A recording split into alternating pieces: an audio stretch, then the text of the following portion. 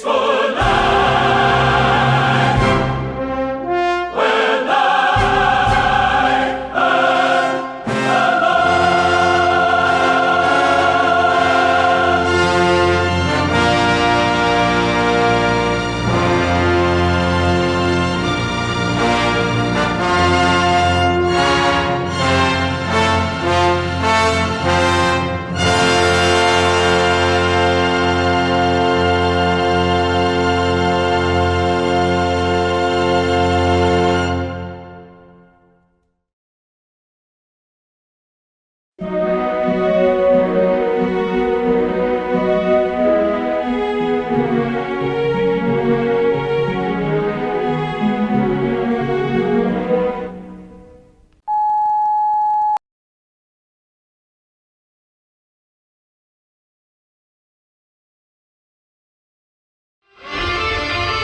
A new consciousness is developing which sees the Earth as a single organism and recognizes that an organism at war with itself is doomed.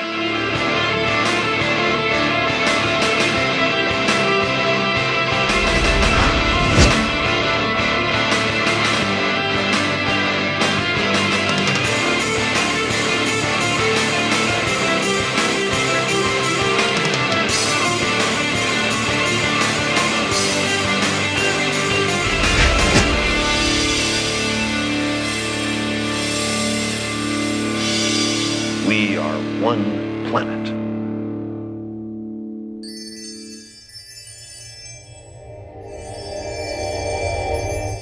You are all one. And if you don't know it, you're gonna find out the hard way. By Ed Rustin. The New Human Rights Movement. Reinventing the Economy to End Oppression. By Peter Joseph. Founder of the Zeitgeist Movement. Society is broken. We can design our way to a better one. Praise for the New Human Rights Movement. Peter Joseph is one of the great visionaries of our time. If there's a beautiful future, and I think there will be, then his fingerprints will be all over it. Marianne Williamson, #1 New York Times best-selling author. This book is a fascinating read, and a vitally important one for anyone who is tired of the status quo, seeks to understand why it is so entrenched, and wants to do something about it. New York Journal of Books. We need to get back to the issue of rights for all. Hopefully, this important work will draw us closer to that reality and promise. Without economic realignment with nature to secure our habitat, along with conquering the sociological roots of fragmentation and bigotry, the human family is in peril. Jack Healy, head of Human Rights Action Center. One of this generation's greatest visionaries delivers a startling expose about the violent oppression that defines our economic order, while issuing an urgent call for global activism to unite to change it. Amidst a deepening crisis of capitalism and inequality, coupled with an intensifying assault by the empire's elite, the new human rights movement provides a crucial roadmap for the movement toward the next system. Abby Martin, host of the Empire Files. To the unpersons, those who embody the evidence of our grand social failures. Acknowledgements. A few blocks from my production studio in downtown Los Angeles rests the historic Central Public Library. Built in 1926, it is one of the largest library systems in the world, a gateway to about 6 million volumes. It was here I set up shop to compose this book over the course of 15 months. As an institution, the very idea of a library is quite interesting. In a world dominated by property rights and general economic restriction, the library has been a rare source of sharing for many centuries. In fact, not only does the library signify an intuition that knowledge should be free, given its critical role in societal development, but it also serves as a poetic metaphor for human consciousness itself.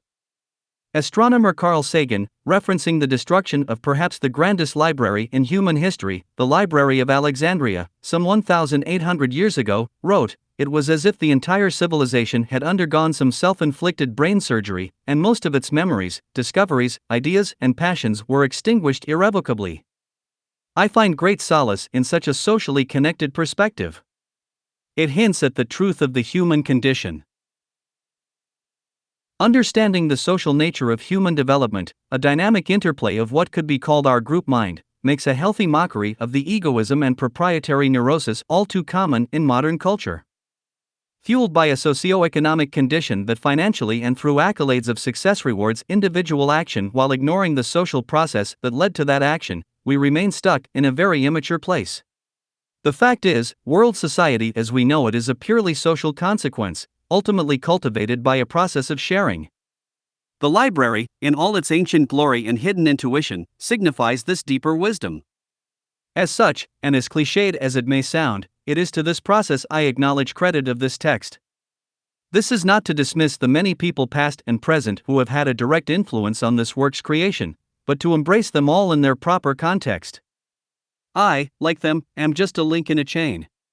Moreover, as inspiring and helpful as the downtown Los Angeles library has been while this work was formed, there was another feature of relevance present, a feature I doubt comes to mind when most consider this institution: the homeless.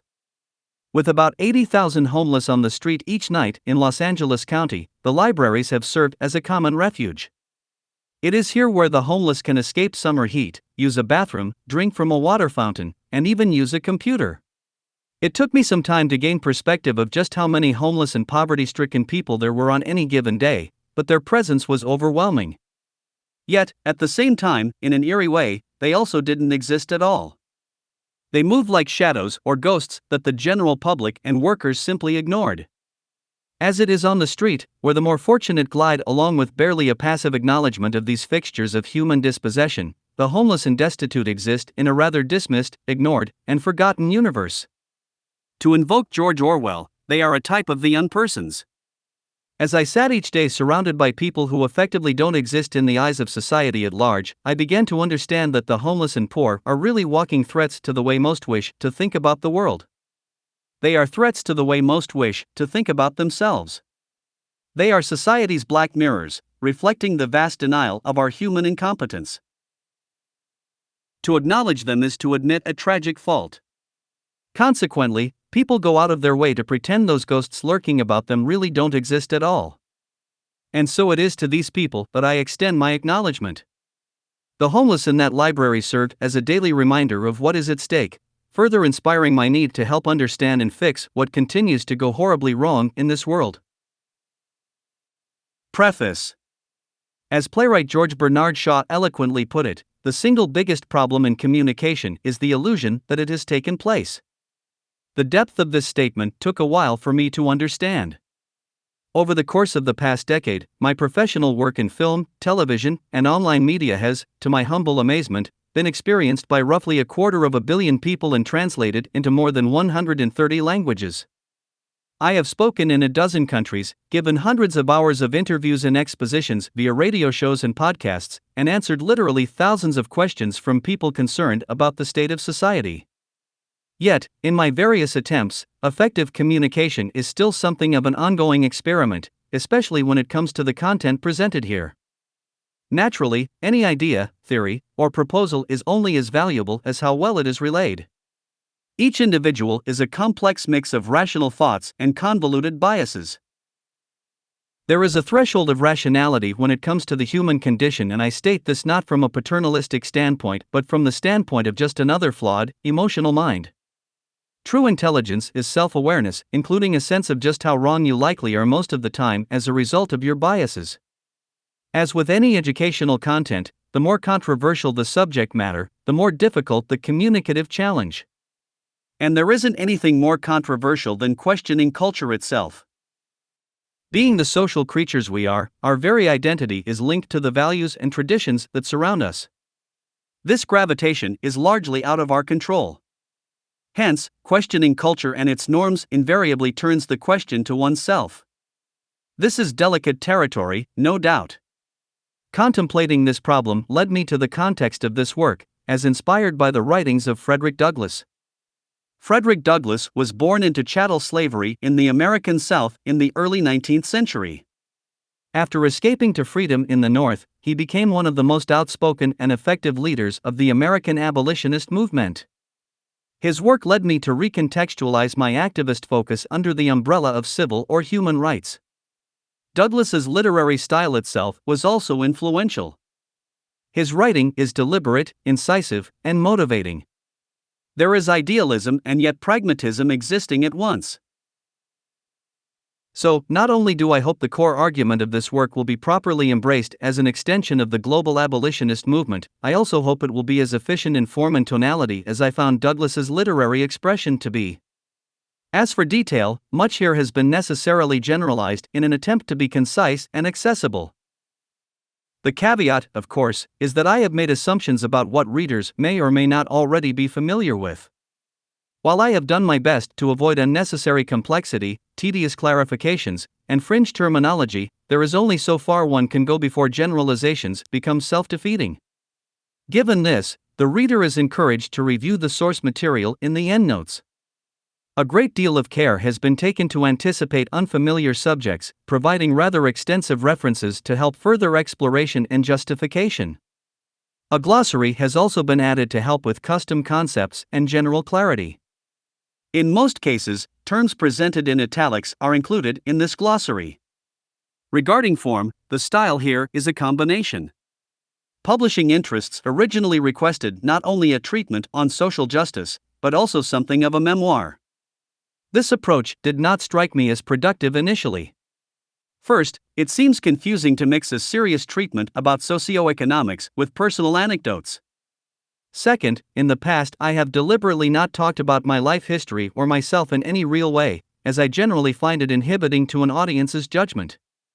My goal is not to impose conclusions from the position of authority but to show the reasoning or train of thought that arrives at those conclusions. Yet, because I am not credentialed in any particular way, coming from a self-educated perspective, it has been difficult to crack the vault of mainstream dialogue. While I have certainly done my homework over the past decade, exploring hundreds of texts on social theory, history, and economics, I have no plaques or honorary degrees to impress you with.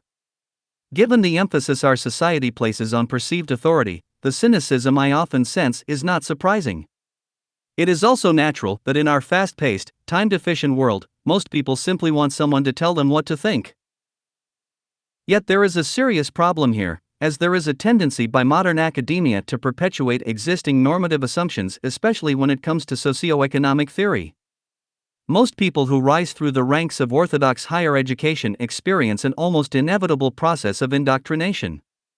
As with many cultural matters, so much has been presupposed about our way of life over time, people tend to assume the social institutions around them are all there is and ever was. Values become entrenched, identities become locked, and dogma is cultivated. The prevailing intelligentsia is far from exempt from this normalizing process, and sometimes one needs to exist far outside the box to make a difference. That stated, I decided I would let down my guard on this issue and try the experiment of explaining a little about where I came from and why I have the focus I do. This humanizing aspect will also, I hope, trigger associations within the reader that make the subjects more relatable. Surprisingly, it wasn't until I began to compile these stories that I came to understand just how predictable my life's unfolding has been. Many seemingly mundane events in my history have actually had profound implications hidden within. I simply didn't have the vocabulary at the time to understand them. However, I do wish to stress that these stories are not to be construed as actual evidence in defense of the conclusions argued. The technical scholarship of this work stands on its own, and the anecdotes are merely supplemental in the hope of sparking a better sense of connection to the reader. Finally, I want to point out that there is some repetition throughout the work. Due to certain topics existing in multiple contexts at once, the chapters often cross-reference one another, weaving in and out. This is mostly done to bypass anticipated confusion or incompleteness. By far the biggest challenge in writing this text has been keeping things connected, properly supporting the larger arguments. As abstract as the following comment may seem, the kind of thinking required here is actually not linear, but systemic. What I mean by that will become clear as you move forward. At the same time, I find that it doesn't hurt to periodically remind the reader of critical themes, especially given how unfamiliar some of this content and overall train of thought may be to some. While this text has been designed for people who have not been exposed to socioeconomic theory before, I admit there is a certain level of complexity that I hope will be tolerated and appreciated. Introduction. We are all one. And if we don't know it, we will find out the hard way. Bayard Rustin. A central message of this book is that solutions to modern social problems are less about the moral aptitude of society and more about how society is technically organized. If I had to reduce the idea to a singular term, I would say the perspective is structuralist. Structuralism simply means we are accounting for larger order relationships when thinking about social affairs. It is a derivation of a more generalized concept called systems theory, Chapter 1. In terms of structuralism, if we had to locate the most influential man-made force affecting the human condition, there is no doubt that a society's social system would be most prominent. A social system is defined as the means by which a society organizes itself to facilitate survival, prosperity, and, ideally, peaceful coexistence. From networking the behavior of individuals and institutions, to characteristics such as security, medical access, resource management, political processes, and transport infrastructure, the defining features of a social system can vary. Overall, a social system serves to maintain and improve public health, Chapter 4. Public health is an umbrella idea that embraces many factors and outcomes. As a broad measure, the quality of overall public health in a society ultimately reflects the quality of its social system. If it happens to be that a system is allowing or even facilitating unnecessary disease epidemics, pollution, starvation, violence, crime, deprivation, social oppression, bigotry, and other harmful features, then the integrity of that social system is brought into question.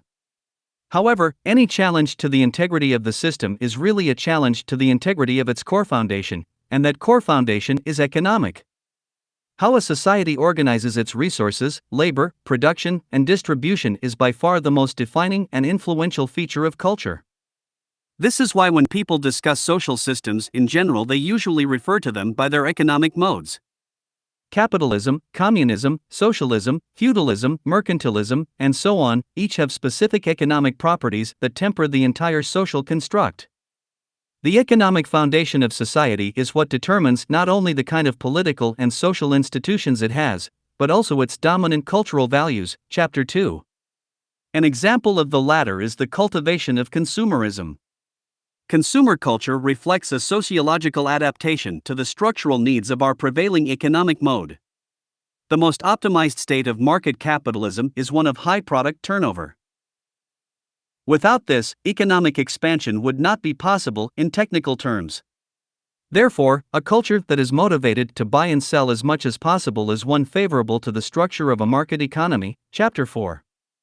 I wish to clarify that throughout this work various terms will be used to reference our current economic mode. Free market, capitalism, market system, market economy, and market capitalism will be used in both a detailed and generalized context. To the chagrin of any traditional economic purists reading this, once this text establishes its core definition of a market economy, such terms become mostly interchangeable in use, Chapter 2. While direct clarification will still be made at times, the decision to use one term over another will be contextually subtle. For example, if the context pertains to class relationships, perhaps highlighting the historical wealth and power divide between owners and workers, the term capitalism will likely be used. This is because inherent to that term is the structural distinction between the two labor classes. In contrast, if the context is about dynamics related to trade itself, such as general equilibrium theory, I will likely use the term market economy since it is more specific to the dynamics of exchange. There is, however, one term that is very specific and will be used a great deal. That term is socio-economic. This refers to economic activity that connects to social and personal outcomes. It can be used to describe a cause, or it can be used to describe an effect. A simple example is poverty. Modern poverty is actually not an inevitable byproduct of humans sharing a planet that is supposedly deficient in resources. Rather, poverty today is a systemic consequence native to our current economic mode. In other words, its existence is artificial and contrived, not natural. Poverty is simply a negative externality of the market economy, just as industrial pollution often is, Chapter 3. However, while poverty is certainly an effect of the social system, it can also be separated as a cause. In modern sociological research, poverty is frequently referenced as a starting point or precondition that leads to a spectrum of socioeconomic problems. These include premature mortality, violence, social destabilization, epidemic disease, crime, suicide, mental illness, domestic abuse, and many other public health concerns. Yet, poverty is just one feature of the overall phenomenon of socioeconomic inequality. Socioeconomic inequality links to a range of detrimental social problems, many of which are quite surprising. Chapter 4. For example, as odd as it may seem, a person living in a generally wealthy nation, with a smaller income gap, may experience very different public health outcomes than a person living in another generally wealthy country that has a larger income gap.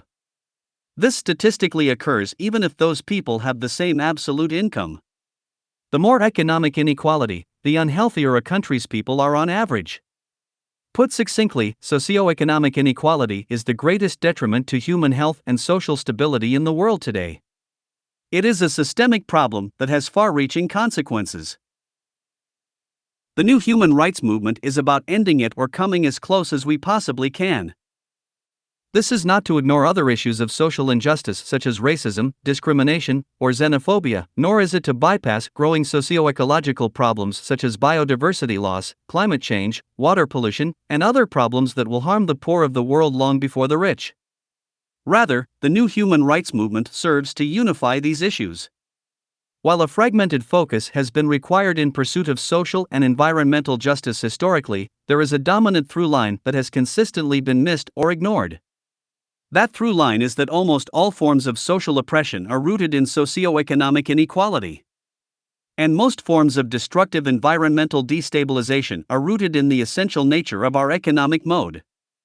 These two issues are critical to understand. Causality surrounding them may not always be direct or obvious.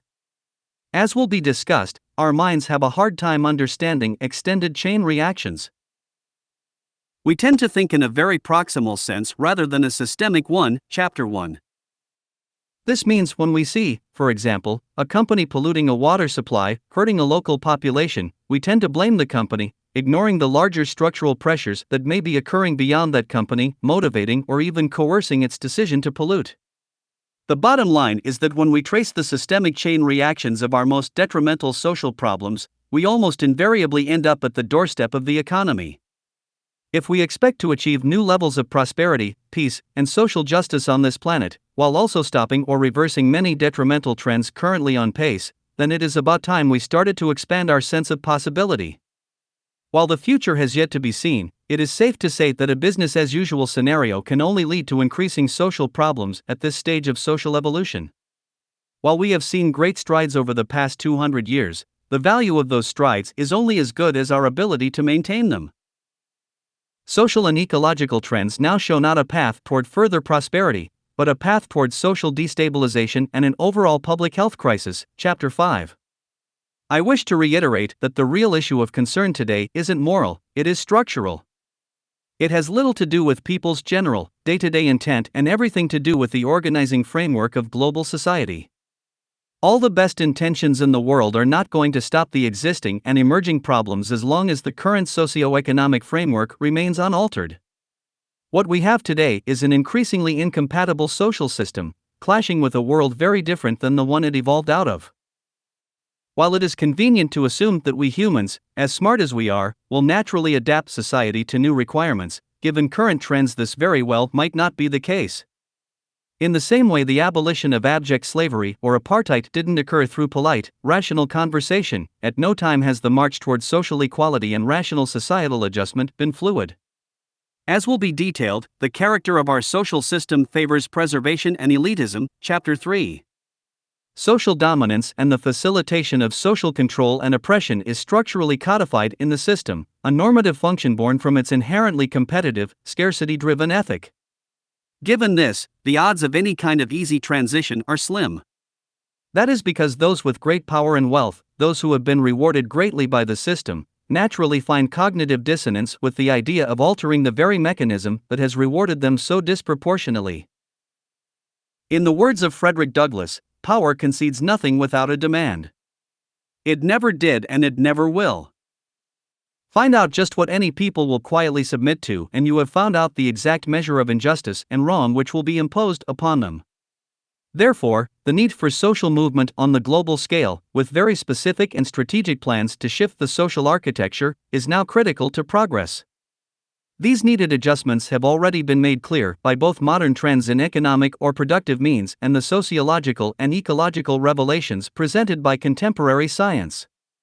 The train of thought as to what socioeconomic preconditions will allow for a highly sustainable and socially just world is virtually self-evident. How we get there, and if we get there in time, is the ultimate question. Chapter 1. System-bound, realizing relationships.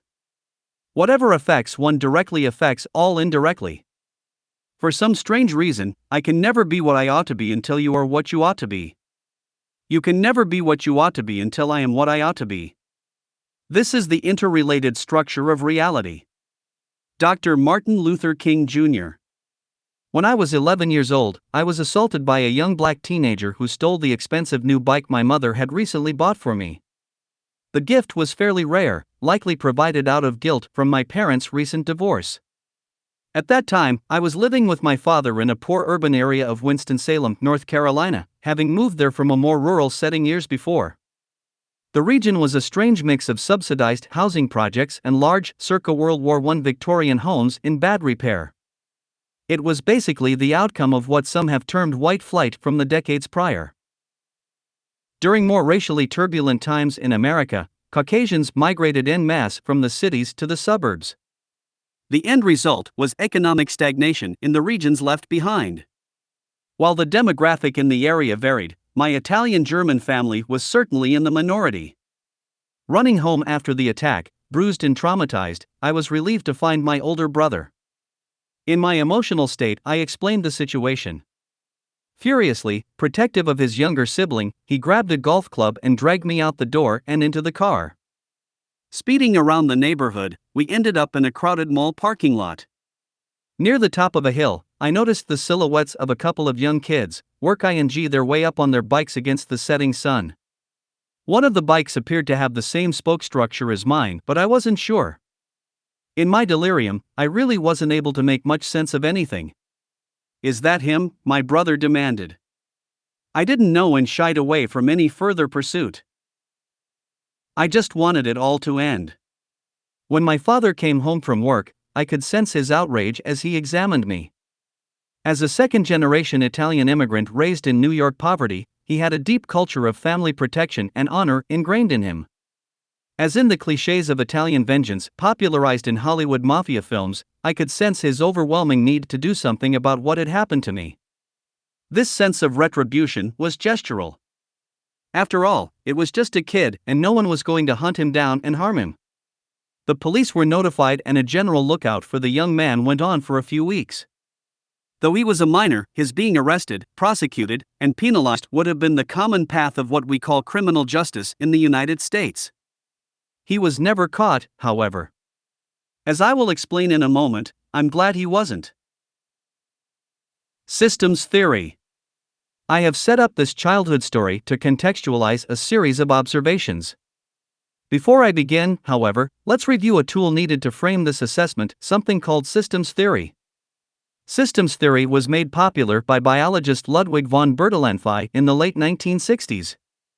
It is a non-reductionist approach to understanding complex phenomenon, focusing attention on larger-order relationships rather than smaller parts. There has been a tendency throughout the evolution of science to fragment fields, examining them independently. In school, we study biology, mathematics, psychology, sociology, physics, and other areas, generally in isolation. This reductionism is logical in a preliminary phase of investigation.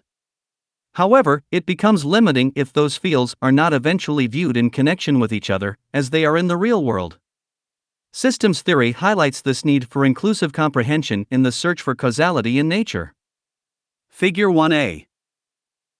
While incomplete, this conceptual graphic represents the biological, psychological, and social, biopsychosocial, influences that intersect to define the health and character of a human being.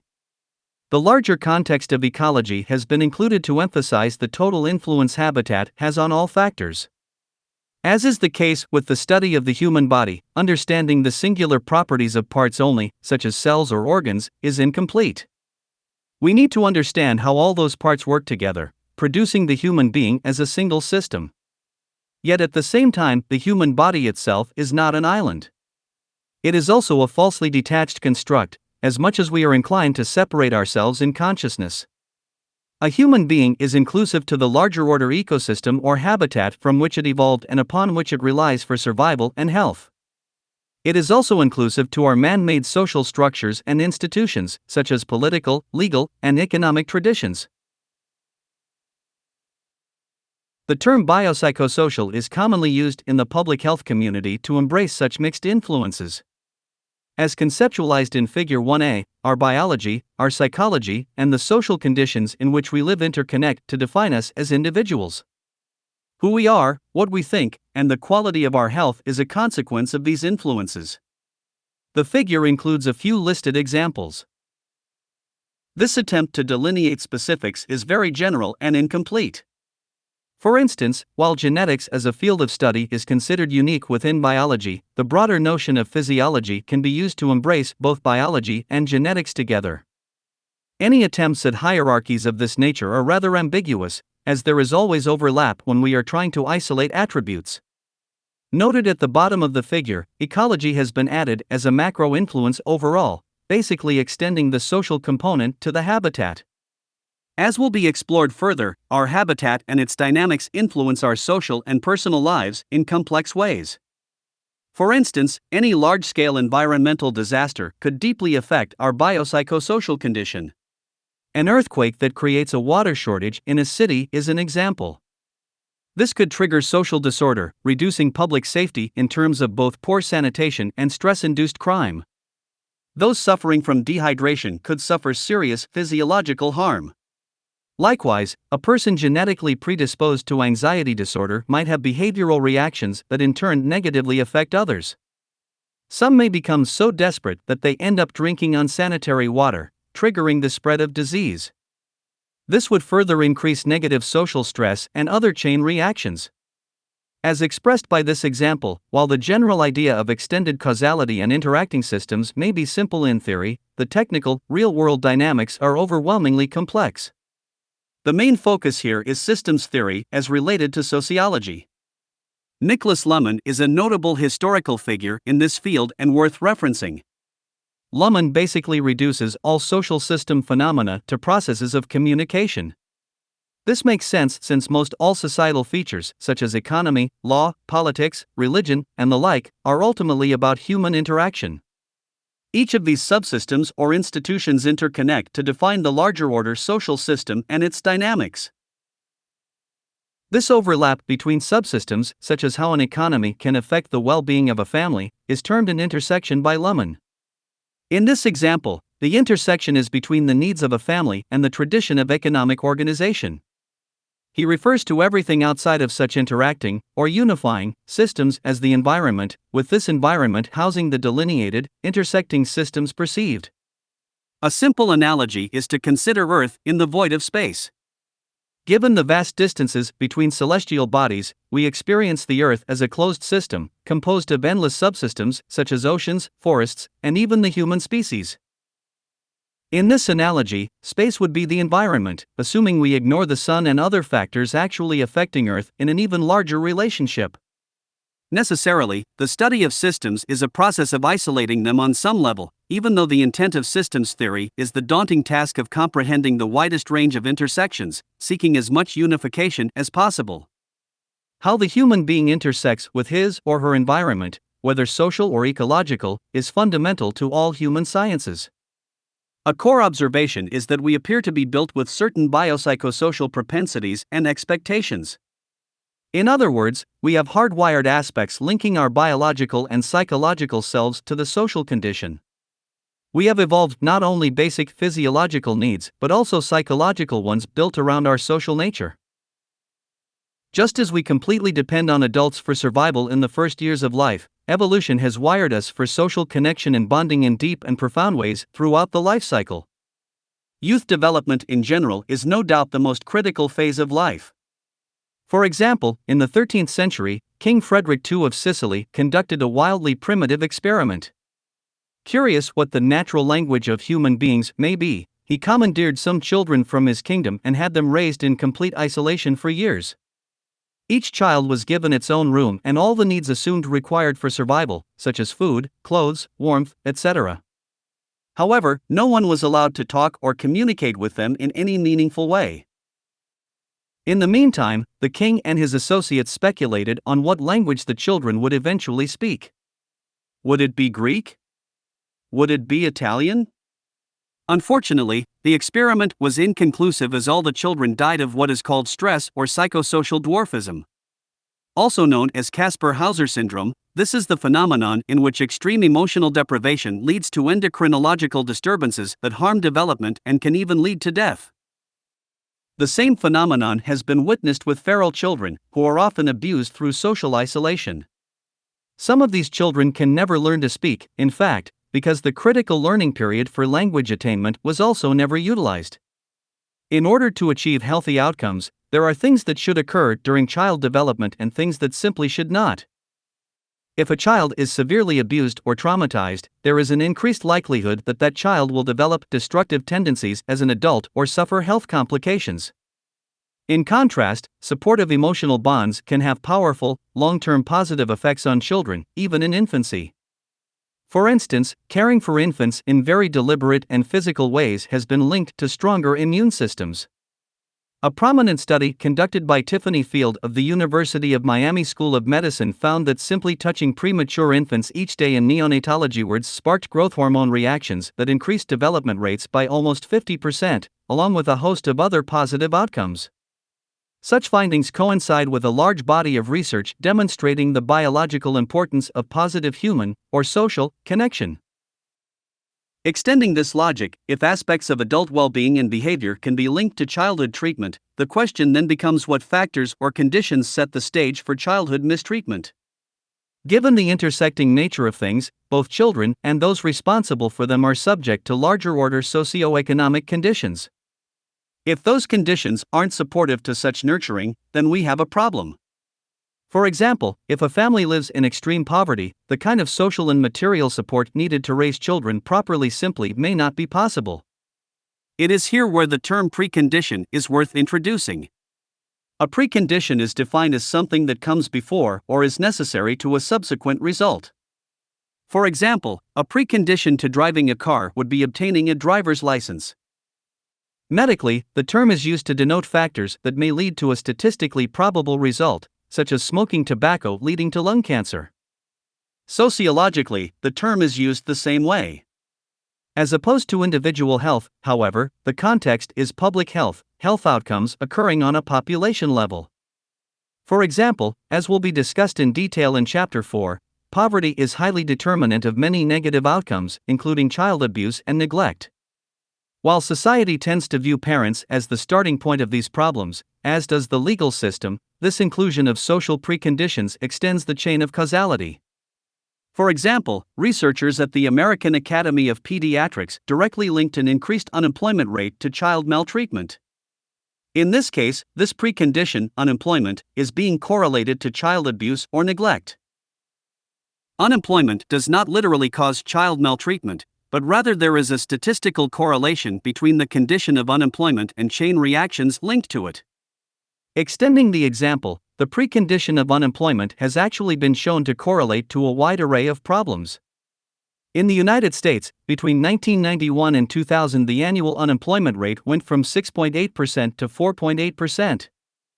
According to a study by the Uniform Crime Report, UCR, that same period produced a 42.9% reduction in murder, a 33.6% decline in violent crime, and a 28.8% reduction in property crime. A 2015 study focusing on 63 countries found that about 46,000 suicides were associated with unemployment in 2008, marking a dramatic rise related to the global financial crisis. These people were stressed to the point of mental illness, predisposed or not. In academic literature, the terms rational and structural are often used, with the former referencing isolated human decisions and the latter referencing decisions manipulated by larger-order influences.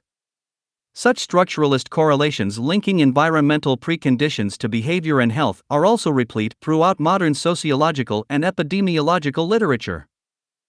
Yet policymakers have mostly ignored such informative research on how social conditions lead to detrimental public health outcomes. There are some exceptions where attempts to limit negative social preconditions exist, such as the public welfare systems of Nordic countries. However, the world generally neglects the concept. As will be explored throughout this work, our social system, despite any positive intentions and degree of supportive success, is at the same time the driver of extreme and unnecessary negative public health outcomes. But the dominant political, legal, and economic institutions of society largely ignore or are oblivious to the depth of such problems. Overall, I find that there are two reasons for this. First, regardless of the science, this kind of thinking is very counterintuitive. We tend to perceive in very linear and superficial ways, as opposed to broader, more thorough ways. This contrast could be termed localized perception versus systems perception. Localized perception is what you see directly around you, drawing conclusions and building associations from the incomplete sensory data coming through your five-sense reality. Systems perception or systems thinking is about understanding intersecting processes and chain reactions. Unfortunately, such thinking does not come naturally to us. We tend to see the world as a facade, perpetuating illusions of reality. In fact, I would argue that this perceptual flaw is at the root of most all superstitions and false theories of the past. For example, ancient societies would look up at the sky and watch the sun, moon, and stars appear to circle the flat earth. Why? No other reason than that it simply looked that way. Likewise, as we gaze outward, it is also easy to forget that the light we see is only a tiny portion of the electromagnetic spectrum. It took the creation of advanced tools and more scientific approaches for us to witness and better understand these once hidden features. Even the most common sense perception you have of yourself is largely an illusion. We experience our bodies as closed, free-moving systems. Our minds have a powerful sense of individuality and free agency. Yet the air we breathe, the gravity that defines our movement, the sun that powers life itself, and the culture that orients our values are just as much a part of us as the arms we extend. Our biopsychosocial nature primes and alters our thoughts, reasoning, and reactions, putting into question the degree of free will we think we have. Likewise, research shows how difficult it is for us to think in terms of probabilities. Probabilistic assessment is a critical mechanism of scientific evaluation and the understanding of complex, real-world interactions. Today, we have firm understandings about social preconditions that lead to probable outcomes such as terrorism, violence, property crime, family abuse, mental disorders, sexual perversion, conflict, drug addiction, and a host of other behaviors once relegated to the realm of free will entirely. Without statistical study at the population level over time, many such connections would remain invisible, just as the link between smoking and lung cancer was once hidden. Similarly, we also tend to operate with heuristics in our everyday lives, using quick means to make decisions based on personal experience rather than through detailed analysis. All of this is to say that our minds naturally gravitate toward very narrow and superficial thinking. Only with the advent of science has our comprehension become more refined. Socially, we have come a long way from simply declaring a person evil because of an offensive act.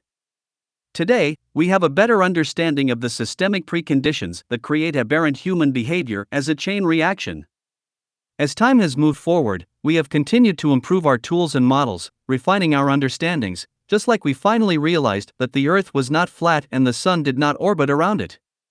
The second reason society tends to ignore the relationship between social conditions and public well-being is because this knowledge clashes with the nature of the established political, social, and economic order. This order includes the major philosophies and belief systems that underscore such dominant traditions, including theistic religion. Religious thinking is fundamentally non-systemic, as it tends to separate humans from the natural world, focusing on individual behavior and human privilege. It implicitly assumes people have total free will and are isolated and responsible in their actions without any connective nuance. This makes sense since at the time most fundamental religious texts were written there was no real understanding of these systemic or scientific relationships. This kind of thinking is yet again a flaw of localized perception, as is the case with the overall idea of theism in general. To see ourselves as connected to and the same as everything else in the world, as science has shown, is a very unromantic detour from ancient belief systems determined to convince us that we are special. Hence, systems thinking puts into doubt the major foundations of religious belief, eliminating the idea that human beings have a privileged position in the universe. Secularly, the established socio-economic political system has been built upon similar archaic and superficial assessments. For example, our economy is premised on a very early stage of civilization. As will be expanded upon in Chapter 2, the economy narrowly focuses on individual behaviors, without any real consideration of larger order or aggregate consequences of such behaviors combined. For example, when people buy and sell in the market, they generally do so on the basis of their personal, short-term preferences. The collective result of these actions can create negative outcomes or chain reactions such as industrial pollution or resource overshoot that have nothing to do with the intent of individuals acting in the market. This lack of comprehension, rooted in a truncated or incomplete understanding of systemic economic outcomes, creates constant socio-economic disorder, as we continue to see throughout the modern world. The same goes for our political and legal methods. These practices were also born from periods that had very little scientific foundation, assuming highly localized or truncated ideas about the human condition. Today, intellectual progress has literally left the socio-economic political system behind. A massive sociological cultural lag has been occurring for about a century now, wherein modern understandings that can dramatically improve human life go utterly unincorporated. This is not hard to understand since power systems inherently fight interfering change, as noted earlier. After all, large changes to the social system could mean disturbance to those who benefit disproportionately, along with those in political control. The truth is that if the potential for positive change were truly realized, the entire architecture of society would be forced to shift dramatically. As such, there should be little wonder as to why modern sociological revelations have gone mostly ignored by policymakers. False causality. With this system's framework in mind, let's now return to my story. As stated, from the standpoint of the criminal justice system, my assailants being arrested, prosecuted, and penalized would have been the traditional path. As a minor, he likely would have landed in juvenile detention for the aggravated theft of that $200 bike. The United States not only incarcerates more of its citizens than any country in the world, it incarcerates more of its youth than any other country in the world. Racism is literally built into the entire system, as almost half of those incarcerated are of African descent, with black youths 6 times more likely to be incarcerated than white youths for the same offenses. As civil rights lawyer Michelle Alexander notes, youth of color are more likely to be arrested, detained, formally charged, transferred to adult court, and confined to secure residential facilities than their white counterparts. The result of this highly punitive and bigoted system is the destruction of children's lives, especially black and minority children, since statistics show that youth incarceration actually increases the likelihood of future offenses, on average. A 2013 study produced by Massachusetts Institute of Technology found that estimates based on over 35,000 juvenile offenders over a 10-year period from a large urban county in the U.S. suggest that juvenile incarceration results in large decreases in the likelihood of high school completion and large increases in the likelihood of adult incarceration. When you statistically examine the punitive outcome affecting black males in America, combining recidivism rates among both juveniles and adults, you begin to see that the U.S. criminal justice system is a machine that harms anyone subject to it, and specifically chews up and spits out blacks and minorities, ruining countless lives. The system also doesn't end at incarceration. Federal convictions as adults can remove possibilities for future employment, remove the right to vote, generate housing discrimination, lead to the denial of educational opportunities and loans, and remove access to social welfare benefits, along with other legal forms of what can only be called oppression.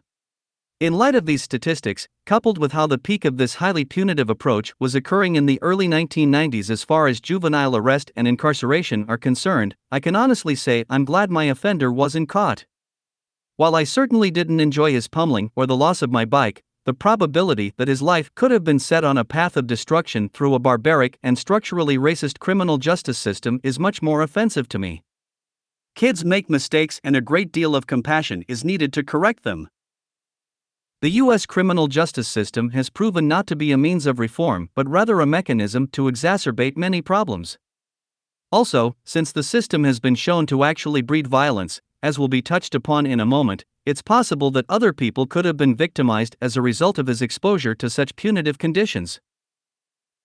All this begs the question of how such a distorted penal system came to be and why the black and minority population have been so disproportionately victimized by it. What cultural, socio-economic, and historical influences have intersected to produce such an institution? At this time of writing, not only have the U.S. criminal justice system and its systemic racism been under attack by activists, but there is great outcry over repeated acts of police brutality against blacks and minorities as well.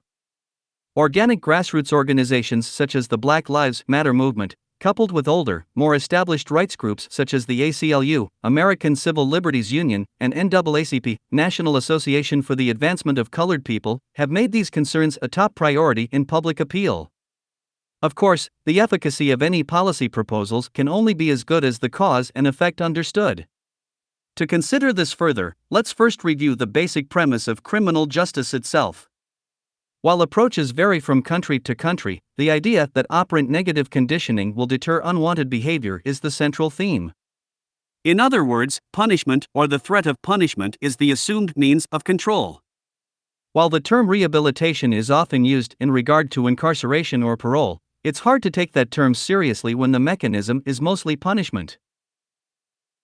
While it is true that operant conditioning works to a degree, as in the case of a child who learns not to touch a hot stove after being burned, the approach is incomplete. It is once again localized, not systemic. The justice system generally ignores the social preconditions that lead a person to commit crime. The consideration of how economic and societal pressures distort human behavior, or perhaps even make an entire minority demographic vulnerable to legal persecution, is virtually non-existent. Instead, a superficial process of individual judgment occurs, with no consideration for one's life experience or social condition. While removing behavioral threats from society may be required, just as the need arises to quarantine a person with a highly contagious disease to prevent its spread, the overall premise of legal judgment is fundamentally short-sighted. In the words of Bertrand Russell, when a man is suffering from an infectious disease, he is a danger to the community, and it is necessary to restrict his liberty of movement. But no one associates any idea of guilt with such a situation. On the contrary, he is an object of commiseration to his friends. Such steps as science recommends are taken to cure him of his disease, and he submits as a rule without reluctance to the curtailment of liberty involved meanwhile. The same method and spirit ought to be shown in the treatment of what is called crime.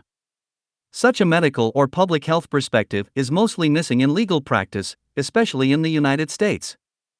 There are a few nations that have worked to incorporate a more humane approach, such as the Nordic countries. Sweden has one of lowest incarceration and recidivism rates in the world, being less punitive and more therapeutic in its methods. In fact, as of 2015, Sweden has actually been closing prisons, in stark contrast to the United States. With 65 per 100,000 Swedish citizens incarcerated versus 700 per 100,000 in the US, there is a clear difference at work. However, that difference is not simply how criminal justice or rehabilitation is administered. The Nordic countries have also adjusted their market economies to include vast social welfare safeguards, reducing socioeconomic stress. The social condition there is very different than in America, which has perhaps the weakest social welfare system of any industrialized nation. While effective rehabilitation is important, real success lies in preventing a criminal violation to begin with. This means the proper social preconditions that help ensure human well-being and the avoidance of criminal or offensive behavior must be in place. Hence, if the goal of society is to stop such behavior, the main focus can only be socioeconomic reform, not punitive threat. As research has shown, reducing negative social stress is critical, for such pressures can alter one's self-control. Consider an unemployed American minority male living in a poor area with a felony on his record and a bad credit rating. His circumstances make it difficult to find a decent job, get a loan, or generally take care of himself or his family. Backed into a corner, examining the options in his region, he may resort to selling illicit drugs. He may dislike it. He may morally disagree with it. Ultimately, though, the instinct to survive will trump ideology and ethics when stress becomes high enough. Put another way, moral principles, as will be discussed in the next chapter, are really only useful when pressures to violate such principles are low. That understood, let's now home in on the highly punitive U.S. criminal justice system, including its disproportionate focus on blacks and minorities. As stated, the U.S. maintains the most punitive attitude in the world when it comes to criminal prosecution and incarceration. This includes juveniles as well as adults. It has indeed been found that these harsh practices actually increase recidivism as compared to other nations. The harsh nature of incarceration takes a traumatic psychological toll, and effectively the opposite of rehabilitation appears to be occurring overall. Dr. James Gilligan, prison psychiatrist and former director of the Center for the Study of Violence at Harvard Medical School, actually refers to U.S. prisons as graduate schools for crime. He stated, "Prisons have often been called schools for crime. I'd call them graduate schools for crime. People often have to become violent in order to survive in them. Or, even if they're not attacked by others, they are subjected to conditions of degradation and humiliation and intimidation and threats that I think might drive the most saintliest of people to become violent in response." The U.S. has a disproportionate prevalence of overall criminal behavior as compared to other developed countries. In 2011, there were 12,408,899 arrests. This is the highest in the world. The second highest, Germany, had 2,112,843. That translates to about 4,000 per 100,000 in the US versus 2,300 per 100,000 in Germany, almost twice the rate. Some argue that America's signature draconian drug laws alone account for this spread, but this is incomplete. Yet, if we remove drug arrests, 1,531,251, entirely, it only brings the total down to 10,877,648. This makes the ratio 3,500 per 100,000, only a mild difference on the whole. Today, nearly 1 out of every 100 adults is in prison or jail in the US, 5 to 10 times more than in Western Europe and other democracies. This particular feature of imprisonment indeed blossomed with the application of highly punitive and intolerant judicial practices peculiar to the tough-on-drugs laws that burgeoned from the 1970s onward. I wish to point out that while the punitive attitude is a serious policy problem, it doesn't change the fact that America still produces more overall crime than any other first-world nation. There is some speculation as to why this is, but evidence points in part to the lack of social welfare, as touched upon before. Another reason appears to be inequality itself, something the U.S. also leads the way in. As will be addressed later in this text, socioeconomic inequality is a powerful social destabilizer, and the more inequality in a society, the more problems, including violent crime, tend to occur. As for how black and minority culture have been disproportionately affected, there is a systemic problem at work. Today, 1 out of every 3 black men will find himself in prison at some point in his life. An extensive 2014 report on discrimination in the criminal justice system, falling further behind, Combating Racial Discrimination in America, stated, discrimination and racial disparities persist at every stage of the U.S. criminal justice system, from policing to trial to sentencing. The United States is the world's leading jailer with 2.2 million people behind bars. Perhaps no single factor has contributed more to racial disparities in the criminal justice system than the war on drugs. Even though racial/ethnic groups use and sell drugs at roughly the same rate, blacks and Hispanics comprise 62% of those in state prisons for drug offenses, and 72.1% of all persons sentenced for federal drug trafficking offenses were either black, 25.9%, or Hispanic, 46.2%, many of whom often face harsh mandatory sentences. Generally, racism and discrimination are observed as fairly straightforward phenomena. We understand them as something of deliberate intent by clearly bigoted mentalities and actions. But what is occurring in the U.S. criminal justice system is different. The intersection of historical, socioeconomic, legal, and cultural factors has created a dynamic that generates racist outcomes without directly racist intentions. In other words, it isn't the outcome of a sea of overtly bigoted police officers, lawyers, judges, parole officers, and other personnel. Rather, it is a confluence of America's racist historical baggage, the primitive legal logic of the justice system itself, and cultural bias that is subconsciously generated by the repetition of disproportionate minority arrests, along with the socio-economic reality of minority poverty and inequality. These four preconditions ensure destructive and punitive outcomes against blacks and minorities throughout the system. The 1960s civil rights activist Stokely Carmichael was perhaps the first to popularize this kind of systemic observation. Coining the term institutional racism, he stated, "Racism is both overt and covert. It takes two closely related forms: individual whites acting against individual blacks and in the operation of established and respected forces in the society that receives far less public condemnation than the first." He continues, "This is not to say that every single American consciously oppresses black people. He does not need to. Institutional racism has been maintained deliberately by the power structure and through indifference, inertia, and lack of courage on the part of white masses as well as petty officials." The concept of institutional racism is an application of systems theory to express how racist outcomes occur without directly racist intentions. While Carmichael's stated context is a bit more narrow in focus, the same structuralist logic is critical to understanding not only the bigotry built into the U.S. criminal justice system, but also the overall phenomenon of group oppression in the world today.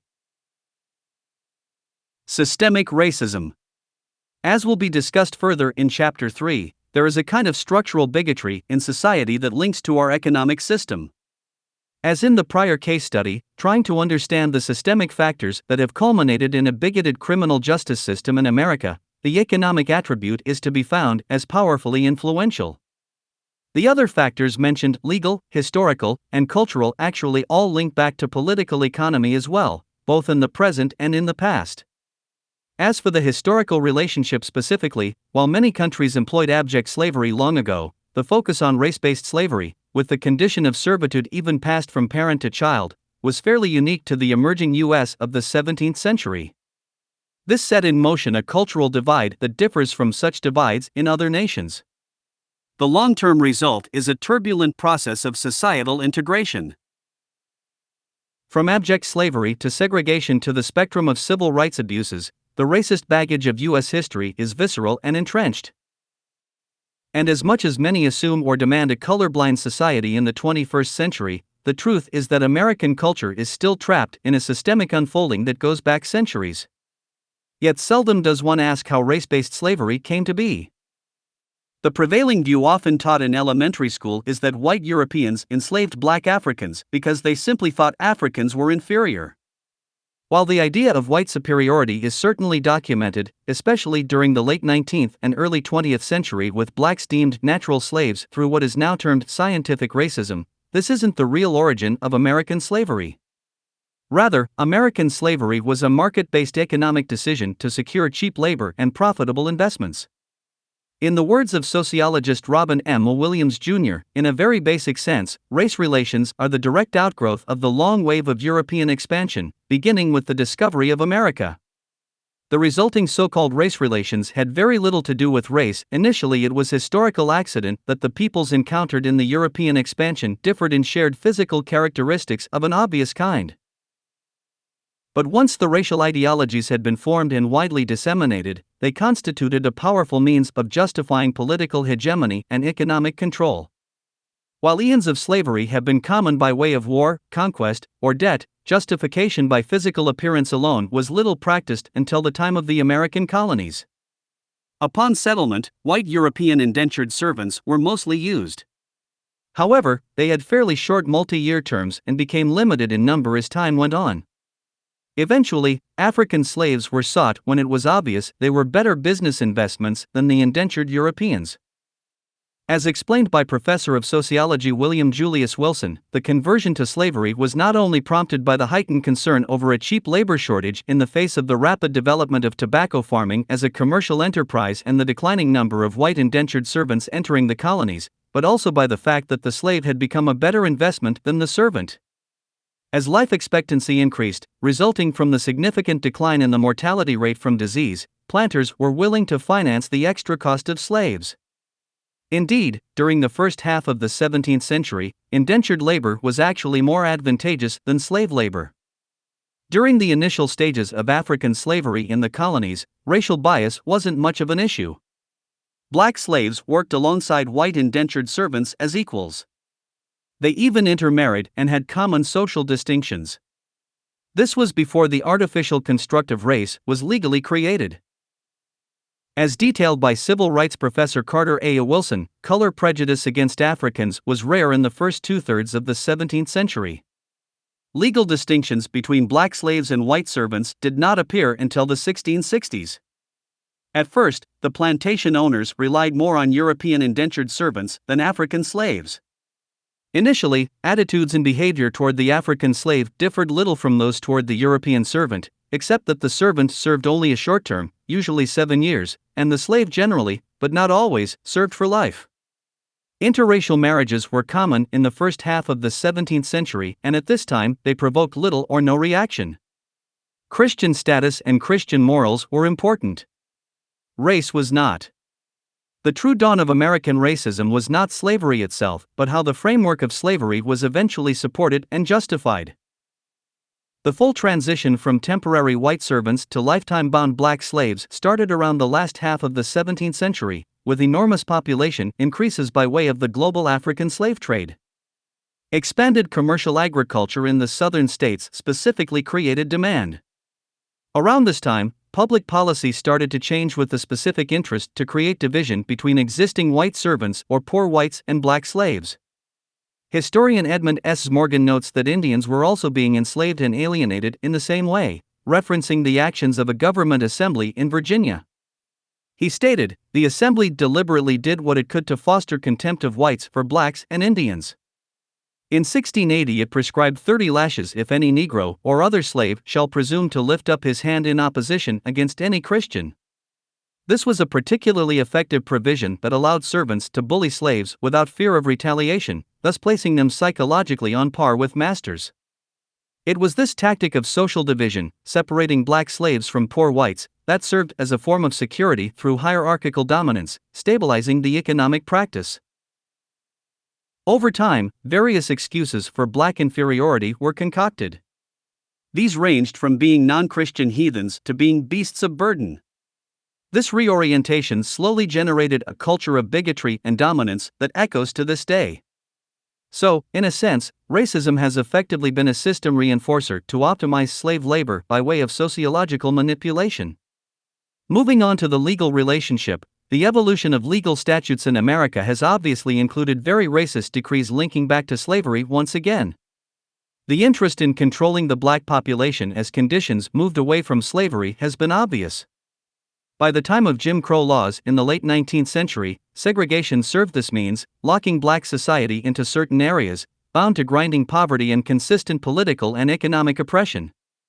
Such communities were easily and routinely victimized by a judicial system, controlled by whites, that allowed blacks very few truly recognized rights.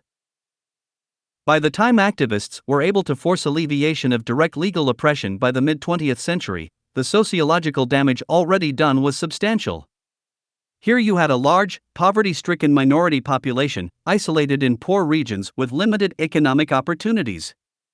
Not only was the cultural baggage from generations of white oppression lingering, but the black community was faced also with internal destabilization due to a lack of basic means. By the 1970s, there was strong outrage and general disorder. Sensing this, a paranoid white political establishment gravitated toward policies to further control the black community. Richard Nixon's chief of staff, H.R. Haldeman, noted in his diary that Nixon held highly racist views. He wrote that Nixon emphasized that you have to face the fact that the whole problem is really the blacks. The key is to devise a system that recognizes this while not appearing to. Nixon is famous for starting the war on drugs in 1971, which was eventually escalated by Ronald Reagan in the 1980s and then Bill Clinton in the 1990s, resulting in an enormous, disproportionate increase in black arrests and overall lower-class minority incarceration. Most serious researchers today are hard-pressed to view the origins of the American drug war as anything but a war, covertly rooted in policy, fought against the black community, the lower class, and subversive counterculture youth in general. This isn't to say the drug war was entirely deliberate in its targeting. But it is easy to see how policymakers could find ways to justify such actions in euphemistic ways, with the thought of social control and systemic oppression clearly in the back of their minds.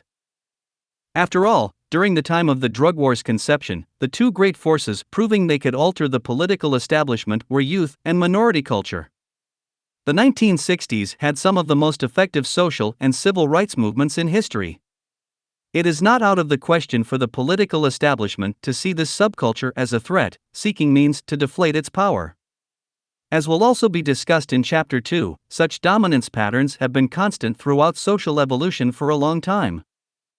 In sum, the legal system morphed from direct racial oppression to indirect by targeting the outcomes of historical and present socioeconomic inequality, rather than any specific group. Between the draconian drug laws and the effects of destabilizing poverty and deprivation in the black community, law enforcement could easily fill its arrest quotas.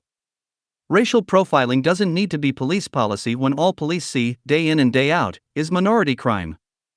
They have been conditioned by superficial experience to associate black culture with criminal behavior.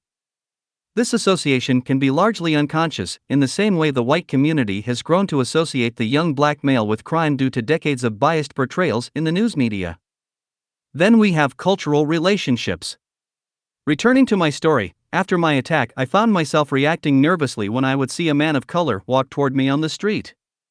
It was an irrational fear, emotionally triggered, as I had understood even at my young age that race wasn't real. Before my attack, this irrational fear wasn't an issue. Something snapped in my brain because of the trauma.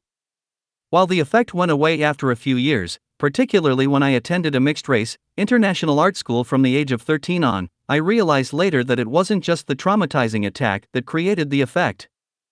It was the overall social climate of paranoia and racism in the American South that primed me for the reaction, specifically the highly negative stereotyping of the young black male.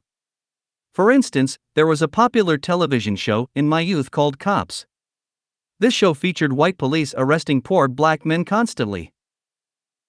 At the same time, news footage I would see of American prisons always showed a sea of dark-skinned people, while depictions of crime and drug-infested black ghettos painted a primitive, uncivilized picture of black society. Even in my elementary school, there was a subtle segregation, with black youths often undergoing more scrutiny and accusation than white youths. These children were also likely to underperform on tests. Such outcomes are troubling because they again reinforce superficial and bigoted assumptions. If people see statistics such as black children performing worse on academic tests, black adults arrested and incarcerated more, or higher black unemployment, they may superficially gravitate toward assuming it is just the way they are, having no other information. Our localized perception fails us in this way. Rather than looking at the condition the culture finds itself in as cultivated over time by such former pressures as abject slavery and Jim Crow segregation, compounded by ongoing economic deprivation and poverty, it isn't difficult to see how a culture of misguided bias can be created and perpetuated, even without malicious intent. Now, returning to the issue of economy, the central argument here is that the economic foundation of our society is at the root of the problem. The early economic decision to exploit Africans for labor and profit helped give birth to the nature of our modern criminal justice system, resulting in a self-perpetuating machine of bias and bigotry. It is not just the generational tradition of racism in the white legal community that has created this pattern, but the ongoing socioeconomic inequality that has been common to the black community ever since. This has created a feedback loop that condemns the natural outcomes of socioeconomic deprivation, i.e., crime, lack of education, further securing systemic oppression of the black and minority community by law enforcement and even society at large. A culture of aberrancy has also been groomed, such as the modern epidemic of black-on-black gang behavior in inner cities. While superficial assumptions condemn gang behavior, blaming the people involved, the reality is that this behavior has been the culmination of intersecting socioeconomic pressures over generations. In short, the consequences of systemic racism are now producing preconditions that ensure the future preservation of systemic racism. It is a cycle, and this cycle can't be broken in a real way without the removal of poverty and low socioeconomic status. Dr. Martin Luther King Jr. understood this. While remembered mostly for his help in enforcing black voting rights, ending segregation, and promoting the Gandhian vision of nonviolent civil dissent, he also led an anti-poverty movement few seem to be aware of. Before his death, King was working on an economic bill of rights to basically end poverty in the United States.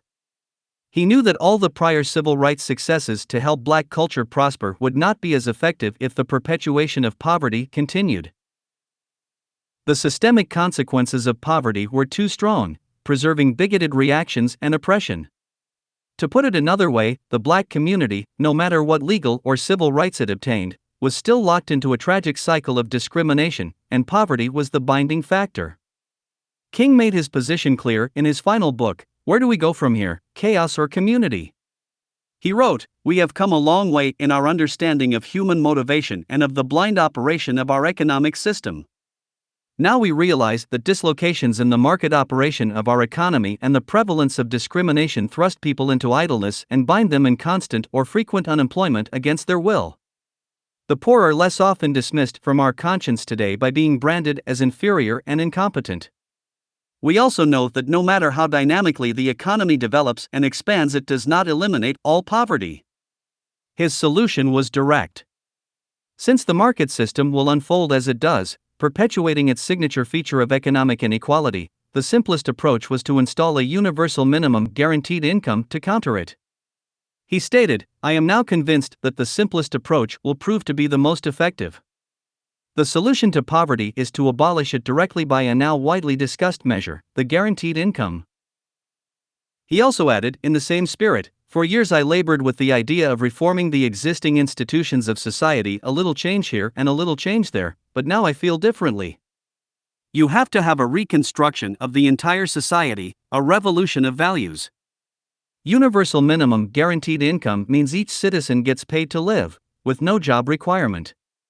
Whatever the poverty line may be, each person is supplied with that income directly, ending poverty." While King's solution was not systemic in the sense of seeking to change the actual mechanisms creating poverty itself, his understanding of the consequences of poverty certainly were. However, as this text will argue in later chapters, while patches such as universal minimum guaranteed income are just as relevant and needed today as they were in King's time, they are still only one step in the right direction, seeking, as he put it, a reconstruction of the entire society. Preconditions. Now, with the framework of systems theory in place, coupled with this background knowledge of the historical, cultural, and economic roots of institutional racism, and along with our understanding of how poverty and socioeconomic inequality are fueling the residual oppressive condition today, I will return to my story.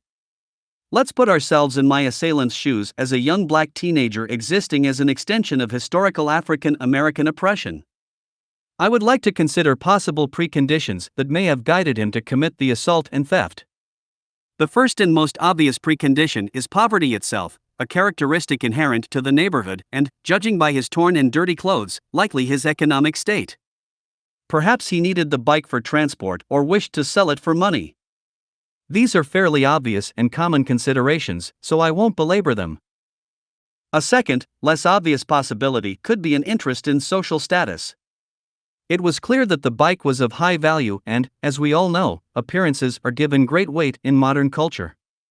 Social status has become synonymous with material wealth, while the appearance of poverty implies personal failure.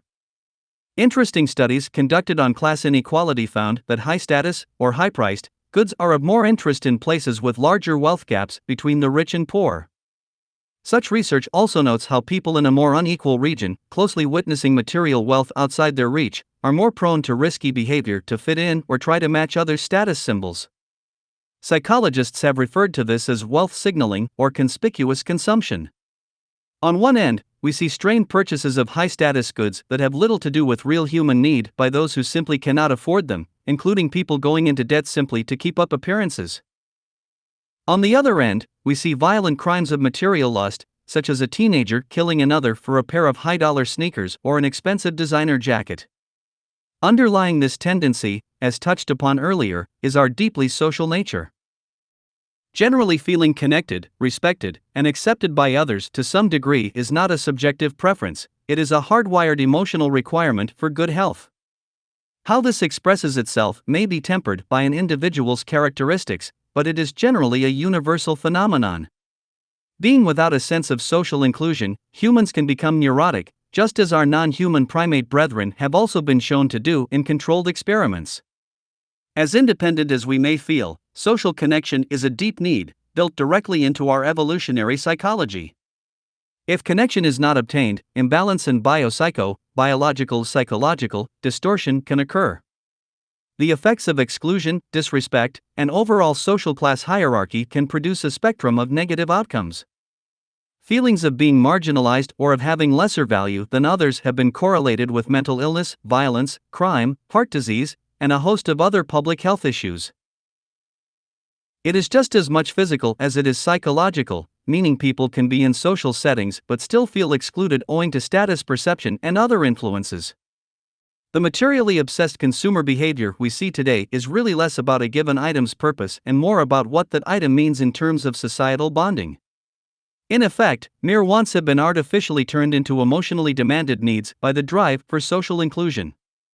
While many economists have argued that this insatiable desire is simply part of our shared human nature, it appears this tendency is only human nature in the sense of a shared social reflex, not some uncontrollable compulsion for material gain. As will be further explored later in this text, such materialism is really a byproduct of the nature of our economy itself, structurally induced. At the same time, this pattern also produces a kind of perpetual human dissatisfaction. In the words of psychologist David G. Myers, compared with their grandparents, today's young adults have grown up with much more affluence, slightly less happiness, and much greater risk of depression and assorted social pathology. Our becoming much better off over the last 4 decades has not been accompanied by one iota of increased subjective well-being. Because social connection and self-worth has been partly relegated to relative material success, people find themselves on what some social psychologists label the hedonic treadmill. The more wealth people generate in this environment, the more they tend to expect things, thus reducing their capacity to be happy with less. The effect also trickles down in a socio-economically stratified society from the public perception of the opulent, creating a reduced sense of inclusion. It has been exacerbated in more recent times by the accelerated rise of modern consumerism. Avner Offer, professor of economic history at Oxford University, details this evolution in his book, The Challenge of Affluence. He states regarding the effects in Britain and the US, the goods in question, however dispensable in other cultures, were truly vital for social participation. As the 20th century unfolded, newly created conveniences in material goods became looked upon as essential, and to be without them was to be poor, he wrote. The rise of consumerism will be discussed more in Chapter 4. Returning to my story, given this cultural climate, there is the possibility that the visually stimulating, high-dollar bike was less a means of utility or a source of monetary value than a status symbol, something he could show off to his friends. A third and perhaps even less considered possibility is that of my assailants feeling power and control in the act of dominating another. Poverty, while often talked about only in terms of material deprivation, is also about a lack of control, lack of respect, and feelings of shame and helplessness. Dr. James Gilligan, again the former head of Harvard's Center for the Study of Violence, had this to say about the relevance of power and respect in such acts. I used to think that people committed armed robberies in order to get money, and indeed, that is the superficial explanation that they would often prefer to give, to themselves and to us. But when I actually sat down and spoke at length with men who had repeatedly committed such crimes, I would start to hear comments like, "I never got so much respect before in my life as I did when I pointed a gun at some dude's face." Psychological research shows that feelings of shame, inferiority, and being disrespected are foundational preconditions for violence and crime. If you have seen a bar fight in which the cause was merely one stranger uttering an insult to another, you have witnessed the reactive need for social respect.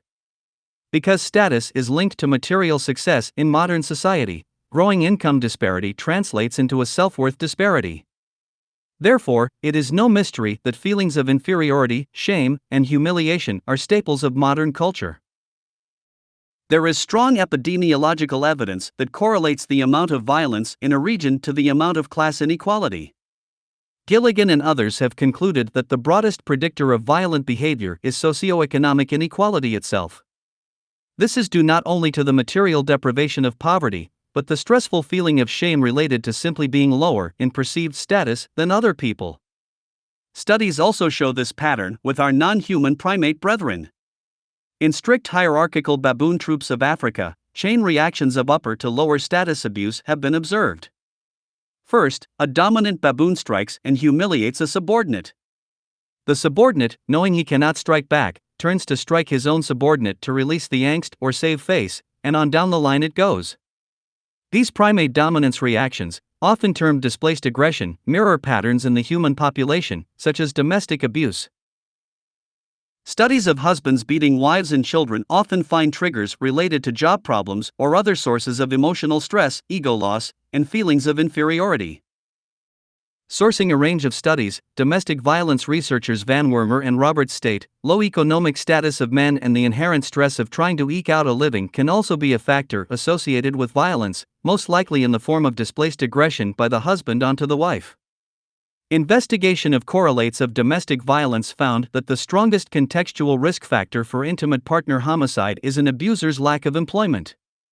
This overall line of thinking has led Gilligan to conclude, if we wish to prevent violence, then, our agenda is political and economic reform. As for my assailant, one could speculate on a range of such possible influences, specifically related to his African American history. Perhaps I was a symbol of white oppression or elitist wealth given the race-class tensions common to the American South at that time. Perhaps his family upbringing had clear victimization by white forces, part of a tradition of bias. Perhaps a perceived injustice occurred that very day that offended the young man, who then felt the need to take it out on me. In other words, his targeting me may have had a deeper, even subconscious basis, seeking to elevate his sense of control, power, and integrity. More broadly, the same kind of analysis can be applied to impulsive group violence such as race riots, where people assault each other for no other reason than symbolic differences. For example, the Los Angeles riots of 1992 had many such characteristics. The poor, centralized black and minority population exploded in rage, ostensibly because of the acquittal of abusive police in a high-profile court case involving the beating of an unarmed black man.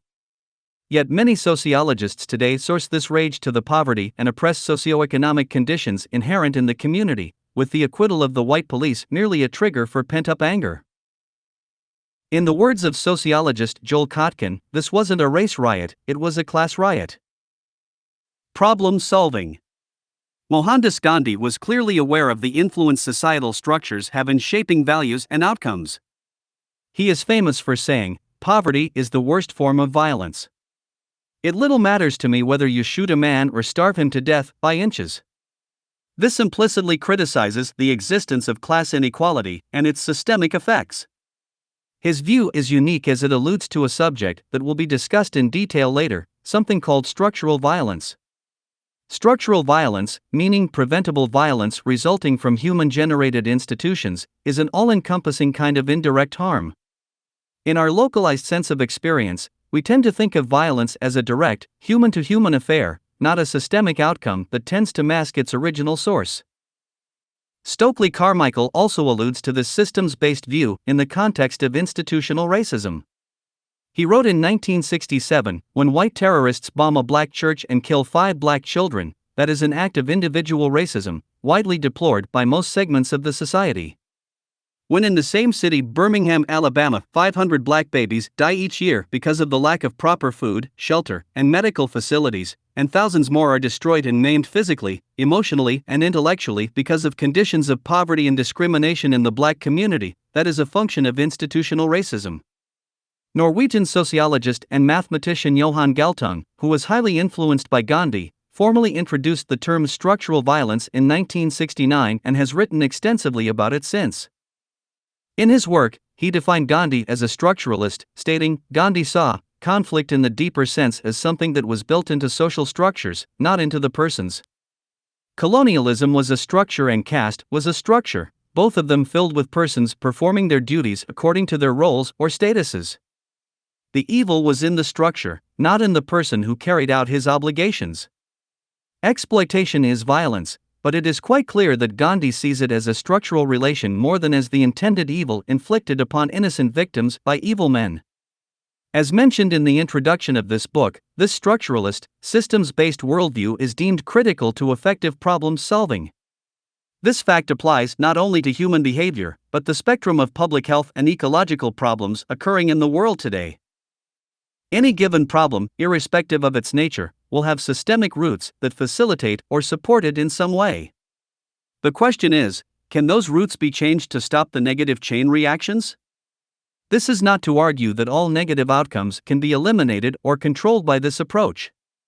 There are limitations, just as we cannot today stop the everyday spread of the common flu. Yet we can strategically limit our exposure to the flu and ensure the best conditions in our environment to lower the odds of its occurring. I doubt many reading this would decide to replaster a ceiling that keeps leaking every time it rains, knowing the real leak is on the roof of the building. Yet our localized view of the human condition is still plastering away.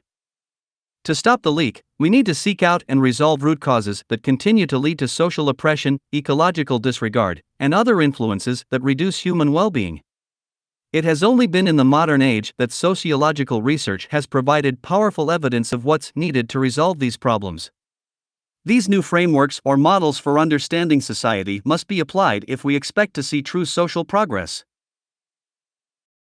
Chapter 2. Beyond the Pale, Our Social Mythology. This tendency prevails from the continental rationalists on. Leibniz, Spinoza, Descartes, Berkeley, Kant, and Hegel, for example, more or less entirely presuppose the social regime of their day and its constituent forms as in some way the expression of a divine mind, which they see it as their rational duty only to accept or to justify. John McMurtry. World history is interwoven with an endless thread of unique myths about the origin of life, powerful deities, heroic quests, afterlife, the end of the world, destiny, and various other sacred ideas and narratives inspired by existence. From Greek mythology, with its 12 pantheon deities staged to demand obedience from us mere mortals, to Cavalis, the virgin goddess of the Incas who ate fruit that impregnated her, only to then throw herself and her newborn into the ocean to be turned into rocks, humanity's depth of creativity and capacity for invention is quite fascinating. Underlying these stories and symbols are attempts to make sense out of a chaotic, daunting world. The drama of the human condition certainly creates a need to believe something in an attempt to organize reality and better understand our own lives. It is no wonder then why moral dilemmas, dualities of good and evil, astrological determinism, destiny, controlling gods, judgment, and a litany of other common mythological attributes are replete in almost every historical culture on Earth. Since myths are culturally shared beliefs by definition, regardless of their truth, we can also understand the importance they have had in creating social cohesion, group mobilization, trust, and deep spiritual and philosophical bonds between people. It is in this framework that I would like to turn attention to secular mythology.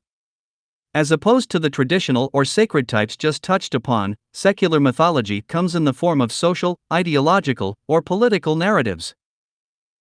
These narratives include a spectrum of ideas that effectively serve to bond people around normative societal traditions, structures, and methods. Social psychologists have categorized aspects of this tendency in the term legitimizing myths, meaning myths that serve to protect the status quo and assist social control. Whether dealing with nationalist, political, or economic loyalties, prevailing moral codes, underlying philosophies, or other dominant characteristics of society, there are numerous supportive myths that form a protective barrier around traditional values and practices. Our tribe. When it comes to secular mythology, there is perhaps no better case study than the nation-state and its tribal politics.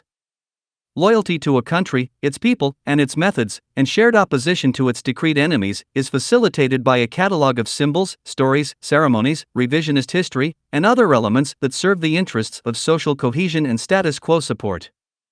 If you've ever had that looming feeling of being brainwashed when singing your country's national anthem or pledging allegiance as a child, you are familiar with such ceremonial reinforcement reminiscent of religion itself.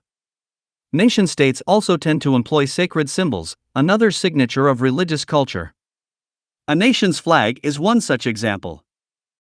Virtually all states, present and modern, have superimposed their sanctity onto flags, even including severe punishment if the flag is ever desecrated or disrespected. This patriotic protectionism reflects just how serious keeping national respect is, especially during times of war. In fact, perhaps the highest utility of such national mythology is to ensure that a citizenry willfully sanctions acts of state power, with any opposition considered sacrilegious or unsupportive of the national tribe. This tradition of unquestioningly holding military forces in high public esteem, psychologically buttressed by ubiquitous ceremonialism including medals, parades, and other adornments, has been a historical constant across the world.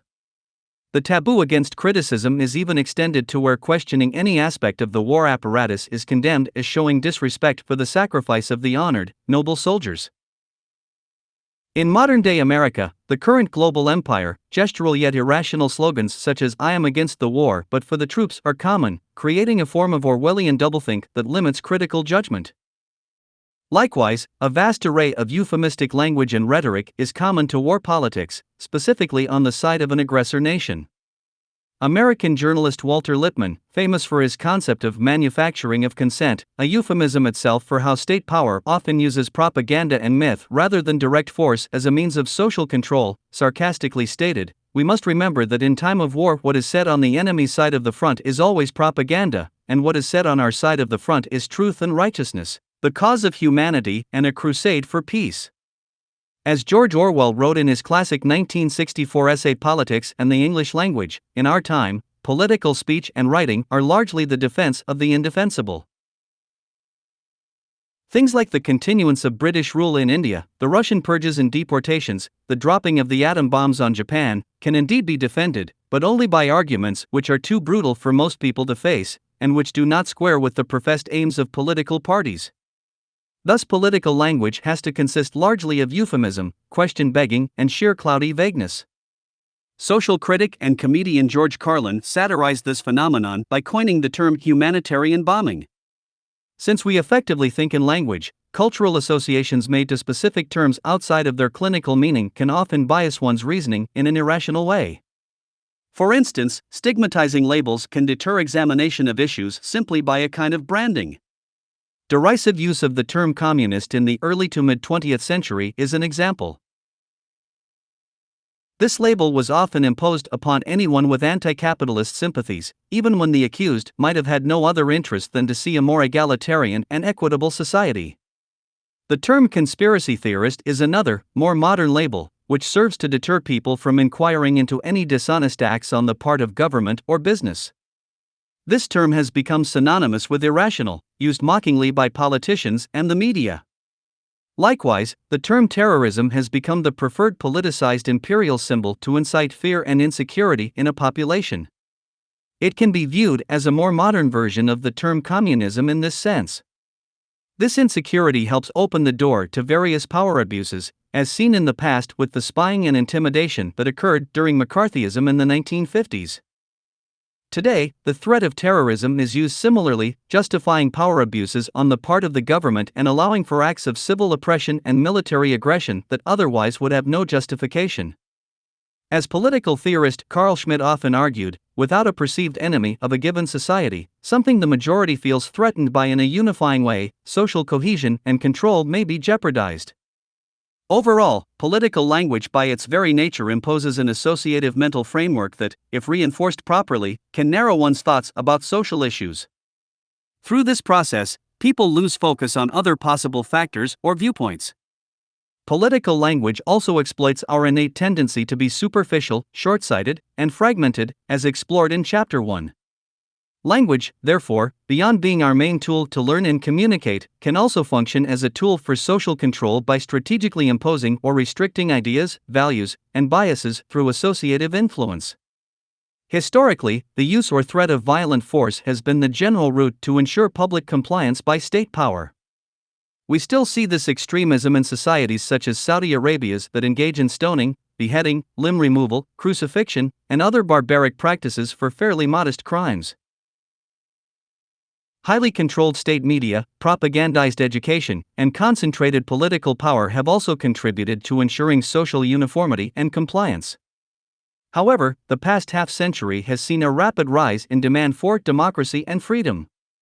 I place these terms in quotes since how they are defined is highly subjective, as this text will explore in future chapters.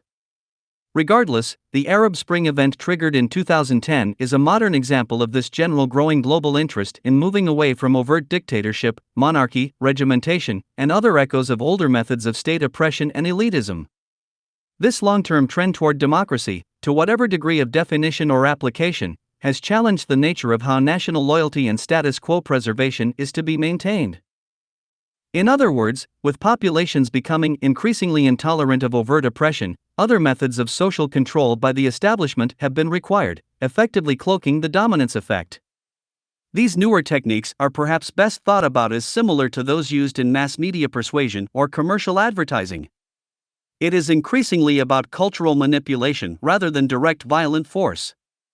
Interestingly, as shadowy as all this may seem, such control theory is far from obscure, despite the contradictory mythology assumed by most living in the self-proclaimed free societies of today. There has been consistent discourse among the intelligentsia that people simply need to be controlled. This has been viewed as a social imperative, not a nefarious act. One prestigious advocate of this view was Edward Bernays, who wrote a classic text appropriately titled Propaganda in 1928. As will be addressed later in this book, Bernays's work also strongly shaped American advertising, helping to engineer a culture of material dissatisfaction to boost an economy driven by consumption. However, his ideas have also been applied to political persuasion. In fact, Nazi propagandist Joseph Goebbels is noted to have regarded Bernays's work quite highly in this context. Yet Bernays was not malicious and simply saw this kind of need for social control as natural and necessary. He casually described the use of dishonesty and influence as though he was talking about an academic, anthropological reality. In Propaganda, Bernays writes, "The conscious and intelligent manipulation of the organized habits and opinions of the masses is an important element in democratic society.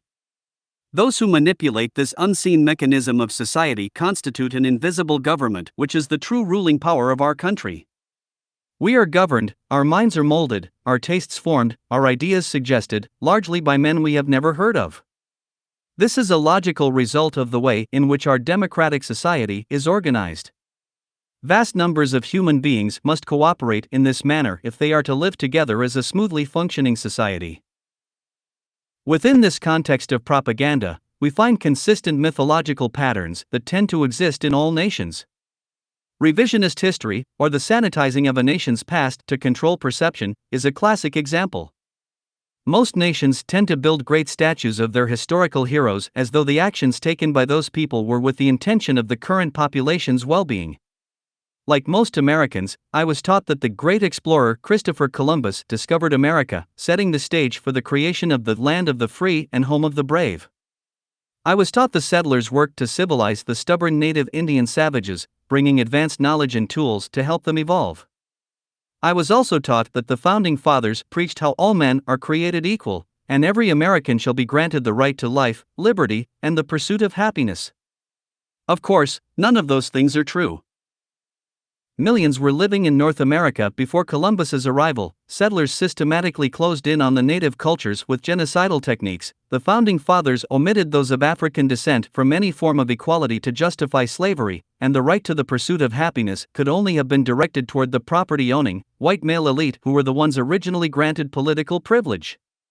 At the time of the first major presidential election in 1789, only 6% of the population, white male property owners, was eligible to vote. From Genghis Khan, to Napoleon, to Alexander the Great, to Francisco Pizarro González, we see regional homage still given to these great conquerors today. The rhetoric is as though their actions were of a benevolent loyalty to their people. Of course, if the true acts of any of these figures were witnessed in the modern day, they would be seen as intolerant, xenophobic monsters. Modern variations on this theme range from the suggested worship of political leaders via noble portraits hanging in civic areas, as made famous by more totalitarian regimes, to the soft idolatry of naming libraries or airports after past U.S. presidents. These are echoes of a long tradition of power worship, harking back to such doctrines as the notorious divine right of kings of 17th-century Europe, which declared the monarch was subject to no earthly authority, deriving the right to rule and act directly from the will of God. This general pattern of codified or implied group superiority represents perhaps the most common and effective dominance myth in history. The view that one nation, religion, race, or whatever group is fundamentally superior to another has been at the root of vast historical injustices and atrocities. Of the numerous wars conducted over the past couple of centuries, very few have been publicly justified in terms of stealing something from another group of people or seeking strategic advantage over them, even though that has indisputably been the case overall. Arguably, all acts of war are foundationally acts of dominance, conquest, colonialism, or imperialism. Yet, This aggression is generally cloaked with the claim of defense or a humanitarian act of help. Today, this syndrome is best exemplified by the now cliched Western imperial ruse of seeking to spread freedom and democracy. Similar to the exploited claim of fighting communism in the early 20th century, this paternalistic position suggests that the current political condition of a targeted nation is simply too corrupt or inhumane. Therefore, intervention to free its citizens or stop the spread of ill thought becomes a moral obligation of the invading power, as the rhetoric goes. This pattern of justification is also paralleled with the centuries of religious warfare and military evangelism common to the spread of Christianity, Islam, and other religions. The excuse to civilize a population with ostensibly more appropriate ethical or moral values has been common. From the Spanish conquistadores to the Crusades to the persecution of Native Americans in the pre-United States, paternalistic excuses abound. For example, with respect to the latter, James Knowles, an early 19th century pastoral professor out of New England, famously argued that it was a religious mission to convert the Native Americans to Christianity. If they refused, it was morally acceptable to destroy them, as they were simply not respecting God's will. It is also worth noting that while many view the Crusades and other religious wars as purely ideological, evidence shows that material interests and trade expansion generally underscored these wars, as well. Religion often serves to help galvanize and justify aggression or defense. This can be said about the modern Israeli-Palestinian conflict, too, where religious differences are really secondary to the dispute over land, security, and resources. This isn't to deny the existence of intolerant religious extremism. However, it will be found that regions with the most religious conflict or insurgent terrorism tend also to be regions with the greatest destabilization, insecurity, and history of foreign exploitation, scarcity, and deprivation.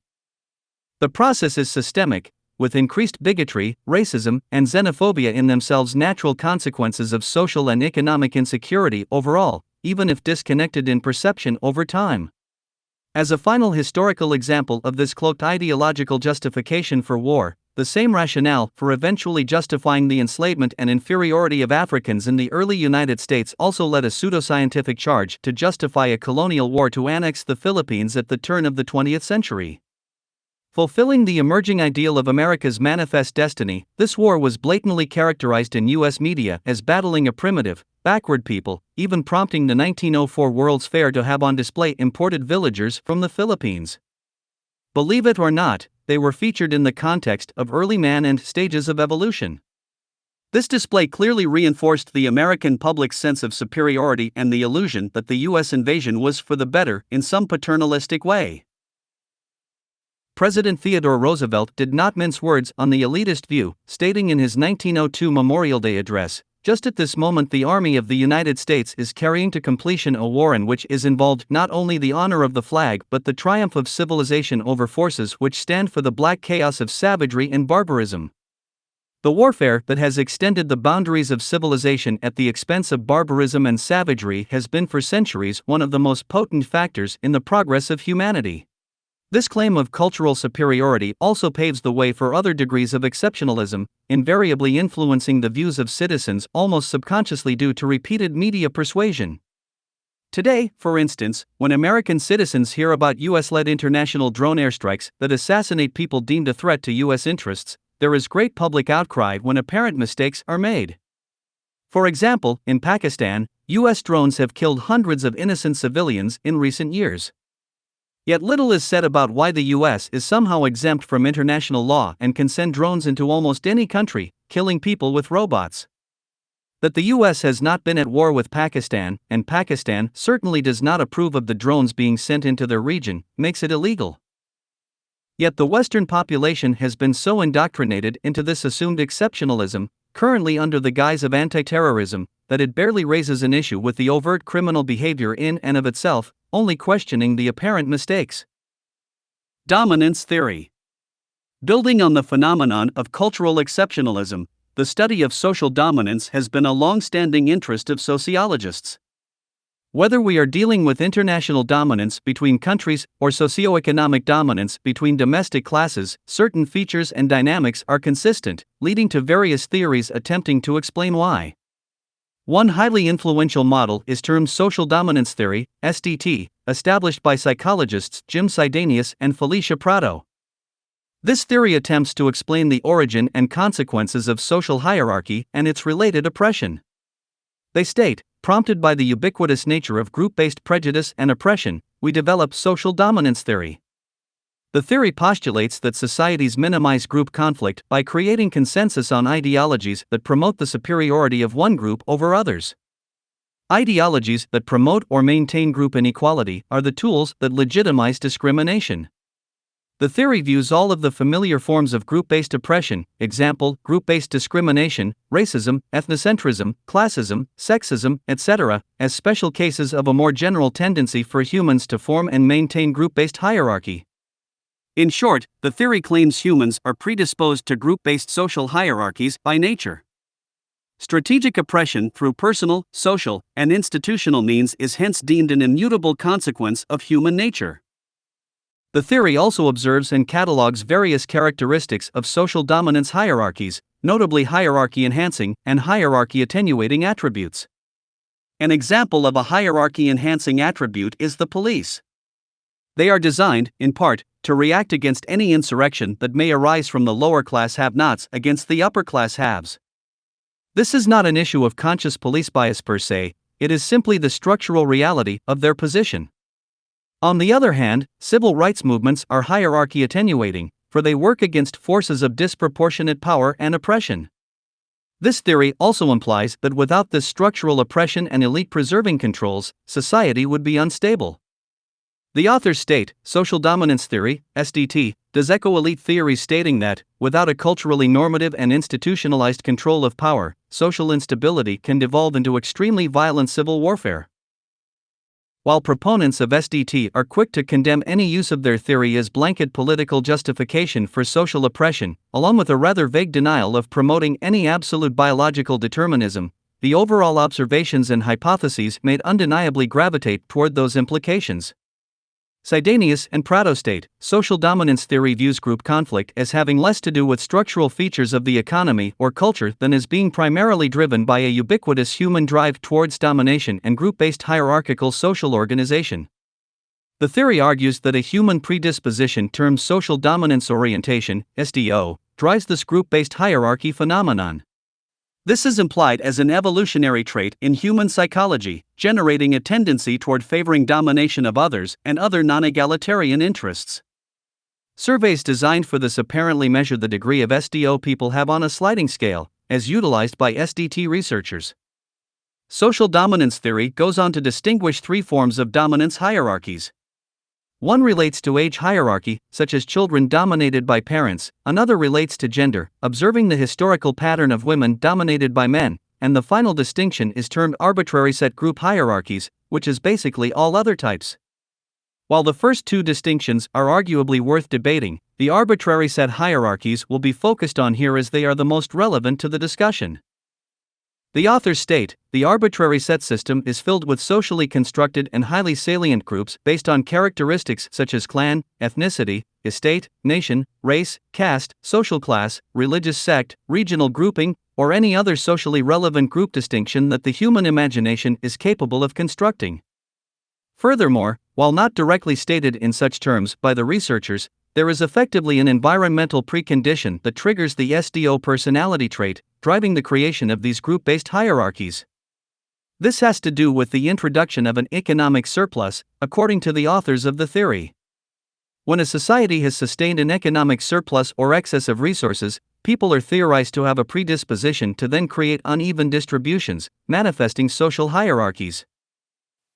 The authors write, even though there are temporal and intersocietal differences in the degree of group-based social hierarchy, the sad fact of the matter is that all known surplus-producing social systems are, in fact, organized as group-based social hierarchies. There are no known exceptions.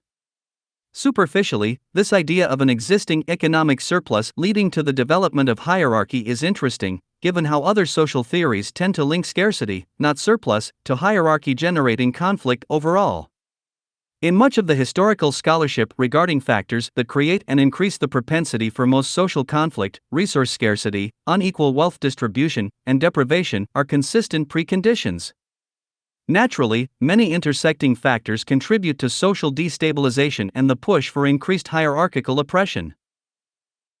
However, while a society's political system, religious values, and overall culture are important influences, the relevance of economic survival by way of needed resource access is no doubt the most critical.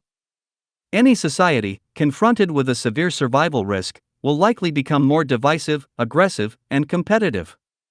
The consistent emergence of property crime, inner-city gangs, sectarian violence, and even terrorism in areas plagued by insecurity and limited means shows how deprivation, along with the consequential feeling of injustice, sets the stage for not only appropriative competition, violence, and war, but also jingoism, racism, and bigotry. In fact, the effects of scarcity and related environmental conditions can be recognized both on a micro and macro scale as well as short-term and long-term. Aside from the micro focus just mentioned, which can occur in a single generation, broad socio-environmental conditions experienced over long periods of time also appear to have powerful cultural effects. This field of study has been termed cultural anthropology and was notably made famous by Stanford anthropologist Robert Textor in his epic work, A Cross-Cultural Summary.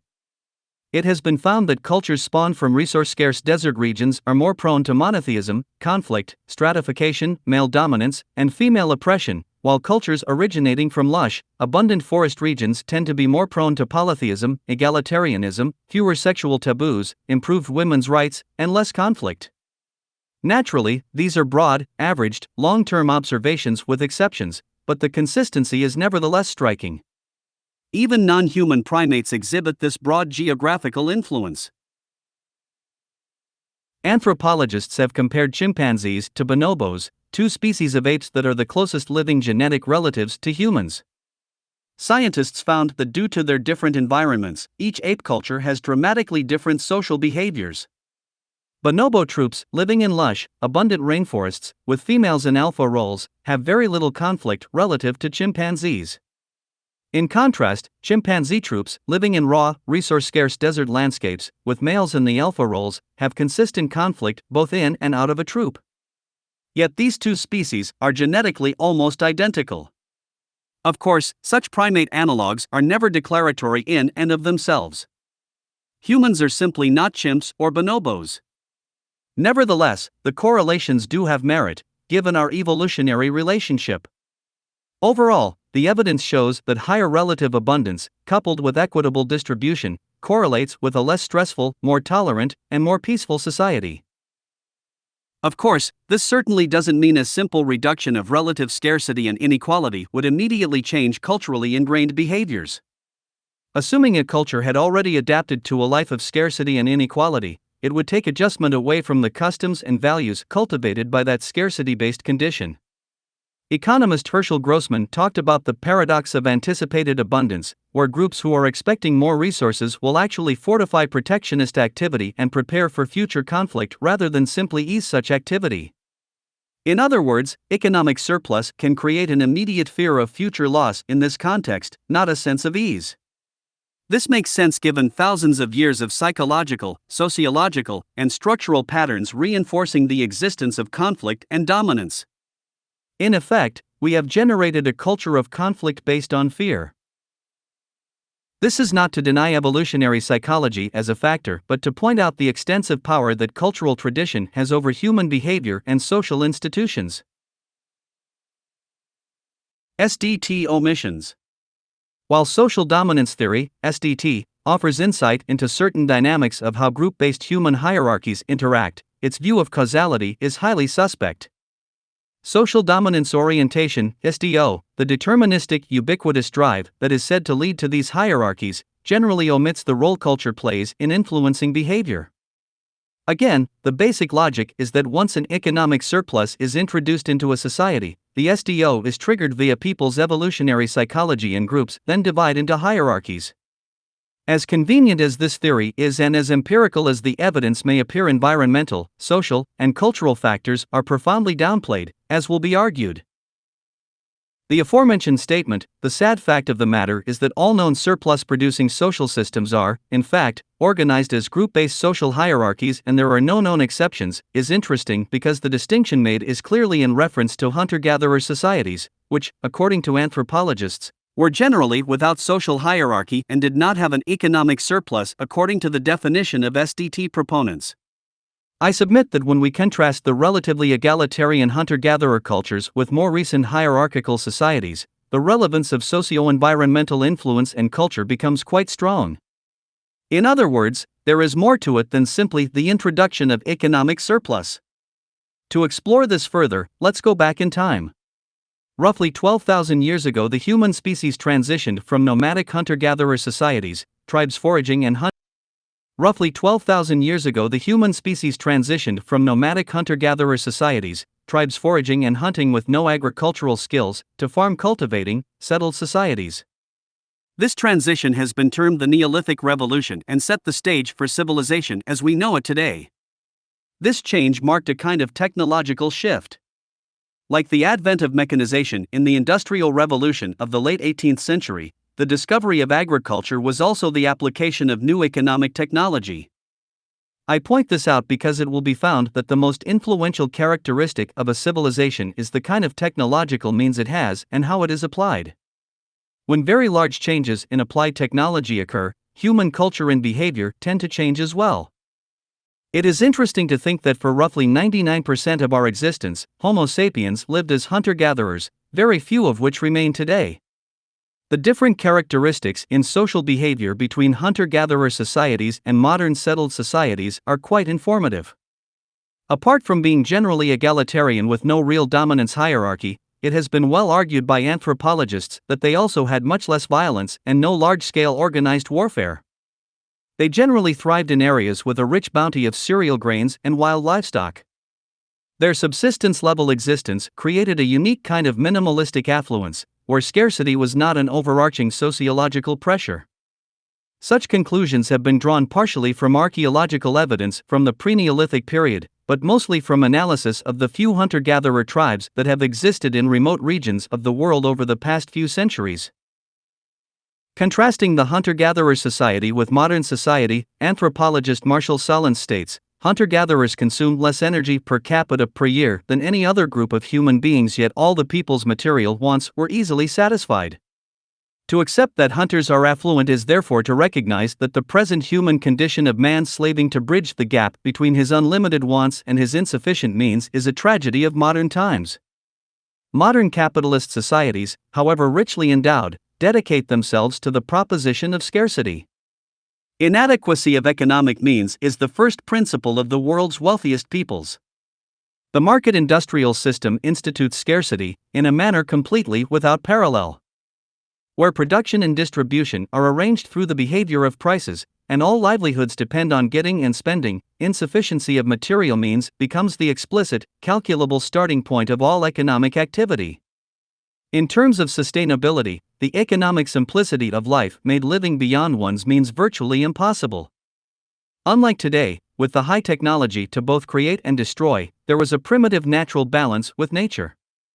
At the same time, the inherent characteristics of nomadic life resulted in a very different sociology and culture from what we have today. For instance, since mobility was essential, hoarding property or basing identity on material possessions would have been impractical. The very idea of property rights, which underscores modern economics and in many ways our society itself, really didn't exist in hunter-gatherer culture. If we were to put these concepts in modern terms, hunter-gatherers had a gift economy in their communities, where they shared with no expectation of reciprocation. In fact, there are stories of outsiders being given handcrafts from existing tribes, only to feel the need to give something in return, as many in modern culture do. This reciprocal behavior was considered offensive by the tribe, as they felt the exchange was a refusal of friendship. British anthropologist Tim Ingold highlights the idea that the difference between giving and exchange has to do with social perception based around autonomous companionship versus involuntary obligation. He states, clearly, both hunter-gatherers and agricultural cultivators depend on their environments.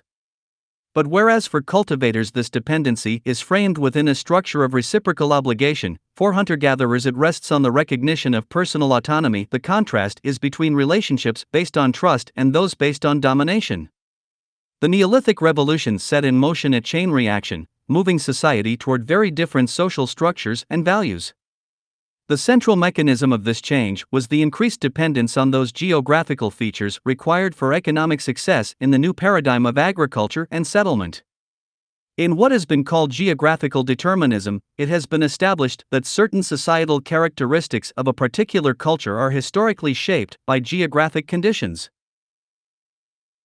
Similar to the aforementioned work in cultural anthropology, with unique differences developing between desert and forest societies over long periods of time, these ancient environmental preconditions set in motion trajectories for development that tend to become separated from their origins. In other words, over generations, people lose touch with why their traditions and practices exist, perpetuating them regardless. As extensively argued by researcher Jared Diamond, the developmental path of human society, specifically the modern reality of socioeconomic and national inequalities, has been linked to different geographic exposures since the Neolithic Revolution. From the standpoint of farming, animal domestication, resource extraction, and other practices common to the new post-Neolithic era, the surface of the Earth was certainly not uniform in capacity. Some regions were more favorable than others, with more ideal climates, terrains, conditions, and resources. Keep in mind, thousands of years ago, our ancestors lacked advanced technology such as trains, synthetic fertilizers, and other modern realities that help level the economic playing field. There was no chance of farming arid zones or building cities in the desert, as we now have in places like Las Vegas. These early differences have had a dramatic effect on the evolution of human civilization, since the geographical advantages and disadvantages inherent resulted in some regions developing technology and improved means faster than others. This unequal development set the stage for material inequality and disproportionate power in terms of a region's capacity for conflict and war.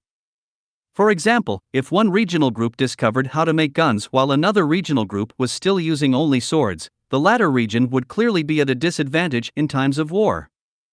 This unequal regional advancement in technology throughout history has strongly affected the state of the modern world. At the same time, these new environmental pressures and dynamics of the agricultural mode of production became the framework for a new culture. A natural logic based on the emerging requirements of survival guided development into predictable patterns of psychological and sociological thought, molding institutional practices. Expanding vocations and specialization is one such pattern, since division of labor generally improves overall productive efficiency. A specific person in the community is tasked to create a tool the community can use, developing a disproportional skill over time. Suddenly, that skilled person has a differential value compared to those who lack that specific skill, but maintain other skills that may also be helpful. This then logically leads to barter, credit systems, and other means of trade, slowly evolving economic exchange networks between and within communities. Furthermore, the practice of expanding trade naturally stimulates the formal institution of property and the need for rights and protection to help ensure some security and fairness. After all, creating a basic tool in early history could be very time-consuming and resource-intensive. Growing a field of corn, only to have it rot or be stolen, was certainly something to protect against. From this emergence of property, we get the root foundation of state regulation and institutional force. We also get the formation of a culture whose people begin to perceive life through a kind of scarcity and protectionist worldview. Again, this is something that really didn't exist in prior hunter-gatherer reality. Given disproportionate production skills and the unequal benefits of certain geographical features, geographical determinism, the outcomes of inequality, competition, and conflict were inevitable. As such, it isn't difficult to understand how the requisites of the new agricultural mode of production and its related dynamics would create ever-hardening values around protectionism and competitive self-interest. This self-interest generates a psychological gravitation that then extends into a sociological one, in turn forming social structures, institutions, and customs derived from the scarcity, competitive, and protectionist worldview. From there, it is also easy to see how the offensive and defensive tendencies of dominance, war, and appropriative conflict would materialize in an institutionalized or normative way. Once established, this then solidifies an overall culture based upon competition, inevitably fostering inequality and insecurity in a vicious, self-perpetuating cycle of fear and dominance. Worse, this worldview was compounded by the fact that the new mode of production, agriculture, was proving inefficient as population tried to grow, specifically with regard to a phenomenon and time period now termed the Malthusian trap.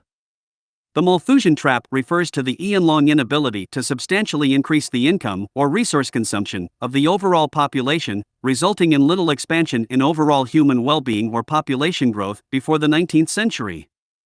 Population could only expand so far, due to insurmountable scarcity and lack of means inherent to the new economic mode, causing die-offs. After the die-offs, things would even out a little, only to have the process repeat over and over again. This locked income and population growth into a cycle of expansion and contraction. The term is named after 18th century economist Thomas Malthus, who insisted this pattern was a law of nature, with human population and income unable to expand in any real way due to the natural state of the world itself.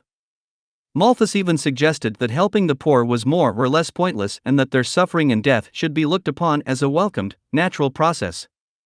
He was proven wrong by the Industrial Revolution, which dramatically increased economic efficiency through advancing technology. This efficiency sparked an exponential increase in incomes and population growth. As we see today, this important shift will be discussed further in Chapter 5. In the words of economic historian Gregory Clark, indeed, in 1800 the bulk of the world's population was poorer than their remote ancestors. The lucky denizens of wealthy societies such as 18th century England managed a material lifestyle equivalent to that of the Stone Age. But the vast swath of humanity in East and South Asia eked out a living under conditions probably significantly poorer than those of cavemen. The average hunter-gatherer had a diet and a work life much more varied than the typical English worker of 1800. Hunter-gatherer societies are egalitarian and material consumption varies little across their members. In contrast, inequality was pervasive in the agrarian economies that dominated the world in 1800. Broadly, the emergence of class inequality or socioeconomic stratification is a consequence of the Neolithic Revolution. Since that time, people have been divided into two groups: those who toil for little reward and have little social or political power, and those who maintain vastly disproportionate wealth, social influence, and political power, generally at the expense of those toiling. We see this broad socioeconomic duality across all historical social systems, such as abject slaves and ruling monarch deities in ancient Egypt, vassals and lords in medieval feudal societies, handicraft merchants and state monopolists of mercantilism, and workers and owners in contemporary capitalism. Regardless of the era, economic and social inequality has persisted for millennia. While terms for the privileged or elite in-group have changed over time, from god-kings to aristocracy to bourgeoisie to today's ownership or investment class, the systemic framework that has assured one group will be superior to another has not changed. Given this, some researchers have even referred to the Neolithic Revolution as an inevitable mistake, separating man from a primitive yet unique balance with nature. In the words of Stanford neurologist Robert Sapolsky, hunter-gatherers had thousands of wild sources of food to subsist on. Agriculture changed all that, generating an overwhelming reliance on a few dozen food sources. Agriculture allowed for the stockpiling of surplus resources and thus, inevitably, the unequal stockpiling of them, stratification of society, and the invention of classes. Thus it has allowed for the invention of poverty. This perspective is certainly not to argue that humanity should revert back to such primitive times, as though that would even be possible. Rather, it serves to give a sense of how the introduction of new means for survival can create complex and even negative trajectories as social evolution plows forward.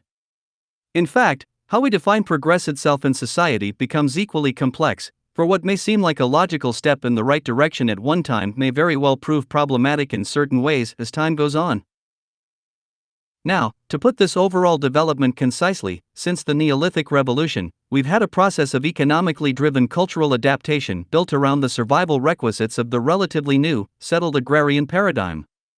This evolution of post-Neolithic culture was self-guided by systemic environmental pressures and survival inferences common to the natural dynamics of the new mode of production.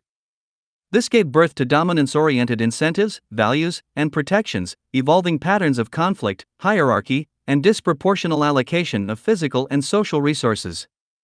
Over time, these incentives, values, and protections became accepted as just the way it is, and what most consider normality today has been the result. That understood, let's return now to the idea, promoted by social dominance theory, SDT, that economic surplus is the precondition that triggers the noted social dominance orientation, SDO, trait, the trait that, in turn, leads to group-based hierarchy. It seems clear that this idea is grossly oversimplified, if not fundamentally wrong. Conflict in group-based hierarchy was inevitable to the new mode of production, regardless of any assumptions related to human nature. It was a geographically determined recipe for social inequality and the institutionalization of competition, conflict, and dominance. Saying that it could go another way would be to assume early cultures would choose to misalign with what was going to serve their advantage for survival. In short, as stated by Tim Ingold Pryor, the culture went from one of gift-giving trust, of hunter-gatherer culture, to one of a trade-strategizing dominance, of the newly settled cultivating culture.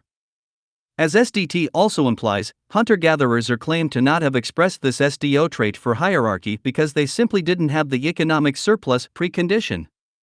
This is again a very weak assumption because it ignores all aforementioned issues regarding socio-geographical influence and the structural pressures inherent to the new mode of production. However, to further challenge the suppositions underlying SDT, there is good reason to assume that a sustained surplus of resources would not disrupt hunter-gatherer life, forcing the emergence of hierarchy in and of itself. In fact, many hunter-gatherer groups already had quite abundant resources by nature in the lush regions where they flourished. More important, hunter-gatherers are known to have generated a culture based upon cooperation, interdependence, sharing, and equality.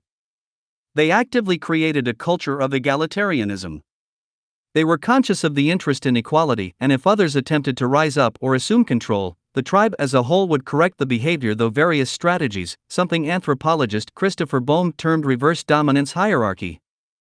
Evolutionary psychologist Peter Gray theorizes other cultural factors that preserved the egalitarian ethos, including the playful nature of their socialization and the customary manner of childbearing.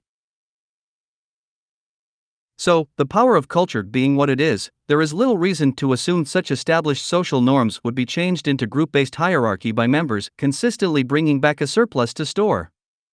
In truth, we can't even really know what constitutes a surplus when the mode of production is hunting and foraging as opposed to agriculture.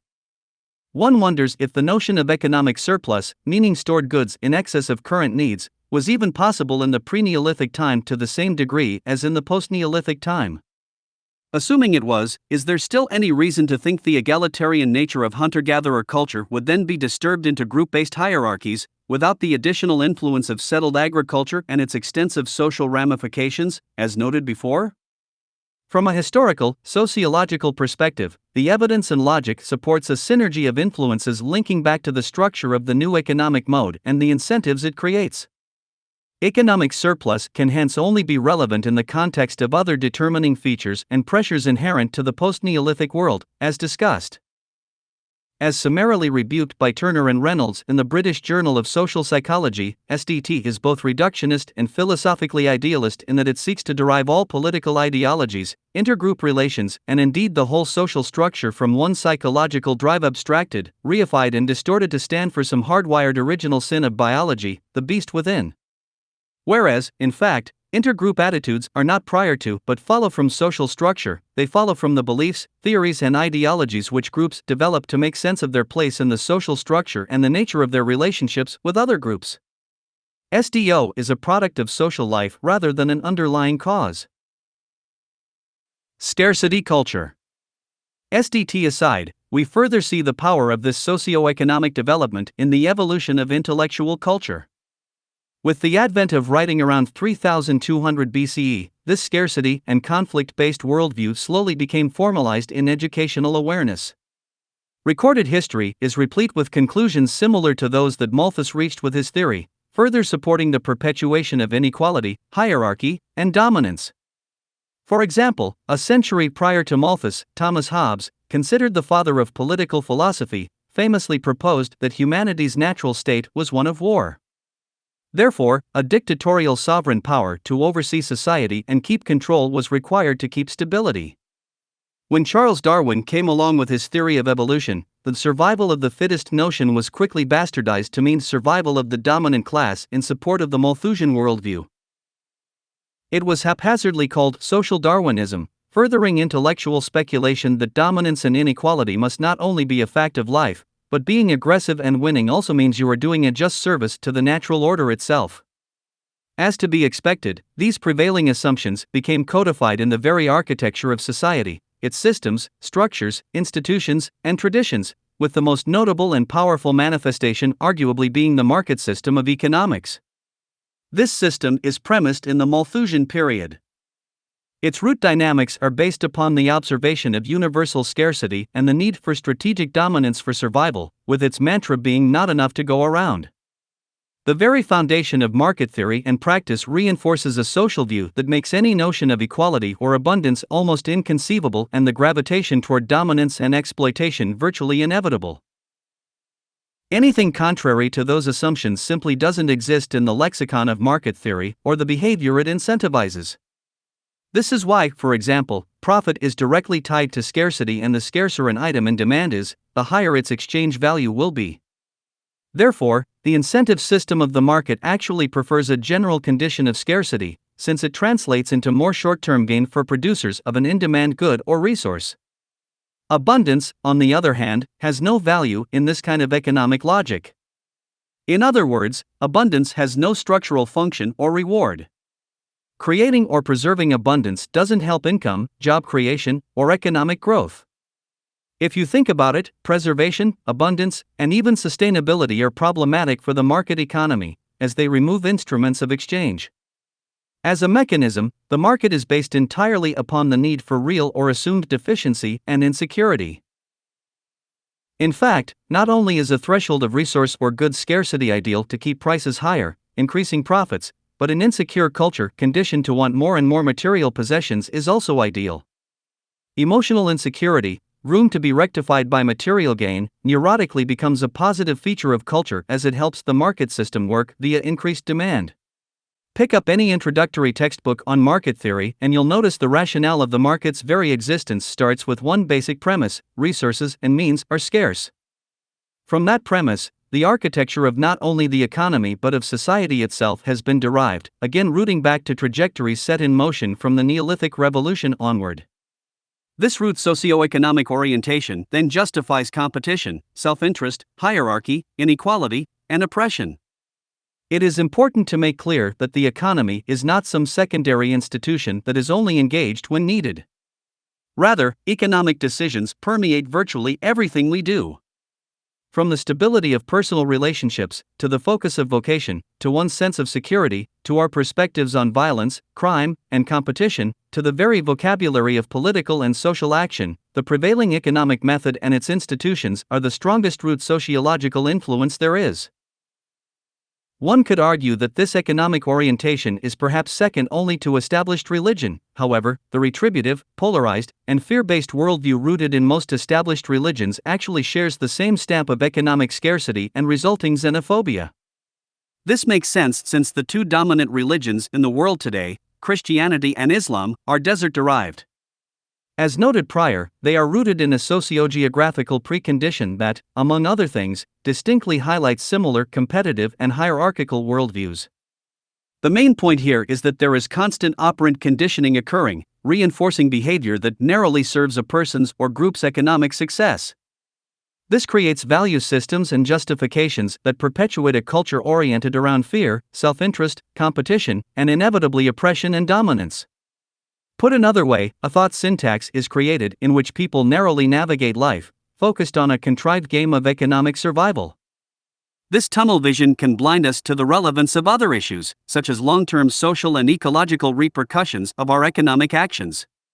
The sustainability and pollution crises we see abundant today have been driven mostly by narrowly focused economic behavior, for example. And it isn't just the procedural incentives of market behavior that are the problem.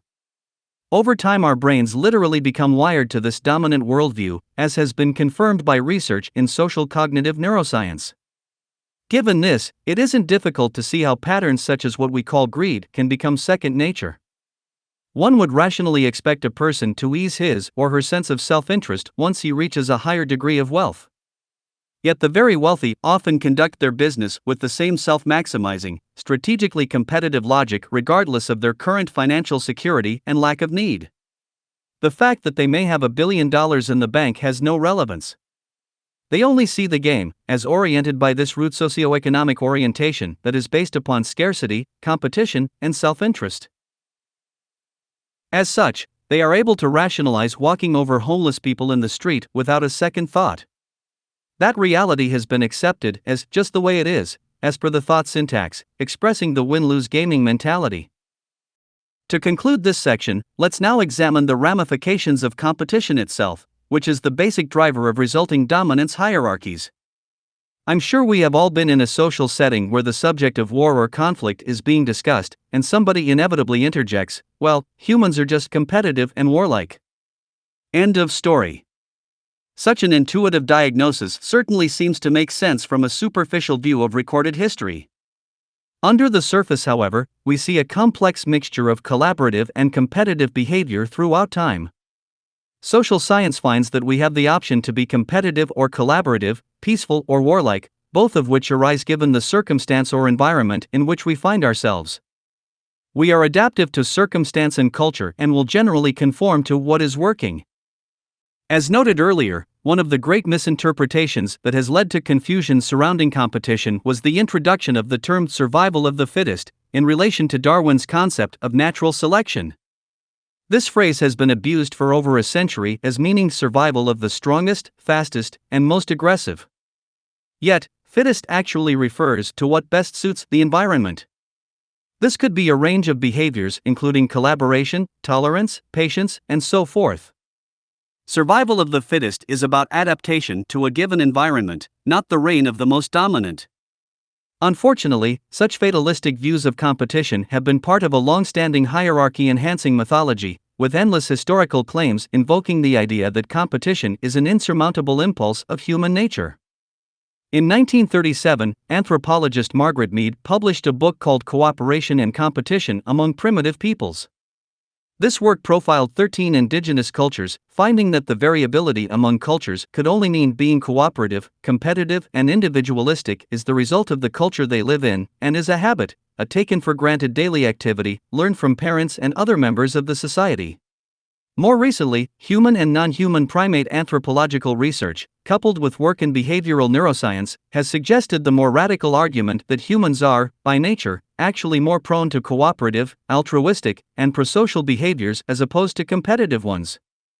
It appears competition, aggression, and violence are natural reactions to stress, tempered by cultural influence. Anthropologist Douglas P. Fry's monumental work, War, Peace, and Human Nature, The Convergence of Evolutionary and Cultural Views, summarized the issue with respect to the myth of universal war. The grand conclusion from archaeological, nomadic forager studies, primatology, and evolutionary theory, as applied afresh to aggression, is that in humans, war is recent, not ancient, and war is a capacity, not an evolved adaptation. In short, war was rare to non-existent under the conditions in which our species evolved, but obviously prevalent in more recent times that are dramatically different ecological and cultural circumstances. Therefore, we must look for the roots of aggression, conflict, and competition within our modern social structure and the culture of stress it has created. The global economy, which presents competition as a virtue, pushes an earn a living, in-group/out-group ethic that basically says you either compete and win or you suffer and lose. We have nations competing against other nations for physical resources and power. We have corporations competing for profit and market share, and we have average workers competing for survival itself. We also have employers competing against workers and unions for lower wages. We have companies competing against government for lower taxes, and we have the upper class competing against the lower class to ensure its place in the hierarchy. While the term war is often used in the context of military or armed conflict, it is accurate to say that the entire society is basically founded upon a general war ethic. It is built right into the very architecture and belief systems of culture as we know it. And while some good may come from competition in the context of business, such as a degree of technological innovation, society tends to overlook resulting problems like human exploitation, violence, and abuse. Numerous sociological and psychological studies have been done to reveal that the romanticism that ennobled the competitive ethos in modern life is almost entirely a myth. Competition is a mechanism for destabilizing conflict and weakening public health, not a virtuous source of collective human progress. In her paper Competition as a Public Health Problem, Pauline V. Rosenow exposes the mythology of competition as being some benign mechanism that drives social progress in health. She states, certain forms of competition may have quite serious negative effects on human health and productivity. The dynamic by which they do so are known and have been extensively studied. For example, they increase stress at the individual level. Destructive competition may also exacerbate already existing inequality among individuals, within societies, and between countries. Increased inequality is one of several social determinants of health. While commonly assumed to generate incentives for increased productivity, scholars in several academic disciplines have called the evidence for such an effect into question. There is little evidence that the current forms of unrestricted global competition maximize the health of populations or improve productivity. Furthermore, we should also reflect on how this ever-reinforced competitive fetish has generated a culture obsessed with war and conflict in entertainment and play. Competition and violence is not only a featured plot of almost every film, TV show, and video game, but it also underscores the extreme popularity of competitive sports. I am not saying that such themes shouldn't be of interest in general, but the tendency or obsession appears extreme. The belief in a competitive society preys on our natural gravitation toward group inclusion, exacerbating our divisive propensity to seek in and out groups, setting the stage for winners and losers and ultimately bigotry. Moreover, our competitive orientation also implicitly justifies the state of the world as it is, including ongoing imperialism, poverty, inequality, and other social injustices.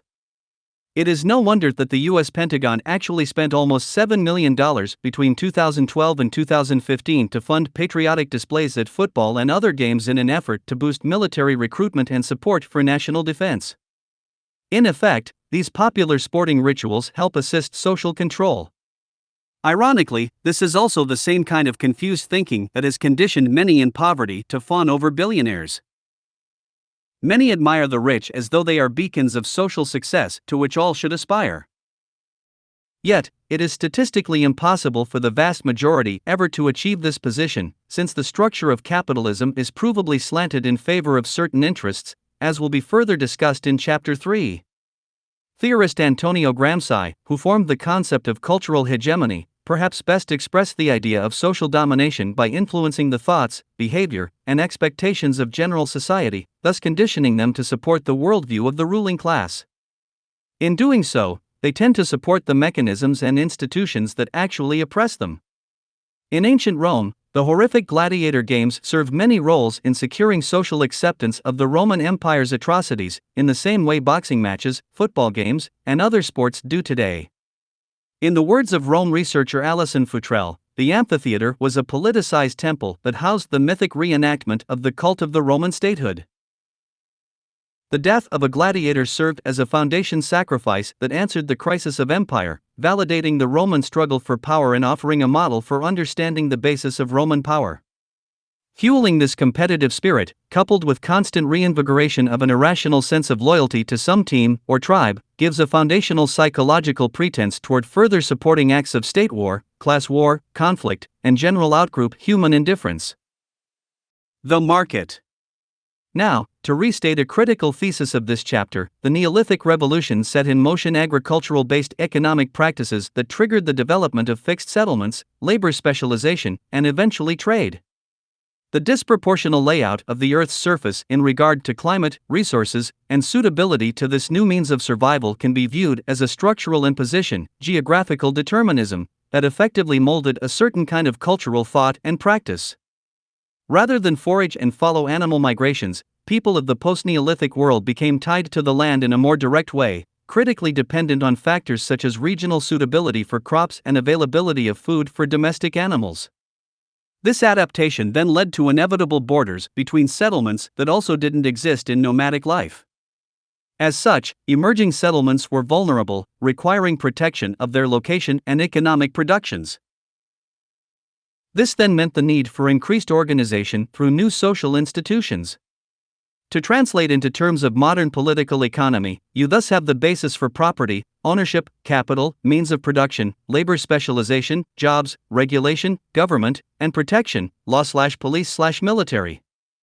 In other words, you have grounds for what is now the ultimate mechanism of survival once again, the market system of economics. Now, I say system of economics as these attributes are indispensable to its real-life functionality. While trade in one form or another has been with humanity for thousands of years, it wasn't until the Enlightenment that a truly formalized conception of market behavior and economy was born. This is perhaps best categorized by the term free market theory, which is the market economy's purest theoretical formula for economic behavior. In traditional education, a pure free market is idealized as self-regulating, without the need for outside interference, such as government regulation. A pure free market is said to feature unobstructed trade between voluntary parties, with the prices people pay determined through supply and demand. Supply and demand is the self-regulating mechanism of price determination, adjusted dynamically by the ongoing actions of buyers and sellers in the marketplace. While both buyers and sellers effectively compete to gain the most optimal price in exchange, sellers also compete against other sellers to ensure they get enough sales or market share from the consumer public. This competition is also considered self-regulating, with the assumption that ineffective marketing strategies or poor relative product quality on the part of a given seller will naturally lose buyers, while the opposite will attract buyers, reallocating market share to the best performer. Of course, this pure, fully autonomous, self-regulating market economy is actually not possible in real life, even though many are still convinced that it could be. Simply put, such self-regulatory market forces have a limited range of effect, and once factors of fraud, desperation, irrationality, and the host of detrimental externalities come into play, the whole thing falls apart into disorder and abuse. As such, most of the world has accepted that some degree of intervention is needed, realizing that social welfare policies such as a minimum wage or institutional oversight are dire necessities to ensure some fairness and security in the arena of market warfare. Yet the issue continues to be controversial, with ongoing debate over just how much regulation or interference the government should impose. In fact, most of the major economic schools divide themselves along these lines. Terms such as neoliberal, laissez-faire, deregulation, or non-intervention are common to those who feel the market should be more free in order to be most economically efficient. Conversely, those who argue for increased regulation, state controls, unions, welfare, and increased legal safeguards tend to be categorized along an ever-slippery slope that leads to the derided, pejorative bowels of market socialism at the other extreme of thought. The bias, of course, is always toward the former side, not the latter, since free market theory is foundationally based on the reduction of interference, as the term denotes. Put another way, at the very epicenter of the debate is the degree of faith in market self-regulation. Adam Smith, the 18th-century philosopher largely considered the father of this worldview, coined the now famous term invisible hand to suggest that people, acting selfishly in their economic behavior, will paradoxically produce outcomes that improve society as a whole. Smith wrote, "Every individual necessarily labors to render the annual revenue of the society as great as he can." He generally, indeed, neither intends to promote the public interest, nor knows how much he is promoting it. He intends only his own gain, and he is in this, as in many other cases, led by an invisible hand to promote an end which was no part of his intention. By pursuing his own interest, he frequently promotes that of the society more effectually than when he really intends to promote it. Smith's concept of the invisible hand basically laid the foundation for general equilibrium theory. This theory seeks to explain the functioning of the market as a whole in terms of the dynamics of supply, demand, and prices, generally arguing for a kind of inherent resulting balance. The theoretical ideal assumes that through this self-regulation, market forces should find equilibrium and be stable to an acceptable degree without institutional intervention. In other words, it is assumed that people rationally going about their self-interested economic pursuits will somehow create balance, preventing things like banking failures, extreme wage differentials, goods shortages, and other destabilizing imbalances that, as we know, have been constant in capitalist society for a long time. Given the popularity of Smith's proposal, numerous traditional economists set out to prove his theory both formally and empirically. Not surprisingly, they have all failed. While some equilibrium is present, such as the ebb and flow between low product demand tending to trigger lower prices and high product demand tending to trigger higher prices, the whole economy quickly moves to disequilibrium or destabilization when left to its own devices. A notable modern example was the 1999 financial deregulation of U.S. banks through the repeal of the Glass-Steagall Act. This act was introduced after the Great Depression in 1933 to help ensure commercial banks would no longer get involved with investment banks, pursuing risky speculation with their customers' assets. However, once repealed after about $300 million in lobbying efforts, commercial banks turned around and engaged in credit default swaps and other high-risk derivatives, paving the way for the 2008 global financial crisis. Needless to say, there was no equilibrium to be found in the deregulated environment, which serves as yet another historical case study illuminating the fact that markets simply are not inherently stable. In the words of Harvard researcher and author Jonathan Schleffer, beginning in the 1870s, theorists sought to build a model of the invisible hand. They wanted to show how market trading among individuals, pursuing self-interest, and firms, maximizing profit, would lead an economy to a stable and optimal equilibrium. Those theorists never succeeded. Quite the contrary, in the early 1970s, after a century of work, they concluded that no mechanism can be shown to lead decentralized markets toward equilibrium, unless you make assumptions that they themselves regarded as utterly implausible. Again, while most people today generally understand that markets need regulation, it is interesting to see how little attention this destabilizing tendency gets. What it means is that markets are fundamentally unstable and have negative consequences that can hurt people.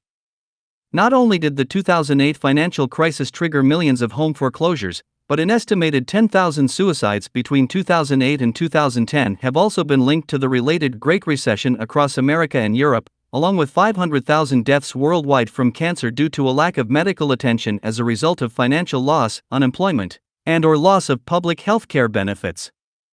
The belief in the free market, as it is still politically termed across the world, is a critically important myth to modern society.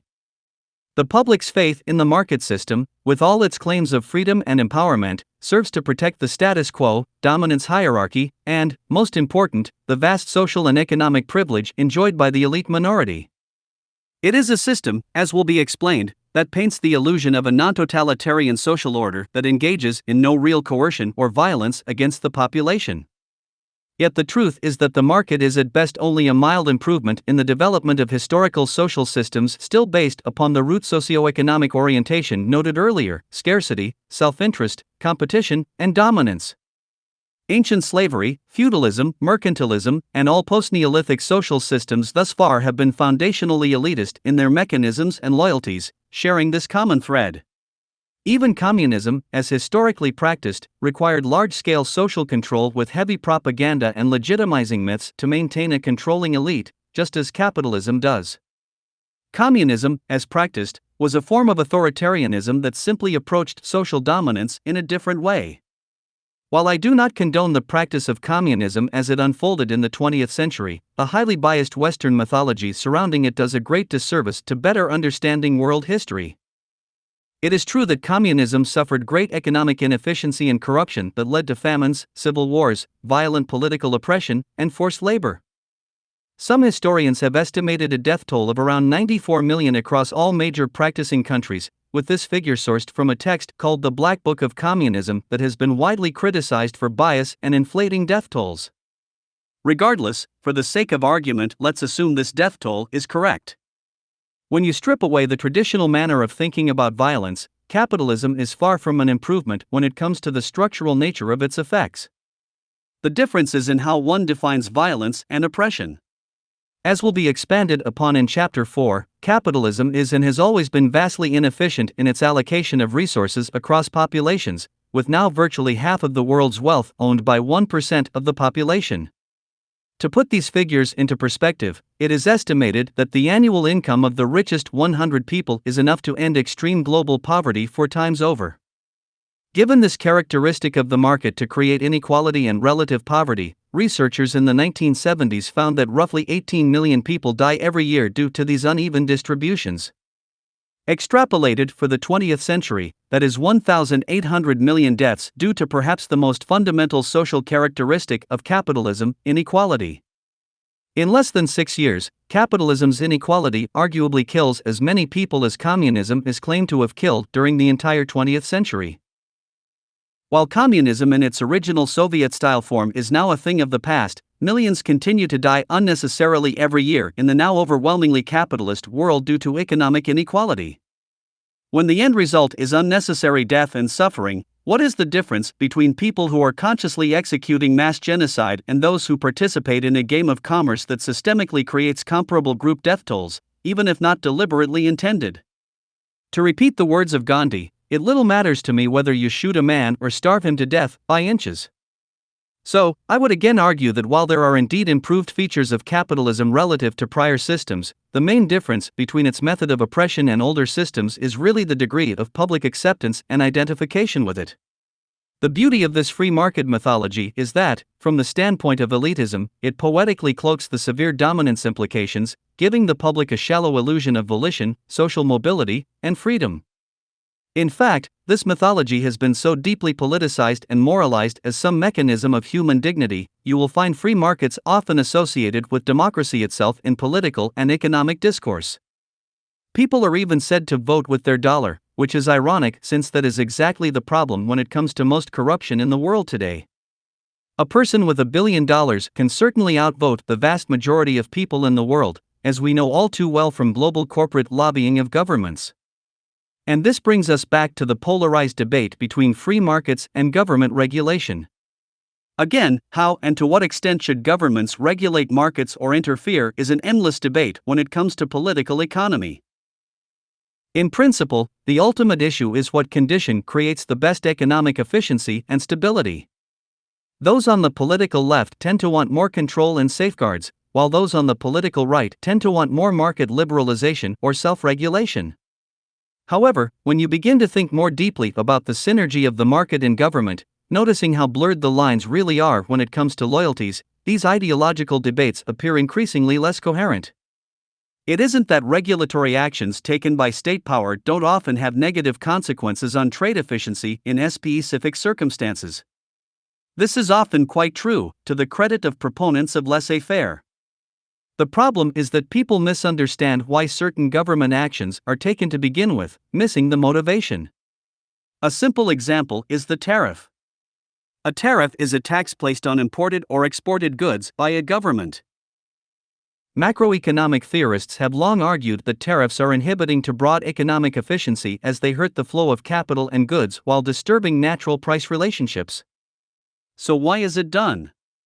Of all the forms of taxation a government can impose, why this one? Is it possible a tariff is actually a tool that helps to protect certain favored industries from the risk of outside competition? If so, what does that say about the focus of government itself when it imposes such things? Isn't government intervention in the market generally argued to help secure larger order market efficiency for the greater good, without bias? The truth is that governments are really vested interests, just like the businesses they claim to regulate, and tariffs exist to restrict trade between regions, generally favoring internal domestic industries. In other words, government intervention can be just as much about securing competitive advantage for profit-seeking industries as it can be about trying to keep market operations stable. Similarly, a notable advocate for laissez-faire markets, Ayn Rand, is famous for arguing that the development of monopoly and cartel are actually the result of government collusion and that a pure free market could never allow for monopoly due to market self-regulation. In theory, there are kernels of truth to that conclusion, if we were to consider only her myopic definitions. In reality, Rand, along with other orthodox free market adherents, denies the relevance of the fact that idealized free markets are actually impossible given the basic requirement of governmental oversight to ensure, to whatever degree, respect of property rights and some general honesty in trade. Given this capacity and power, the belief that government would ever be neutral and without hidden agendas or vested interests is deeply naive. Whether a monopoly is government-sanctioned, as in the case of a state-run utility company, or a huge corporation is favored in trade policy to be a virtual monopoly in their industry, there is little difference in the end. Governments are effectively defined and composed of the business industries that fund them. Yet the mythology persists that collusion between market interests and state power is an anomaly to be dealt with as though a few bad seeds are being corrupt. On the contrary, the market economy is and has always been one of direct and constant collusion with state power, because they are interlinked as one synergetic system.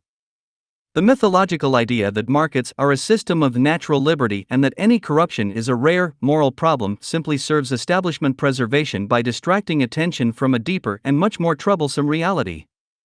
Now, since this line of thinking may be new to some readers, I have created a semi-satirical short story depicting what happens when the basic logic of free market trade is taken to its final conclusion. Tom wants an apple. John has an apple and offers it for $1. Tom counteroffers 50 cents. John recounters at 75 cents. They agree. Sale. John decides this is a business he likes. But he notices other sellers are nearby. So, John needs to be competitive. One day John has some older apples that he normally doesn't sell. But he thinks they are still good and he really needs the income. Tom buys these apples, eats them, and gets sick. Tom returns to John and asks for his money back. John refuses, claiming Tom has no proof it was his apples that made him sick. Tom calls his lawyer and sues John to pay for his doctor's visit. John goes to court and loses. John learns a lesson about the power of the government. Yet Tom wasn't alone in reporting bad apples. Besides John, others have also been selling bad goods, causing many lawsuits.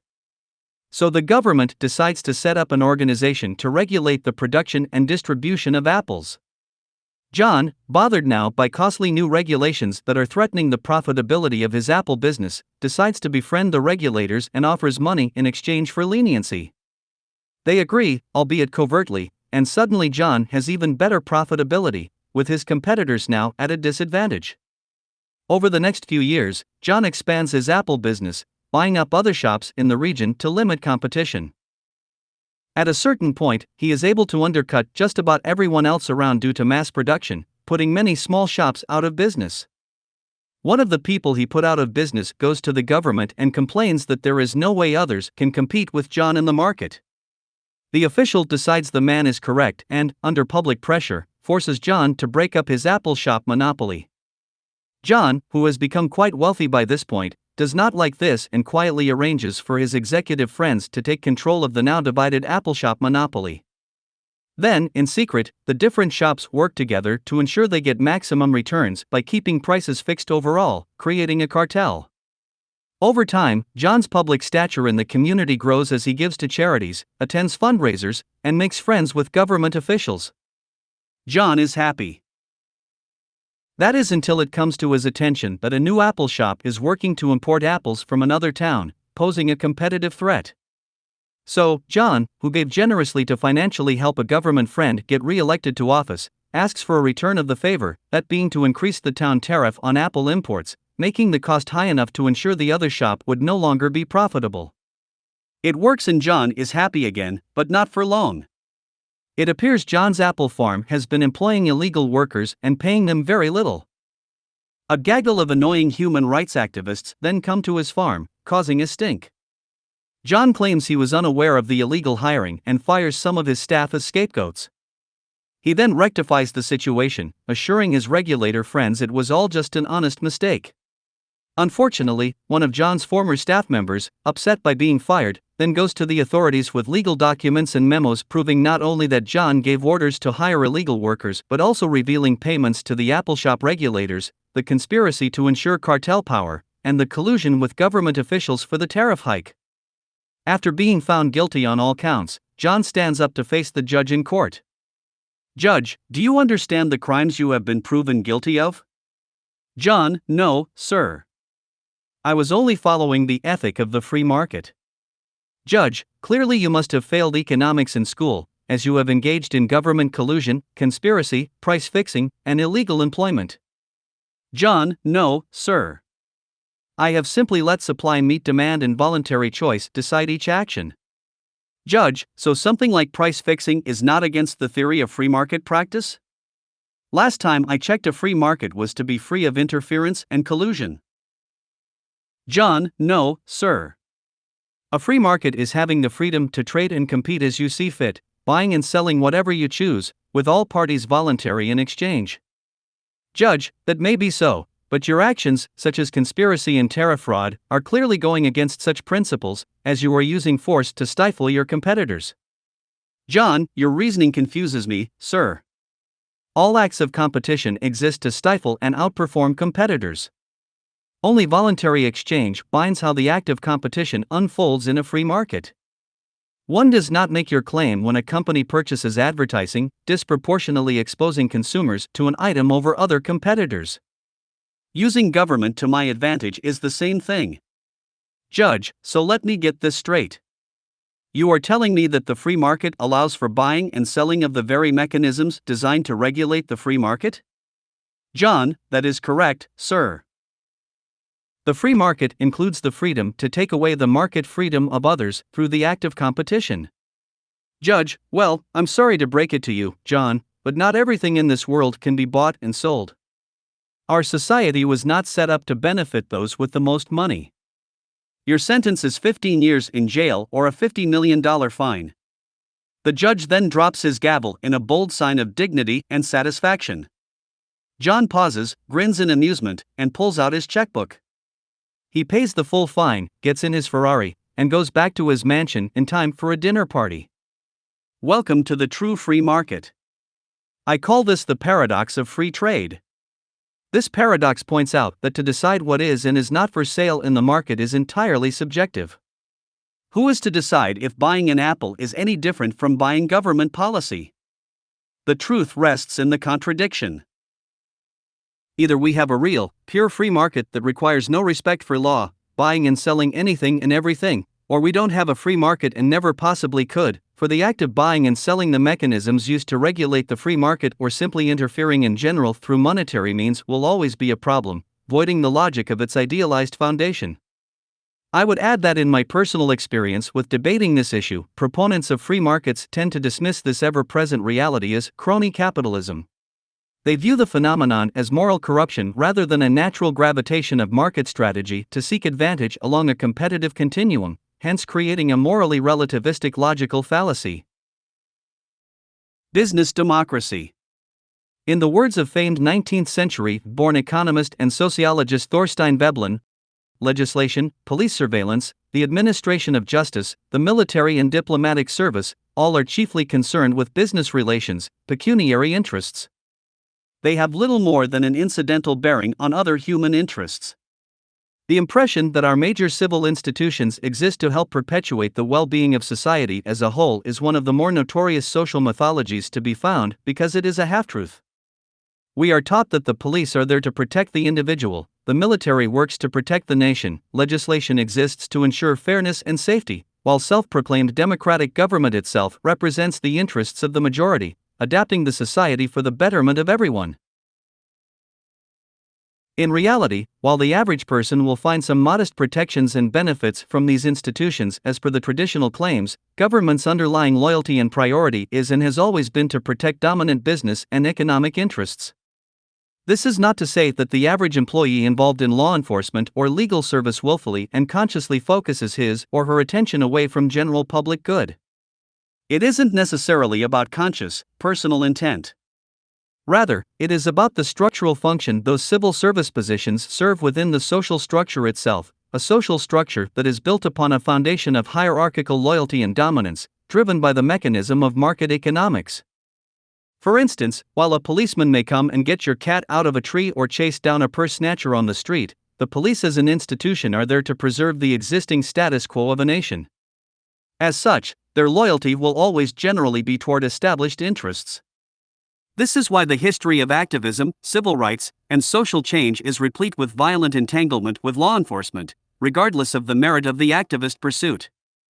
This is also why most arrests and prosecutions originate from the lower socioeconomic classes, as they are the most profiled by the police due to the constant backlash that emerges from economic deprivation and inequality, two features that, as I've shown, are inseparable from market capitalism.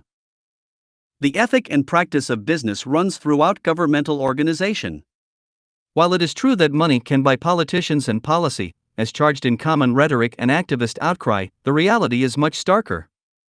If monetary influence is considered something that can corrupt government, why would corporate lobbying be globally legal? The public seems to miss the implications of this exceptional fact.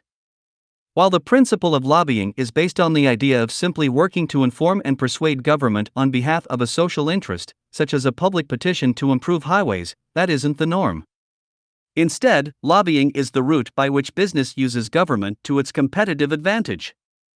This method of influence is so dominant today, I would further argue that governments are not merely vulnerable to business interests, they are business interests, even if our politicians have convinced themselves they are serving the people and not business.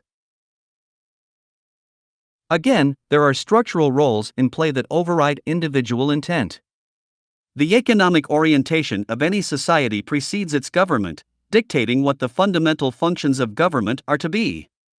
Consequently, the greatest priority for protection are business interests, and the larger the interests, the more outstanding the protection. Now, since America is the current reigning empire and general father figure for much of the world, especially in regard to economic influence, it serves as an excellent case study of how business interests dominate and benefit from governmental decisions. Please note that I do not view America as an exception. True, there are other countries with apparently less collusion, as in some of the social democracies of Europe, but they merely exist at different stages of the same maturing disease. America is at a much more advanced stage of the problem, exacerbated by its global economic dominance and geopolitical power.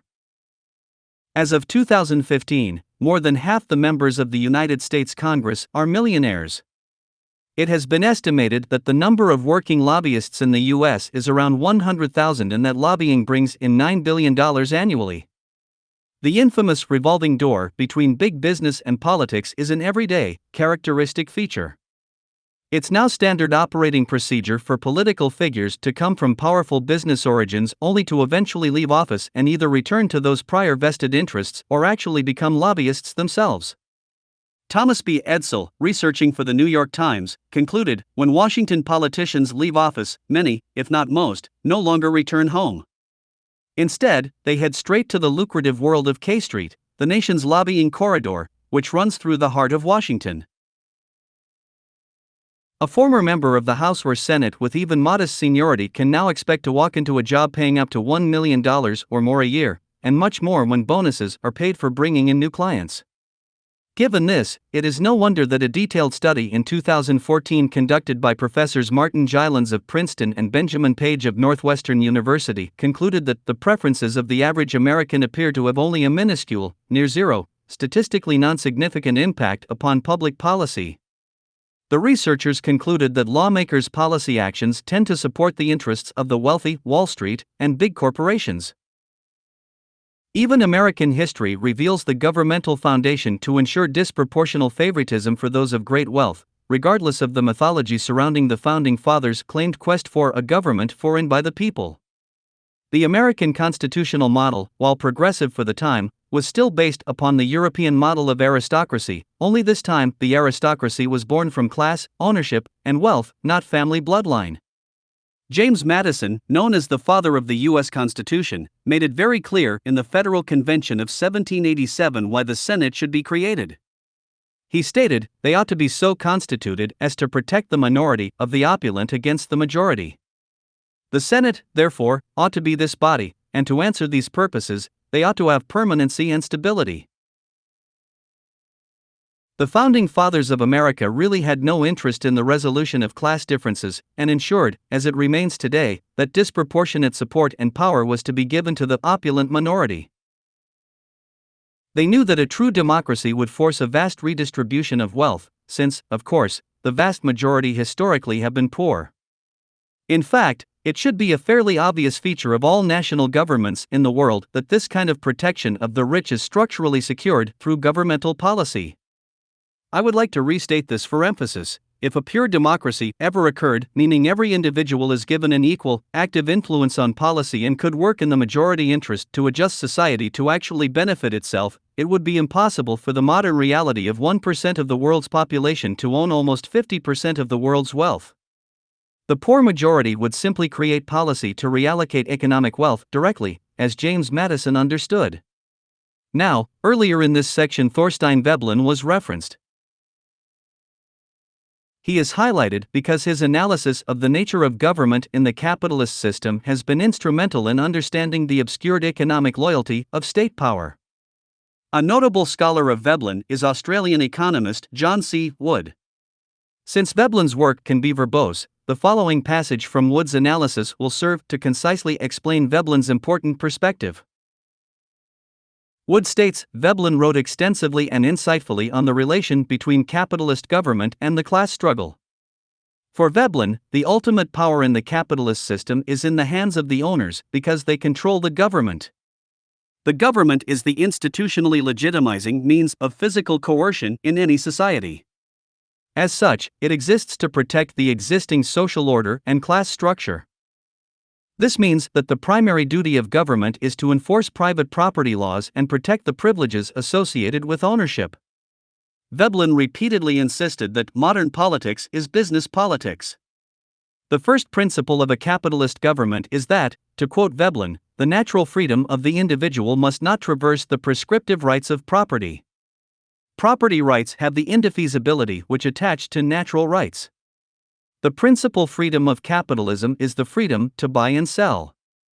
The laissez-faire philosophy dictates that, to quote Veblen, so long as there is no overt attempt on life or liberty to buy and sell, the law cannot intervene, unless it be in a precautionary way to prevent prospective violation of property rights. Thus, above all else, to quote Veblen, a constitutional government is a business government. Given all this, the very idea of any kind of effective democracy becomes increasingly illusory. The system simply isn't designed to cater to the well-being of the general public as a priority. Rather, it is designed to facilitate the affairs of business and most of all the protection of big business, which are naturally the dominant interests in the revolving door of government. In fact, if you look closely, the dominant political parties in the world today reflect not so much different social views held by the public, but different underlying business and economic views. And if you are wondering why the average population is granted the liberties and degree of choice it does have, for its benefit, the answer can be found back in social dominance theory. As accurately observed by Sidanius and Prato, a certain level of oppression is assumed to increase the survivability of a social system, while too much oppression will tend to decrease the survivability of a social system. Therefore, in social systems that are relatively stable, we expect an oppression equilibrium. Put another way, those at the top of the hierarchy, who are invariably the large business political powers today, are often delicate in their acts of strategic self-interest and elite preservation, since they know that too much imbalance, inequality, or oppression will result in social backlash that can put their positions at risk. Now, I would like to conclude this section by emphasizing that people in government and business engaging in this preferential behavior at the expense of public well-being generally do not do so with malicious intent.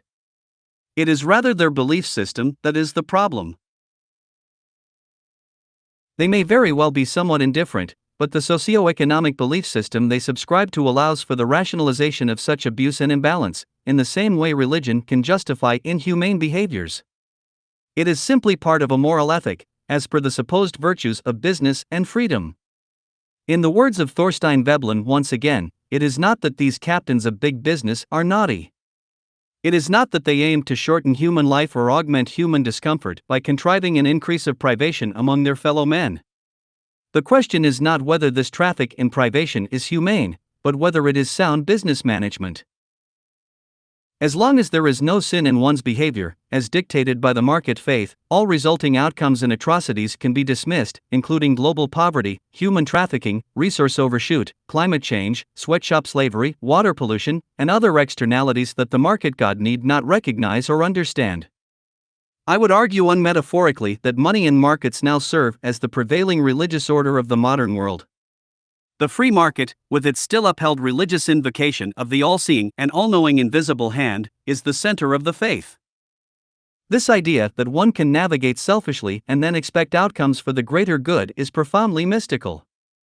As such, why should money and business, in all of its all-knowing omnipotent glory, not be the force that drives public policy?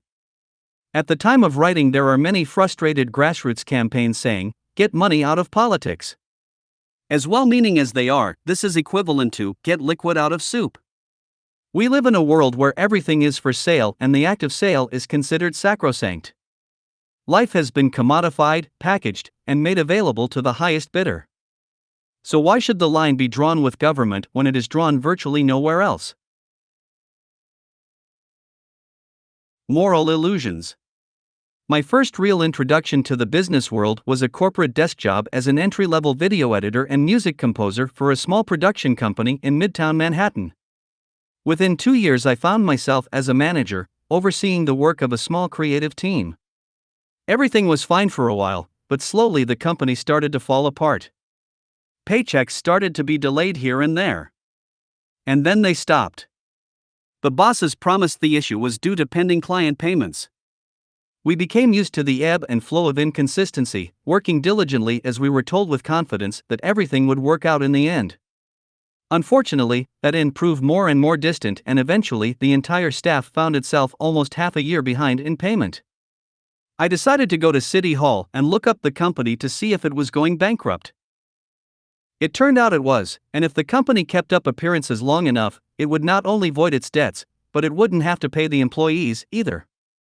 I certainly needed to move on, but losing the money the company owed me was not an option. I was now in substantial debt, living off credit cards to make ends meet. I thought about small claims court, but if the bankruptcy went through, the company would not be held accountable either way. It was a trying personal experience, not only for myself but also for the other desperate employees, many of whom had families and children to take care of. Talking to the bosses proved fruitless, as they were not going to level with us given what they had at stake.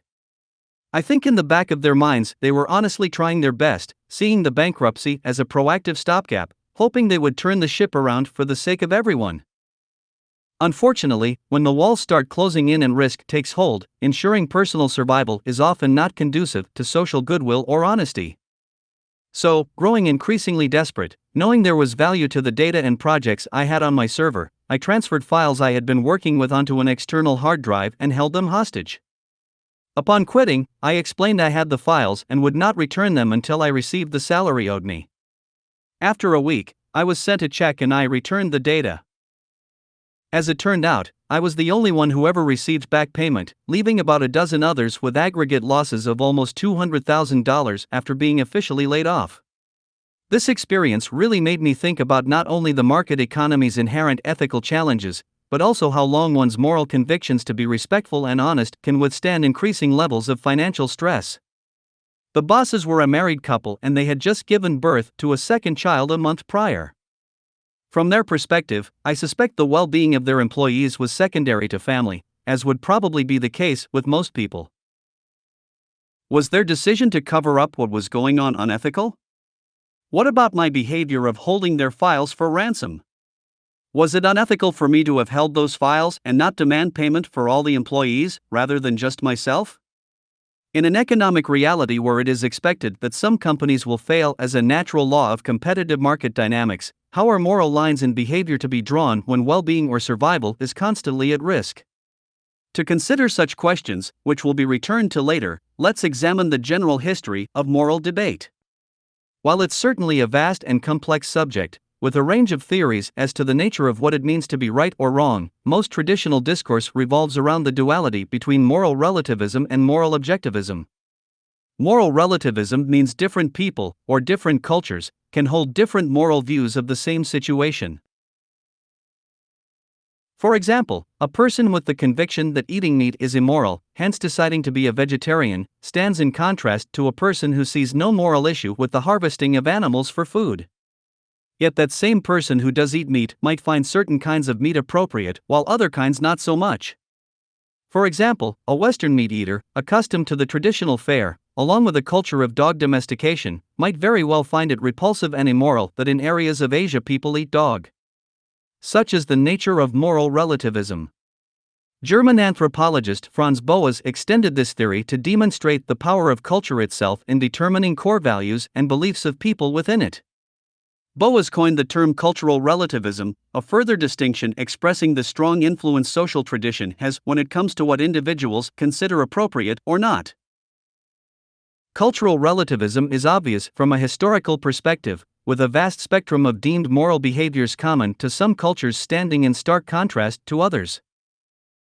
From accepted human sacrifice of the Aztecs, to the polygamy of Mormonism, to the endocannibalism of the Yanomami tribe of the Amazon, social variance across time and region is quite fascinating. It is also easy to see how one's acceptance of a given belief, moral or not, can become reinforced simply because it is shared by many in the same culture. Moral objectivism, on the other hand, says moral truths must be universal, that is, they are external to the beliefs of an individual or culture, like a law of nature. This view is where the debate really heats up, since moral relativism is more of an observation than a method for analysis. There is something to be learned from the phenomenon of relativism, such as the power of culture to shape people's beliefs, along with the day-to-day heuristic logic that leads individuals to come to moral conclusions based on their personal experiences. However, most moral concerns gravitate toward an imposition on others. After all, anyone with a true moral conviction generally expects others to conform to that belief as a matter of general integrity. They tend not to just sit by and allow the seemingly immoral behavior of others to go unaddressed, especially if they deem it severe. I have yet to meet a person who holds a strong moral belief who isn't socially active on some level, seeing the need to try to persuade others to share his or her view as a moral obligation. Philosopher of science, Michael Ruse, argues that humans evolved to think of morality as objective to motivate us to act. If we do not feel the need to act and influence others, it could even be argued that the very purpose of moral conviction, or morality in general, is useless. Yet, moral objectivism as a theory has serious faults. The first is the reality of conflicting moral dilemmas. A man comes to your house and asks if you know where a friend of yours is, saying he is going to kill him. You do know where he is and you happen to have the moral conviction not to lie. Yet, if you tell the truth, your friend will be in danger. Since you also hold the conviction that murder is wrong, you have a conflict. What do you do? Well, as most would, sacrificing one conviction, truth-telling, to uphold the other, no murder, is the rational compromise. One is simply deemed more important than another, given the context and severity of consequence.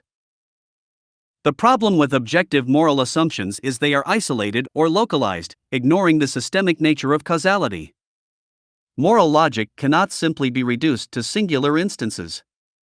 What may seem like moral behavior in one instance can very well create a systemic chain reaction that leads to highly immoral outcomes.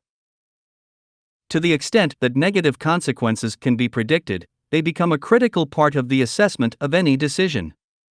In fact, I would go so far as to argue that reductionist morality, meaning moral judgments isolated to a given moment only, can be immoral in and of themselves since they forego consideration of larger order effects. Another associated problem is the continuum fallacy. A continuum fallacy occurs when two or more different states or distinctions are assumed, while those distinctions actually exist along a fluid continuum of states that cannot be differentiated. A common example would be the debate on abortion. The continuum is human life itself. The general moral view is that murder is wrong. Obviously, we have laws to deter murder in society, even though many societies do allow for murder when it comes to combat, capital punishment, or self-defense. Regardless, on the whole, murder of human beings is generally seen as wrong, and the abortion debate asks, at what stage of pregnancy a fetus is to be protected as a human being? Pro-life moderates may say it is okay to abort a fetus before 6 to 8 weeks, with various explanations as to why. But regardless of these attempts to create a distinction, there is really no defensible starting point for the initiation and development of singular human life other than conception itself. All arguments to draw lines through time principally fail as a continuum fallacy, since how life is to be defined cannot be objectively differentiated once fertilization has started. The human life cycle is a process that starts with conception and ends with death. Is there a way to create differentiation that avoids the continuum fallacy? Yes, but only when external factors are weighed in, bypassing the localized view and moving into a systems view. What are the possible long-term outcomes of having a child, based on the social condition? Is the fetus healthy, or will it have a severe, painful, lifelong disability? Is the family in a financial position to support the child, ensuring good quality upbringing? Is the region or even society itself equipped to accommodate another human life? These are difficult yet relevant questions, for if it is predictable that child's birth is to set in motion a life of abuse, deprivation, illness, and suffering, the notion of what is moral then takes on a different tone. It could very well be that the most immoral thing a parent could do is to bring a child into conditions unfavorable for development. If pro-life concerns secure the birth of a child into an unfavorable precondition, and that child grows up as an aberrated adult who kills another human being due to such life distortion, is the initial moral righteousness to save the baby still preserved? Of course, one could turn that around and argue that if the issue is poor development, personal suffering, or a statistical threat to others, then why not just kill anyone at any age with those deemed issues? This argument fails because social factors change when a child is born, along with where the child is in the life cycle. In our basic drive to survive, it is an act of conscious self-interest to see to it that murder and violence are not wholly sanctioned by society, given our most basic social goals of a peaceful and fruitful coexistence and reduced suffering. First, there is the clear destabilization that occurs in societies that constantly fear violence. I am unaware of anyone who prefers a gangland society, where people can be killed at whim for differing beliefs or just for walking down the street. Second, people in society naturally connect with others and become larger than themselves. We are social creatures and our very existence depends on and is defined by others. This means one's death can be not only emotionally traumatizing for others, even affecting their long-term mental health, but it can also lead to retributive murders, generating destabilizing chain reactions. We strive for rules of tolerance and advocate general peace in communities, not only because we may have a moral conviction but also because if we didn't, we would personally be at risk, along with social integrity itself. This socially connected experience is not the same for a fetus in utero since the social bond is almost exclusively between the mother and child. This is why the pro-choice view focuses on the mother, as she is the one who has the most to endure as far as immediate risk is concerned. It is the mother who can suffer direct complications from an abortion or childbirth and is most prone to having long-term trauma, both physically and emotionally, from either event. It is also the mother who, assuming no legally recognized father, is responsible for the child when born. While it is indeed difficult to consider the level of awareness of an unborn child in utero, especially at the later stages of pregnancy, we do know that the unborn have yet to experience social existence in a real way. That can only occur once born, locking in a range of social bonds between mother, father, and other members of the family or tribe. The bottom line here is that there can be no singular right or wrong view of this issue or, in fact, any issue. Moral assessments can only be made in consideration of context, with extended variables and consequences factored in. Put another way, a systems-based assessment is needed to make the most appropriate judgment for a given circumstance.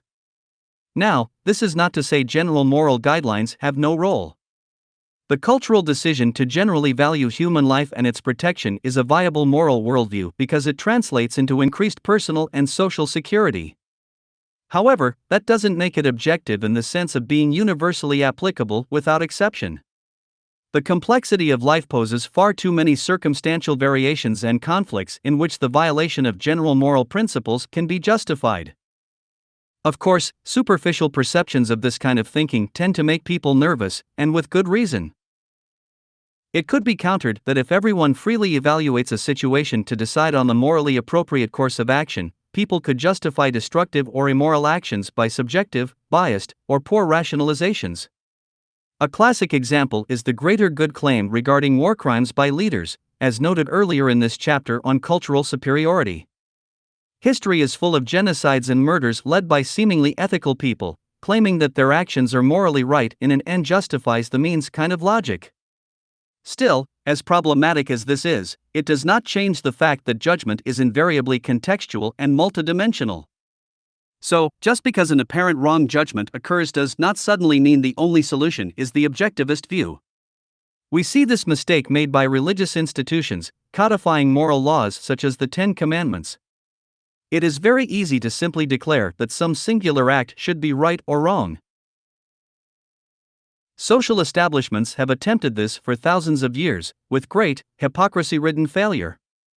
The old but still common view that religious moral objectivity is required by society to have any hope of not producing rogue, murderous, raping cannibals has also been a long-standing myth of many faiths. The truth is that moral reasoning is really no different from any other form of intellectual judgment in the interest of truth. As such, the proper context for moral evaluation is epistemological, which simply means there must be some kind of justifying and inferential framework for validating ideas and knowledge. From this epistemological perspective, moral objectivism, as in the nature of religious moral codes, falls under the umbrella of what is termed philosophical foundationalism. Foundationalism is the view that all knowledge ultimately rests on a foundation of non-inferential understandings or pre-justified belief. Non-inferential means that at some point a given idea or statement of fact requires no further justification. It's deemed a fact, and that is that. In other words, it should no longer be questioned. To use a tree metaphor, the firmly rooted trunk is like an unquestioned, foundational belief, while the branches are derived beliefs, built upon, or inferred, from the foundational trunk. For example, there is a God is a foundational statement that, through faith in its truth, requires no further justification. From there, people can inferentially build or justify a host of other beliefs, as is common to theistic religious philosophies. Foundationalism is partly a response to an intellectual phenomenon known as the infinite regress. Infinite regress is considered the central problem in fully understanding anything. It expresses the fact that logically, any proposition or statement of assumed fact requires a justification. Yet all justifications must in turn be justified by something else. This means that any proposition or statement of assumed fact can be endlessly questioned to infinity. A classic example of this regress is in questioning the existence of God. Somebody says, God created the universe, with the logical thinker next to him chiming in with, okay, then, who created God?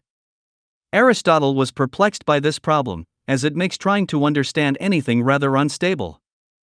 If every cause is also an effect in reason, then how do we find any universal truths? So Aristotle argued that there must be a stopping point where a proposition or belief no longer requires further justification. He vaguely described a kind of innate knowledge related to our built-in sense perception where, like a hierarchy, knowledge is built upon a foundation of these true facts. To date, I have yet to read a really clear treatment on the issue, despite its popularity. René Descartes is famous for saying, I think, therefore I am, implying that one can at least be sure of one's own existence, hence also arguing there must be some kind of an unquestionable foundation to all knowledge. Again, how this pragmatically relates to viable inference and decision-making is never made clear. What seems to be argued by Aristotle appears related to what biologist Edward O. Wilson terms sociobiology, which links our basic biological and perceptual nature to certain propensities as a species. An example of a possible sociobiological link to moral thought could be mirror neurons. As studied in many primate species, these are neurons that fire when one observes an event endured by another, generating an empathic response. This kind of response is physiological, not logical, meaning it occurs in most people as an automatic reaction to observing others' behavior or experiences. An example is a person in great emotional distress. On average, people sense the distress and can become sad themselves. We see this phenomenon in the effect of movies, as the viewer identifies with a character and feels his or her experience, even though the character may be fictional. Generally, if there was ever evidence for something of a human nature related to moral sensibilities, mirror neurons seem to be the closest evidence for it. These neurons, apart from also assisting learning, seem to be a means to bond people, creating a sense of connection and compassion. However, as relevant as this phenomenon may be to human society, it doesn't serve our purposes here. The point here is to establish intellectual, defendable reasons for moral conclusions. If the evidence of mirror neurons and sociobiology does hold weight, then empirical observations of the phenomenon can be measured and included in larger order arguments, just like anything else. For now, we will focus on the purely intellectual issues since there is no clear way at the present time to understand how such sociobiological reactions translate into full, defendable moral ideologies. Now, the archenemy of foundationalism is called epistemological coherentism. As with foundationalism, there are many subtle distinctions around this idea, with no shortage of tedious historical debate.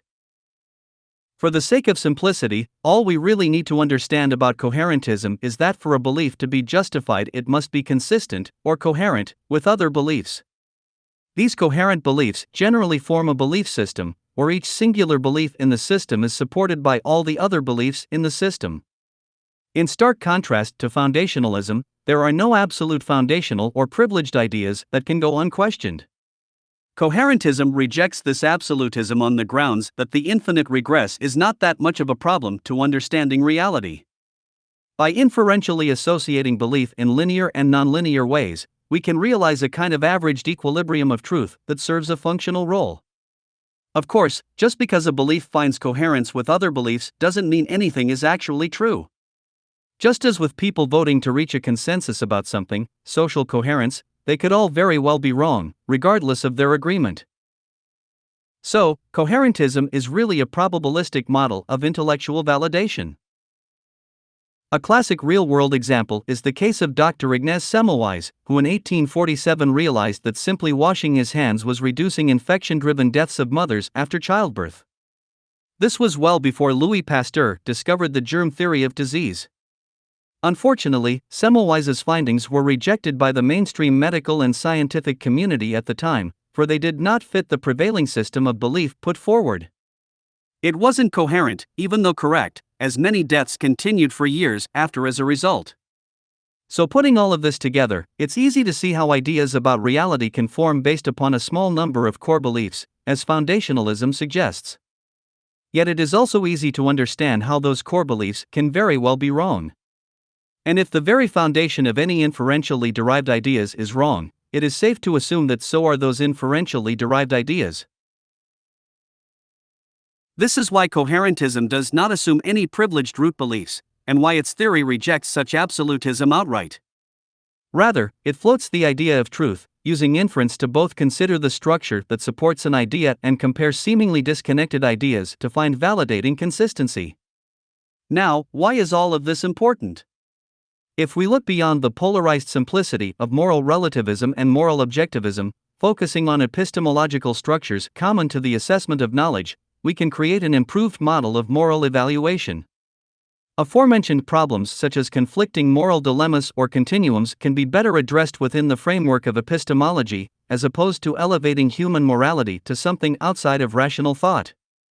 Regardless of our emotional reactions, one's morality is really a belief system like any other intellectual process.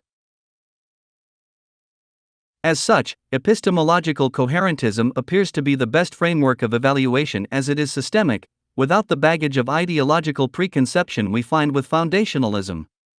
With this in mind, let's now return to the 4 questions I posed regarding my experience with the company that stopped paying its employees as it secretly went bankrupt to avoid all liability. Was the company's decision to cover up what was going on unethical? Well, if the owners had explained to the employees that they had just filed for bankruptcy and there would be no paychecks for months more, or possibly never, destabilization of the office would have been certain. Small business bankruptcy is complex, with a range of protections and vulnerabilities at different stages depending on the type. Under some conditions, the employees could have sued for back payment. This would have meant what money the owners did have could have been taken. If they were honestly working to save or transform the company through bankruptcy, it isn't hard to see how they could have morally rationalized their dishonesty in not presenting the truth, because they wished to avoid such destabilization, assuming the best interests of the employees in the end. What about my behavior of taking their files and holding them for ransom? While certainly illegal, this action didn't trouble me given the state of desperation I was in financially, owing back rent and living off credit cards. Effectively mirroring the logic for the owners to file for bankruptcy as a failsafe, knowing it would mean screwing the employees in the end, my self-interest was also in play, coupled with the sense that I had worked hard for the salary owed to me and that getting that payment was an ethical right. Such is the nature of living in a social system that's foundationally oriented around competition, generating winners and losers. Was it unethical for me to have held those files and not demand payment for all the employees, rather than just myself? While common good interest has always been something I feel is morally important in general, there was a good possibility that the large amount of money owed to the whole workforce exceeded what the owners had in total. Attempting to use the file ransom tactic to help everyone reduced the possibility of getting anything at all.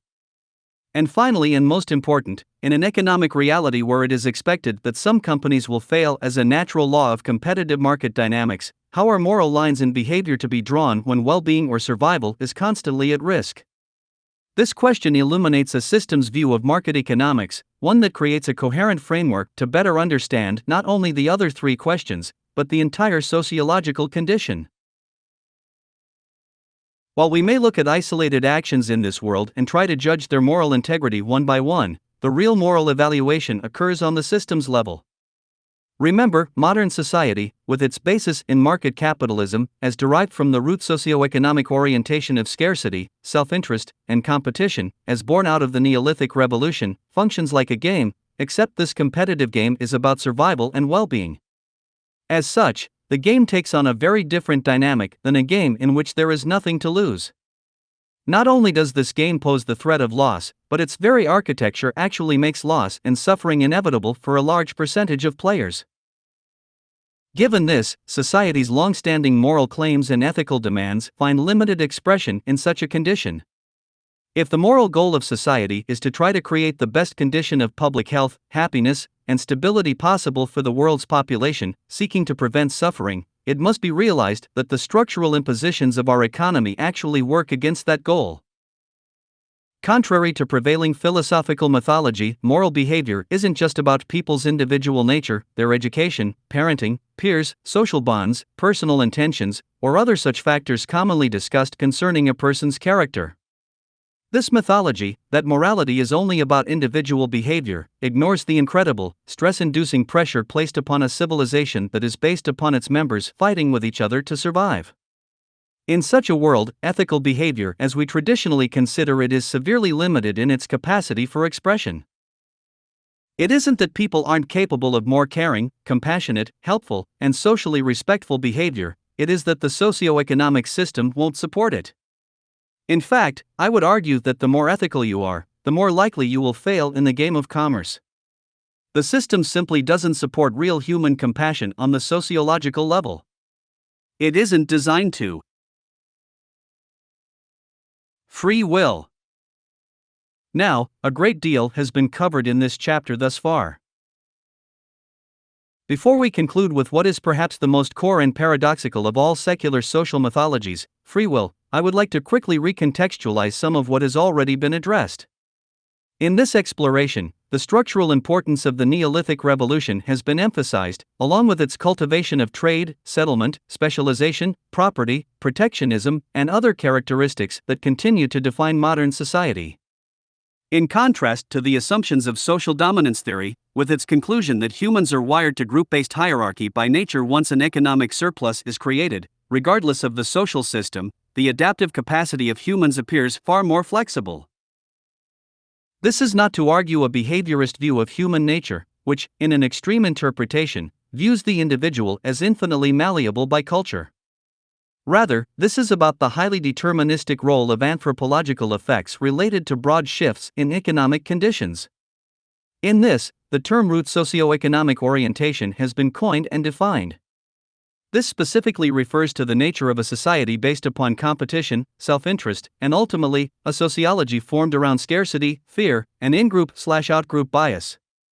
While many may counter by pointing out that the animal kingdom generally operates in this same primitive way and humans should therefore not be expected to be any different, this response misses the fact that most species have no option but survival through force and competition.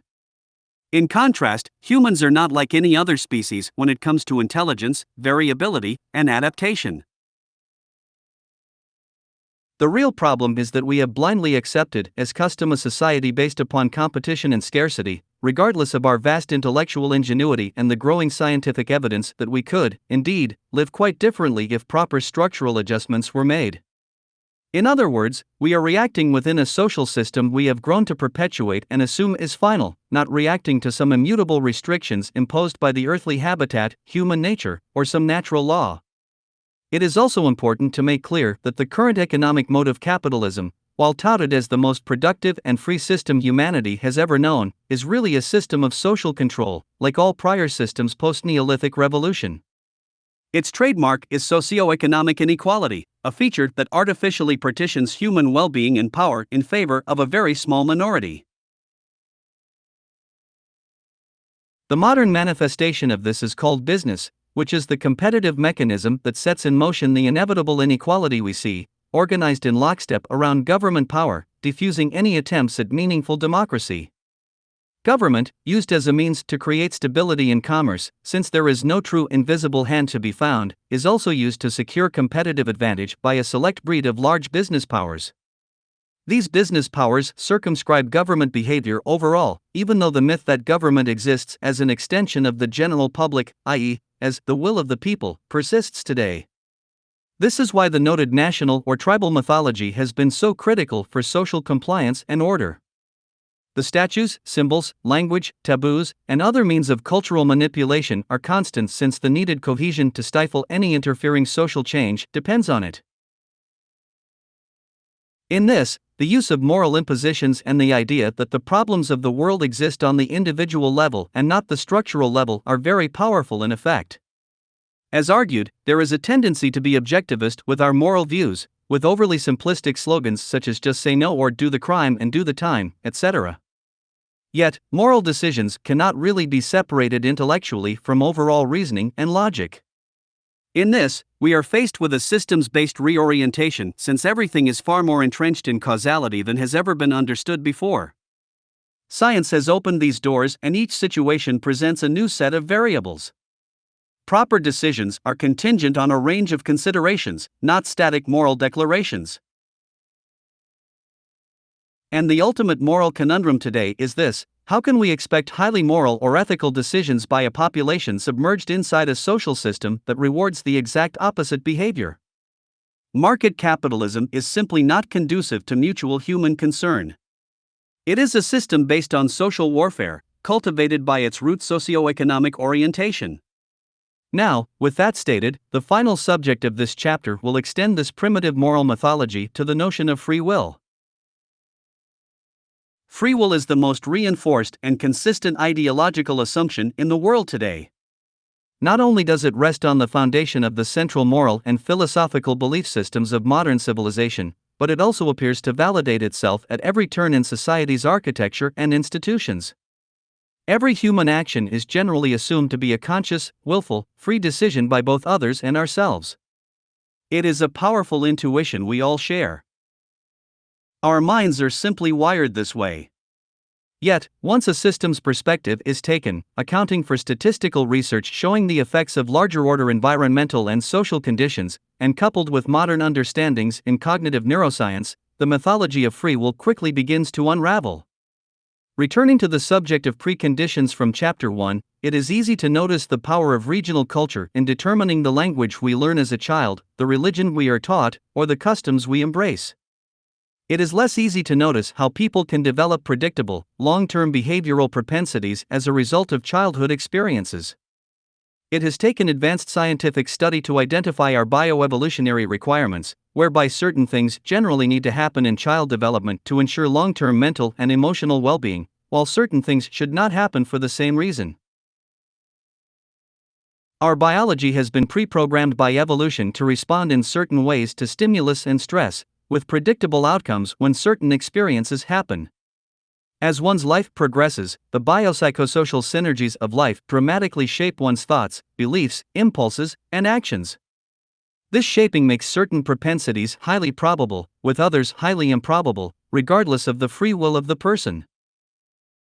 Drug addiction, as noted by neurologists and pharmacologists, is a kind of hijacking of the brain that subconsciously leads a person's behavior toward the reward of use. The addict is often fully disgusted by his, or her, actions, but the addiction pattern continues as changes to brain chemistry drive changes to both thoughts and behavior, justifying the next use of a drug. One may indeed overcome an addiction by choice, willpower, and likely external help, but that single end does not discount the general loss of control found during the addiction period. Likewise, analysis that takes a biosocial view of the issue finds great evidence that child abuse, stress, and emotional loss can contribute to one's development of addiction as a form of self-medication. In fact, an entire range of health and behavioral issues can arise later in life, since childhood abuse literally changes and damages the brain. Not only can abuse disturb the brain's neurochemistry, but it can also shrink and distort critical areas, such as the hippocampus. This can lead to severe impairments in one's ability to make decisions and judgments, in the same way a person who has severe brain damage from head trauma in a car accident may no longer be able to speak. Do we judge a person's speech impairment in such a case as a problem of free will? No, we understand the impairment. In 1966, Charles Whitman, an American with no prior history of mental instability, suddenly murdered his mother and wife. He then proceeded to the University of Texas, climbed inside a tower, and killed 14 others with a gun before taking his own life. In his suicide note, he talked about his feeling of going insane and not understanding his thoughts, and he even requested an autopsy.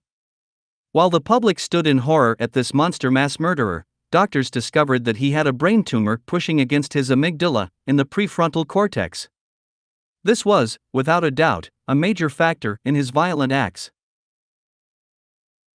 While this is a rare case, it raises the question of where along the continuum of body-mind influence we can draw the line and conclude that a person is 100% responsible for his or her behavior. In modern culture, most people draw very clear lines between decisions they feel are free and decisions they feel are not, often with unrelenting judgment and criticism of others who act in ways deemed unsavory. This moral high ground is ever present, which makes perfect sociological sense because once again, mainstream society flaunts the ideas of independence, free will, volition, and human choice as the starting point of all personal success and human virtue. There is a term in social psychology called the fundamental attribution error. This is an error of judgment people make when they experience a person's behavior as unethical, without knowing about other factors involved. A simple example is a man who dines at a restaurant and, upon paying the check, exits without leaving a customary tip. From the standpoint of the waitstaff, that person could be judged as inconsiderate. After the employees share a cathartic verbal bashing of the seemingly rude person, the man then re-enters and puts down a tip. When asked about leaving, the man explains he had no more money on him and needed to get some out of his car. This idea of mistaking a person's apparent behavior as being entirely representative of his or her character can be extended to one's life experience and biology.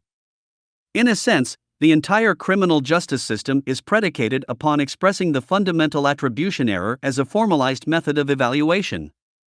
This is not to argue that all human actions can always be clearly traced to delineated preconditions, nor is it to absolve anyone of wrongdoing by default.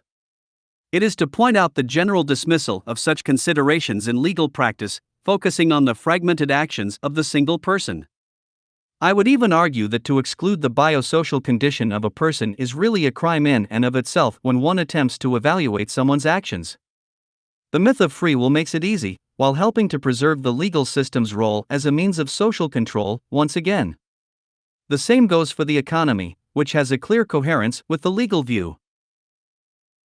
If you happen to believe that every human being has absolute freedom in thought and decision-making, with no biological or environmental preconditions that can influence behavior to make it uncontrollable, then you would conclude that any action taken is a person's moral responsibility entirely.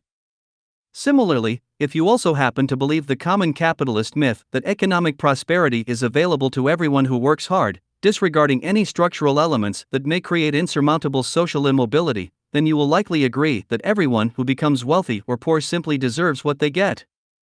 It also isn't difficult to see how such root assumptions can then form a basis to infer more extended beliefs. For example, from the "you get what you work for" dogma, one could reason support for more right-wing or conservative politics, also leading to support for more free trade or neoliberal policies. This could also mean finding little rational motivation for, say, increasing state-funded social welfare to help the poor. Likewise, if market virtue rests on free, democratic exchange and the maximization of utility for the greater good, then any intervention by government can only be sacrilegious. To throw one more coherent validation into the mix, if social dominance theory is assumed to be true, then the inequality and poverty in the world can really only be natural and even necessary to some degree to ensure the larger order stability of society. Such shared social characteristics derived from this free will foundation are enormous in modern culture. In the realm of philosophy, the assumption of human choice is a bedrock of discussion since philosophy is just as much about principles of proper behavior as it is about the investigation of knowledge and reality. Perhaps the most dominant moral philosophy today is utilitarianism. This is the view that the correct moral choice in any given situation is the one that produces the greatest utility, usefulness, in terms of generating happiness and reducing suffering. It is basically hedonistic, viewing the individual as interested in maximizing his or her own utility, benefit, at all times, while at the same time trying to maximize utility for the largest number of people, making them happy too. Sounds great, right? While poetically viable, the way this theory has unfolded in the context of market economics has deviated quite far from its original intentions. Basic economic utilitarianism says that all market behavior is to be reduced to rational, strategic attempts to maximize gain and avoid loss. This reasoning occurs in the purchase of a consumable good, the hiring of labor, or the process of capital investment. It is basically a form of game theory. In a way, it is the theory of how humans behave and how they ought to behave in the context of rational economic decisions. In this process of rational self-maximization, as per the ideal of Adam Smith's invisible hand, the greater good is to be achieved. While much could be said on the issue, what this theory effectively does is reduce human beings to mere gaming agents, shifting focus away from the actual nature of economic production and of real life and societal interaction. The theory focuses only on the abstraction of trade itself. In a way, it creates a false view of equality among everyone in the economy, reducing people to hedonistic exchangers. As such, it distracts attention from structural and imbalance problems, justifying the market's basis in competition and narrow self-interest. One important idea found within this school of utilitarianism is that of voluntarism. Quite popular in modern libertarian circles, voluntarism is about action based solely on free will, without any force. In market behavior, the act of voluntary trade is considered the ultimate moral priority. So, a woman has a ring. She goes into a pawnshop and sells it. From this perspective, the exchange is considered to be mutually beneficial to both parties since the woman willfully sold the ring and the shop willfully bought it. This simple idea of exchange is held up by microeconomic theorists to argue that a trade always serves the best interests of both parties, and even does so equally, since they are both just exchangers, maximizing their utility or personal benefit. The problem with this view is that it ignores all other pressures that distort the will of the individual making the trade. From a voluntary, utilitarianism perspective, it doesn't matter why the trade occurs, as long as it appears both parties are acting on free will in the exchange. But what if the ring being pawned was her dead husband's, who had recently been in a fatal accident, leaving his family with no income or means? In distress, with bills to pay and no social safety net, the wife sees no alternative but to sell off a highly sentimental personal item. Can we still call it voluntary? In abstraction, yes. But in reality, that circumstance cannot be dismissed as simply voluntary, just as we can't view as simply voluntary the choice of an impoverished, drug-addicted, and mentally handicapped prostitute to exchange sex for more drugs. Life is a sea of complex coercive pressures and external forces, occurring both consciously and subconsciously. The snapshot of a voluntary exchange is a dangerous free will illusion as it distorts social perception of causality, limiting more thorough understandings. At the same time, we are faced with the question of rationality itself. While we are naturally unaware of choices and factors outside of our education or experience, making those choices or factors unavailable for consideration, we also have common inhibitions that interfere with the information we do have. These are referred to as cognitive biases. Cognitive biases are errors and gravitations in thinking and judgment usually tied to our social condition. Being the social organisms we are, arguably defined by others and culture itself in terms of personal identity and self-worth, the power of our social nature often gets the best of us. A notable theoretical framework to understand this is called social identity theory. In short, people have a propensity to identify with groups, drawing their identity and sense of status from them in many ways. It is observed that people often view their own group as in, with other perceived groups as out, as is characteristic of racism and other forms of group-based bigotry. Consequently, this ubiquitous social tendency for inclusion and approval creates serious psychological problems when it comes to rational choice and critical thought. One such problem is the tendency towards social conformity, or the bandwagon effect. A herd mentality often arises such that people gravitate toward being consistent with their group's actions or beliefs, suspending critical thought. One famous study conducted in the 1950s entailed asking a group of people to make simple decisions about visual images, such as which line on a screen was the longest of a set.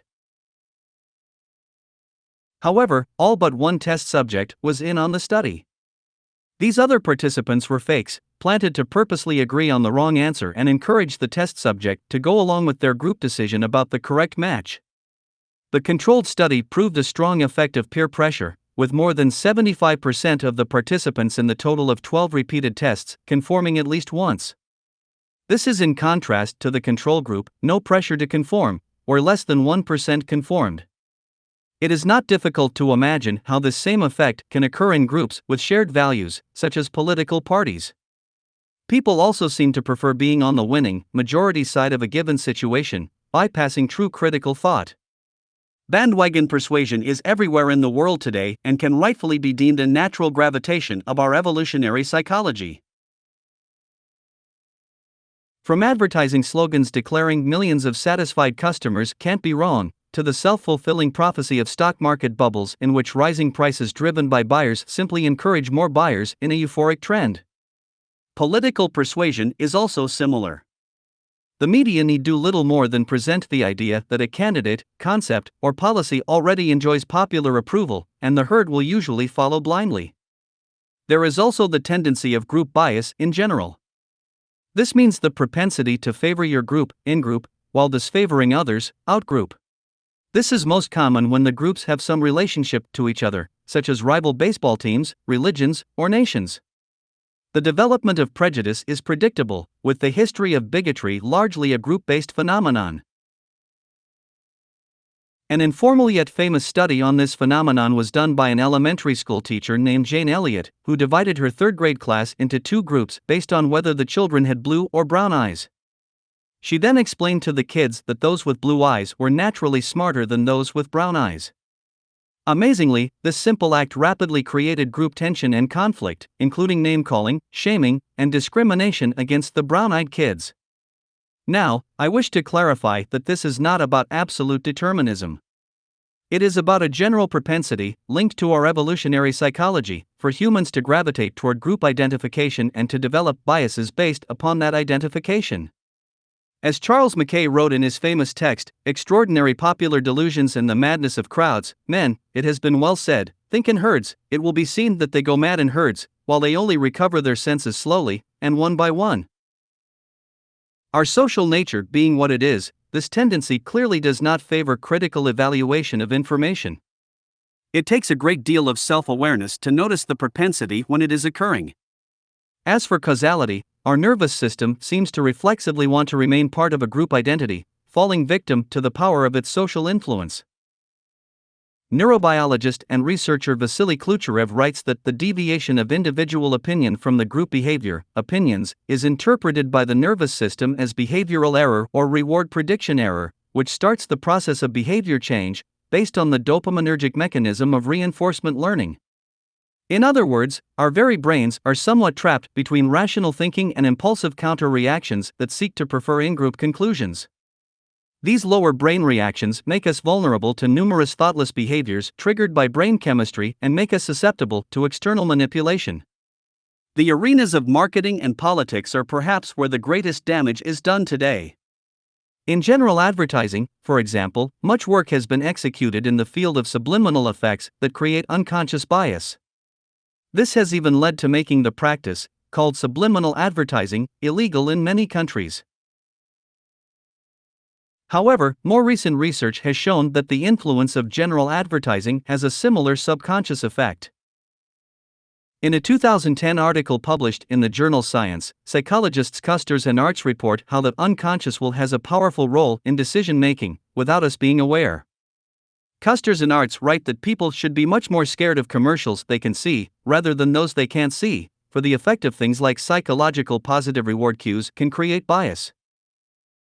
Using an example of a soda commercial, Custers and Arts write, if you are exposed to these advertisements over and over again, it does create an association in your mind, and your unconscious is more likely to suddenly decide you want a Coke. It isn't enough to simply be critical when watching a commercial, the ad can affect your subconscious even when you think it has had no power. It does this simply by repetition and by the, usually, positive emotions associated with the product. The only way to avoid the possible influence is to completely avoid the ad. This understanding also brings up a powerful question of ethics, for if people are exposed to repeated ads promoting unhealthful behavior, their unconscious will may influence them, leading to sickness. In this sense, we can rightfully view advertising as a possible form of violence. Now, to conclude this chapter, I wish to clarify my basic position on free will. Taking determinism to its extreme, we could see all human behavior as involuntary, a biological clockwork affecting every thought and cell, driving every event, shaping all aspects of reality with its massive, singular motion. Such an extreme perspective accomplishes little. It is much more productive to view the individual and his or her surroundings as a dynamic synergy of cause and effect. As the evidence shows, due to biological, social, and other factors, one's capacity to make choices is inhibited, sometimes profoundly, at every moment of existence. Grasping this gives us a more comprehensive understanding of not only human behavior, but of reality itself. After all, to view yourself and others as partly self-propelled and partly vulnerable to biological and cultural influences forces a very different sense of how and why the world is the way it is. It is also important to point out that no matter what the truth may be in terms of exactly how much free will we have, to believe we are in control is very important to our psychology. Research has shown that people who believe they have control over their lives are much happier and more motivated, which makes perfect sense. After all, who wants to feel like one has no control over anything he or she is doing? Yet the cold reality is that on a certain level we are not free and we are not rational. There is a surprising kind of automaticity to our existence, meaning we are doing many complex things automatically. In this, we are faced with a very uncomfortable sense of self and identity. We have to admit that on a certain level we are simply out of control. We are not in full control of our thoughts and behaviors, and neither are the people around us.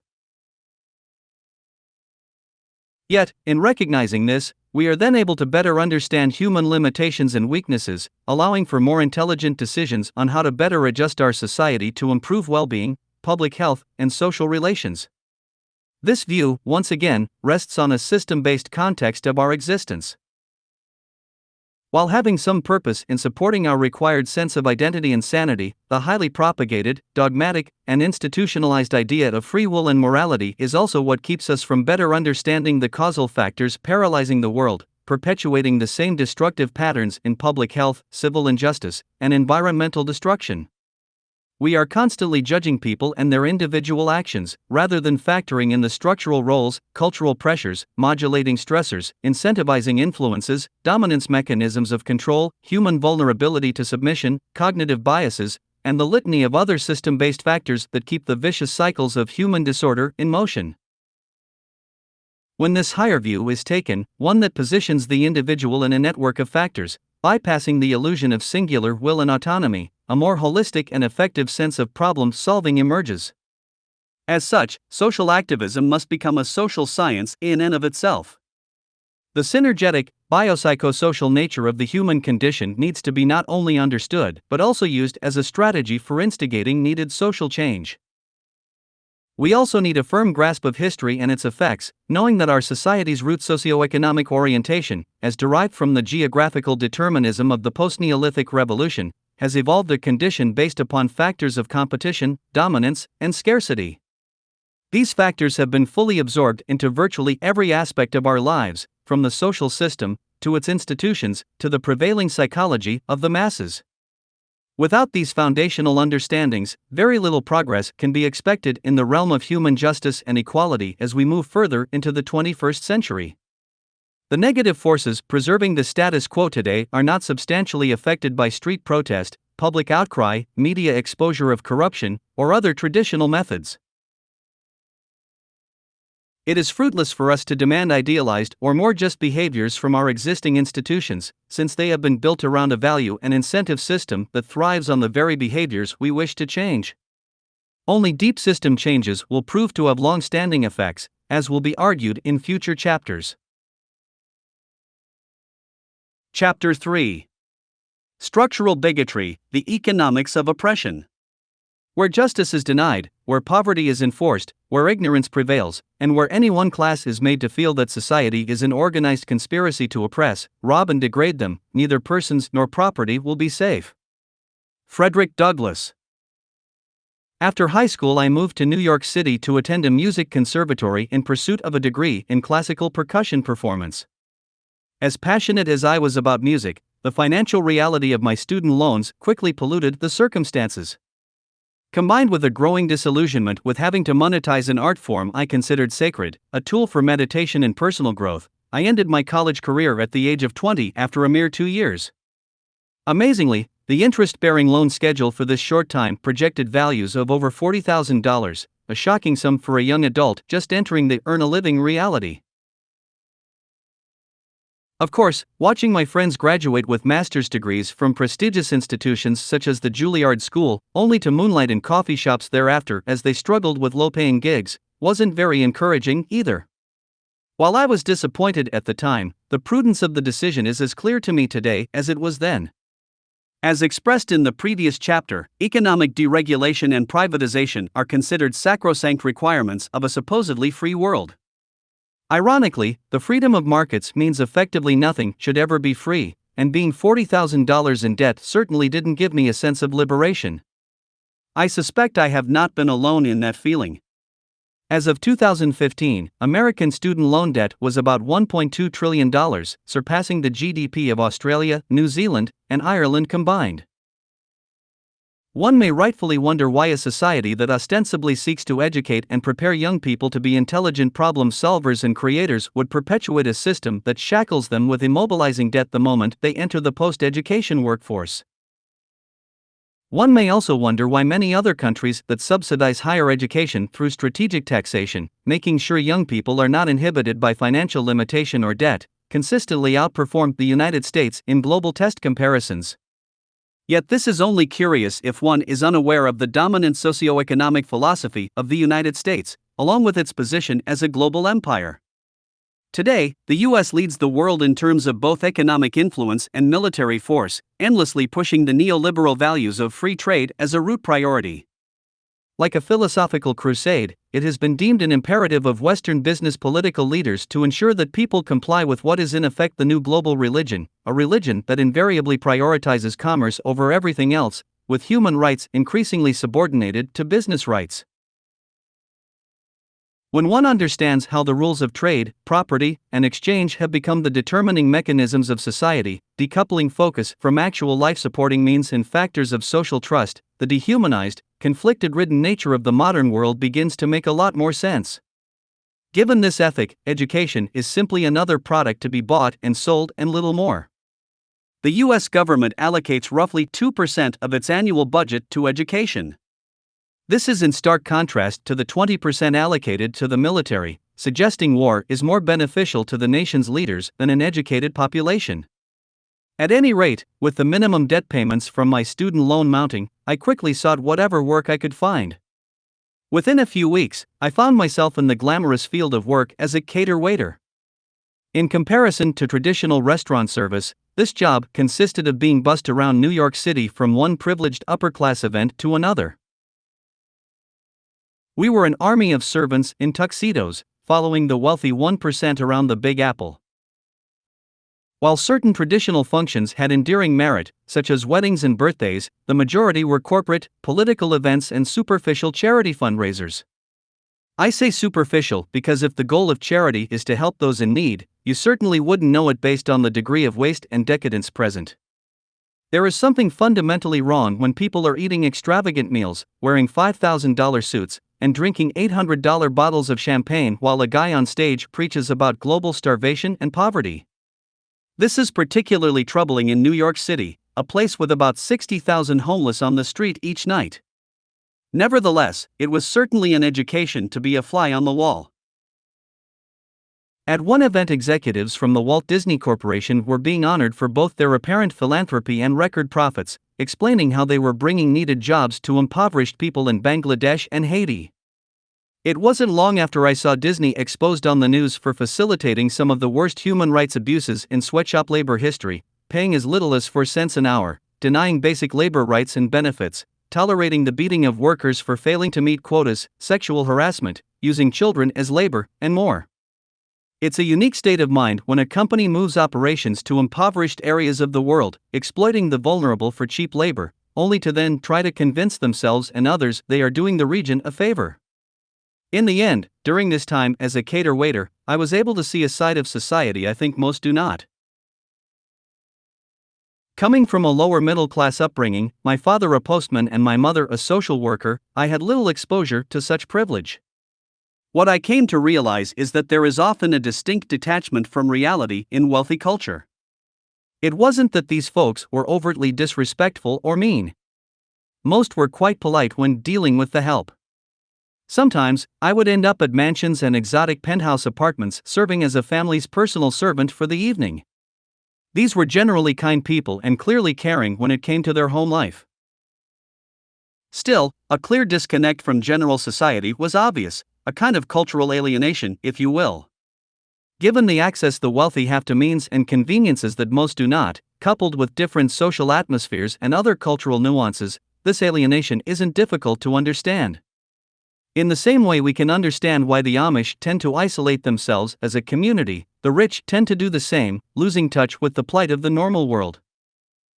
Rather than simply demonize the wealthy, it is important that we realize they are victims of circumstance and groomed into their characteristic worldviews and behaviors by larger order forces like everyone else. They are only partially responsible for their actions, as expressed in this chapter. This fact is important, for viewing society through this system-oriented lens is needed to better understand the true nature of class conflict. It is also needed to establish a new level of compassion toward others. There is little value in group versus group thinking, as the real problem is not the nature of any group but how that group manifested its values and biases to begin with. I view those whose values and worldview are distorted by power and wealth as little different from those suffering from any other biopsychosocial derangement of culture. In the same way that we can expect certain social preconditions to lead to problematic outcomes within the lower class such as street gangs, crime, and violence, similar sociological processes all too often lead the rich to develop selfish, apathetic, and power-hungry behaviors. Social psychology. As F. Scott Fitzgerald cogently wrote, "Let me tell you about the very rich. They are different from you and me, they think, deep in their hearts, that they are better than we are because we had to discover the compensations and refuges of life for ourselves. Even when they enter deep into our world or sink below us, they still think that they are better than we are.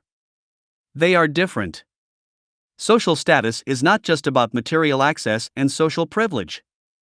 Our sense of rank has a deep impact on our self-identity. It doesn't have to be money that creates the difference, but in the world today this is by far the most defining cultural modulator. And the unsettling truth is that there are, on average, pronounced psychological differences between upper and lower classes. Confidence and self-esteem is an example. As was touched upon in the preceding chapter with respect to in-group/out-group associations, our social nature is a feedback system and how we perceive ourselves is inexplicably linked to others.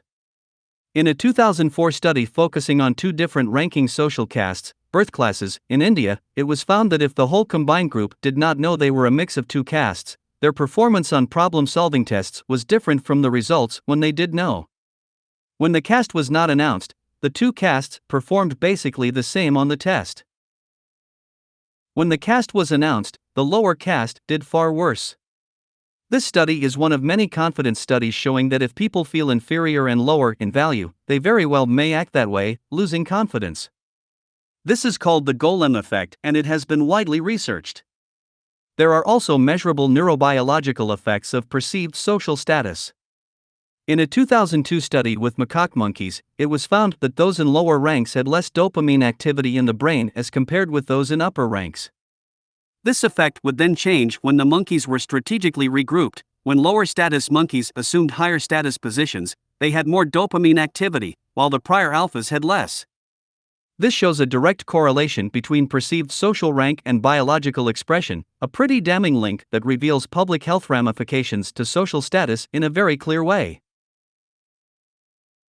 Reduced dopamine activity can lead to serious psychological and emotional effects, including depression, loss of motivation, anxiety, attention problems, and other problems. What such studies also highlight is how psychological traits can be consequential to a social condition, as opposed to determinant. In other words, when people see the confidence, will, motivation, apparent intelligence, and other virtuous traits celebrated as characteristic of the rich and successful, superficial reasoning suggests that they gained their financial success owing to those traits. While that may be true at times, the biopsychosocial reality is that those traits also arise from the mere privilege of simply being in a high-class, respected, and rewarded position to begin with. Hence, one's sense of status can become a self-fulfilling prophecy. Perhaps more troubling are differences in empathy and compassion between upper and lower classes. A 2010 study found that higher-class individuals actually had a more difficult time recognizing emotions in others.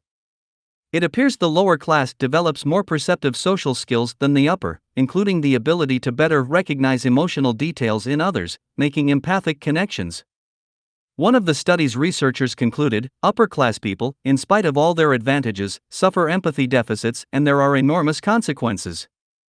Likewise, numerous studies examining differences in compassion suggest that the more one's bank account increases, the less compassionate he or she becomes.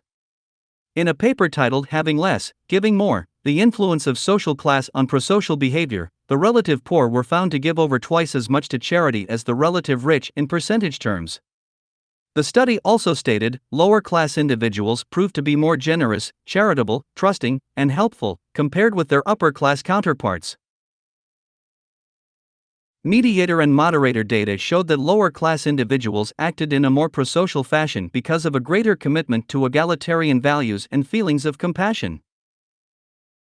A similar study by the Chronicle of Philanthropy showed that households earning between $50,000 and $75,000 a year give an average of 7.6% of their discretionary income to charity, while those making more than $100,000 gave only 4.2%. In some of the wealthiest neighborhoods with the largest share of people making in excess of $200,000 a year, the average giving rate was only 2.8%.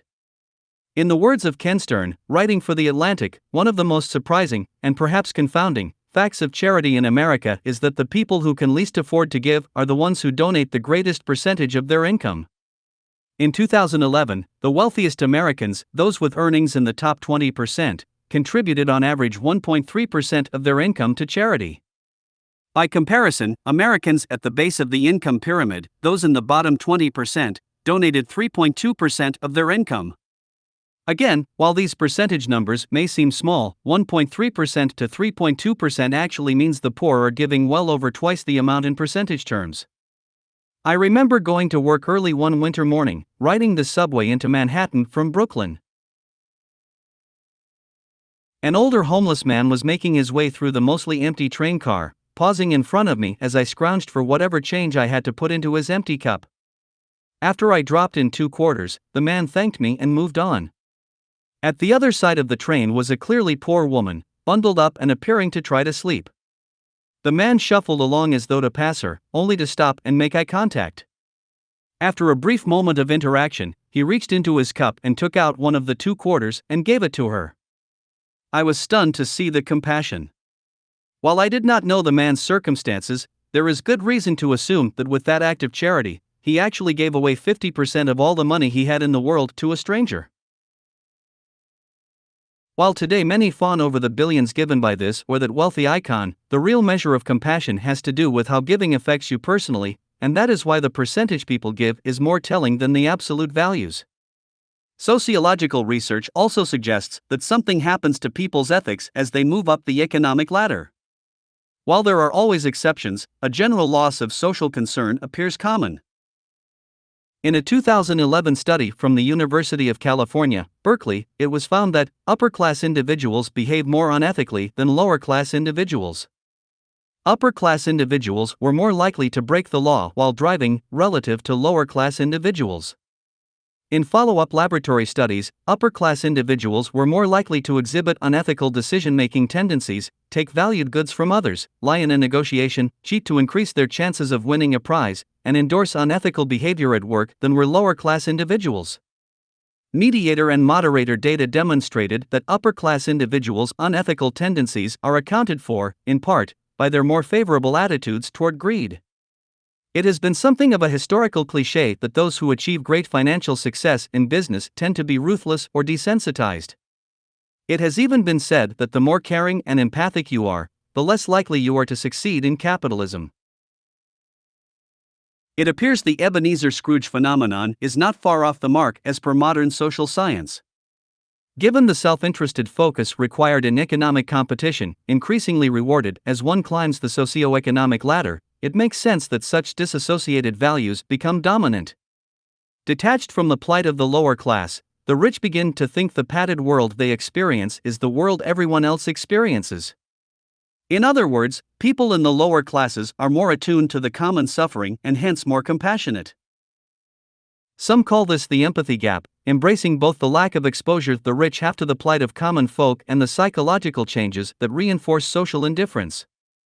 Needless to say, it doesn't bode well for general society when those of great wealth and resulting power tend to have a propensity to be indifferent and apathetic. Another feature of this phenomenon is the relationship between the degree of apathy and selfishness and the prevailing socio-economic climate. The United States is a unique case for observing this, given its status as a kind of forbidden experiment in class extremity and material culture. During the Great Recession, it was found that those who made more than $200,000 a year donated 5% less than in prior years, while those who made $25,000 or less a year actually increased giving by 17%. The proceedings of the National Academy of Sciences found that as income inequality increases, the wealthy tend to give less. The research suggests that elite wealth concentration tends to lead to the belief that one is more important and deserving than others and that resources rightly belong to them in an increased sense of entitlement. This tendency has also been verified by an extensive lab study led by psychologist Paul Piff, who found that in a rigged game of Monopoly, with one player given more turns, more initial money, and every advantage ensuring an inevitable win, those winning subjects actually acted as though it was their cunning and smarts that led to the outcome when interviewed afterward. This finding has a clear parallel with the real world, where the social system, as will be further discussed in this chapter, provides great structural advantages to a small minority. People simply want to believe they are getting what they deserve, ignoring the unearned advantages they happen to have over others. Put bluntly by Piff, while having money doesn't necessarily make anybody anything, the rich are way more likely to prioritize their own self-interests above the interests of other people. It makes them more likely to exhibit characteristics that we would stereotypically associate with, say, assholes. There is also a correlation found between wealth status and what charitable causes donated money goes to. Unsurprisingly, the rich tend to give to elite schools, museums, symphonies, and other more tasteful interests on average, bypassing social welfare programs such as homelessness or poverty. In 2012, not one of the top 50 individual charitable gifts went to a social service organization or to a charity that principally serves the poor and the dispossessed. While it is true that in monetary terms the upper class gives more than the lower, even though substantially less in percentage terms, the fact that their focus tends to avoid core social welfare interests, favoring more luxury interests such as higher education, arts, and research, is certainly troubling. It isn't that those interests are not important, but with almost 1 billion people failing to meet basic daily nutritional requirements, we need to question the sense of priority. Philanthropy. It is interesting how the term philanthropy, defined as the desire to promote the welfare of others, has become associated almost exclusively with the wealthy, a badge worn to show how they give back to the community. Yet, rarely is the question of why there is the need to give back considered from the standpoint of market dynamics itself. While there is indeed growing global concern about increasing inequality, existing poverty, and so on, little real effort is being made to counter the problem from the standpoint of altering the social structure to correct what are clearly systemic problems inherent in our society. In fact, philanthropy appears to be the only practice to redistribute wealth that isn't met head-on with great disdain by the prevailing intelligentsia, especially in America. Even quite basic traditional platforms, such as increased taxation of the rich, are routinely met with contempt by gatekeepers of the capitalist religion.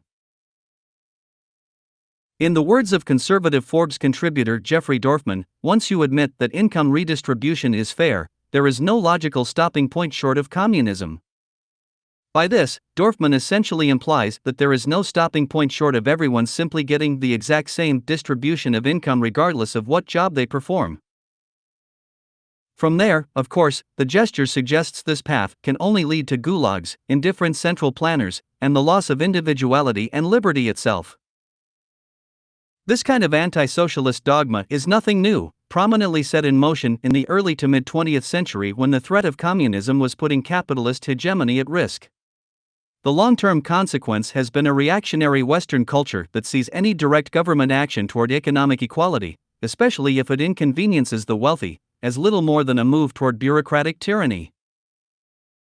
Not only does this bias vindicate the idea of philanthropy as the only acceptable solution to inequality and its consequences, but it also ignores the simple fact that the market economy is a process of wealth redistribution in and of itself. That is what the market does. It redistributes, literally, existing wealth and materials, whether raw, produced, recycled, financial, intellectual, or otherwise. As such, market dynamics cannot be merely assumed to be untouchable simply because its mechanics are seen as an objective process. In other words, it is deemed sacrilegious to impose equality targeting taxation since the market faith rests on the invisible hand of the market god to make everything okay.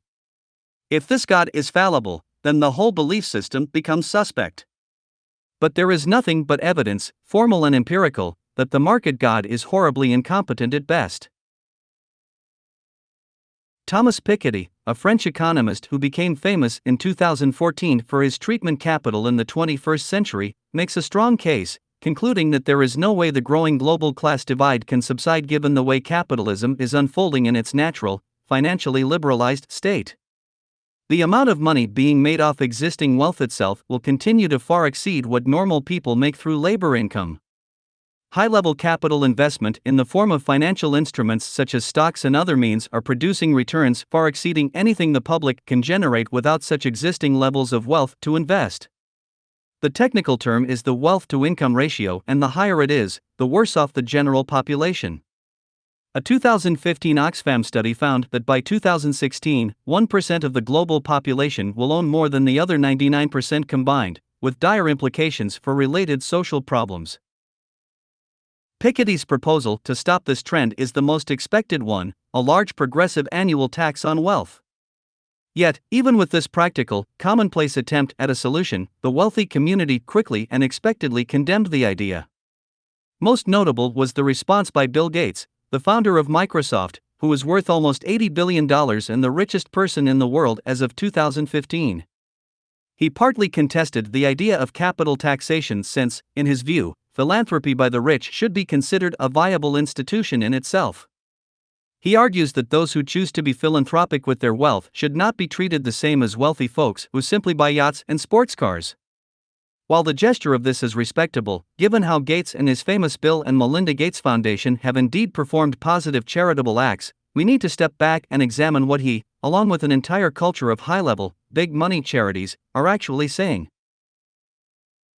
Naturally, the main focus of society should be to solve problems directly, addressing root origins.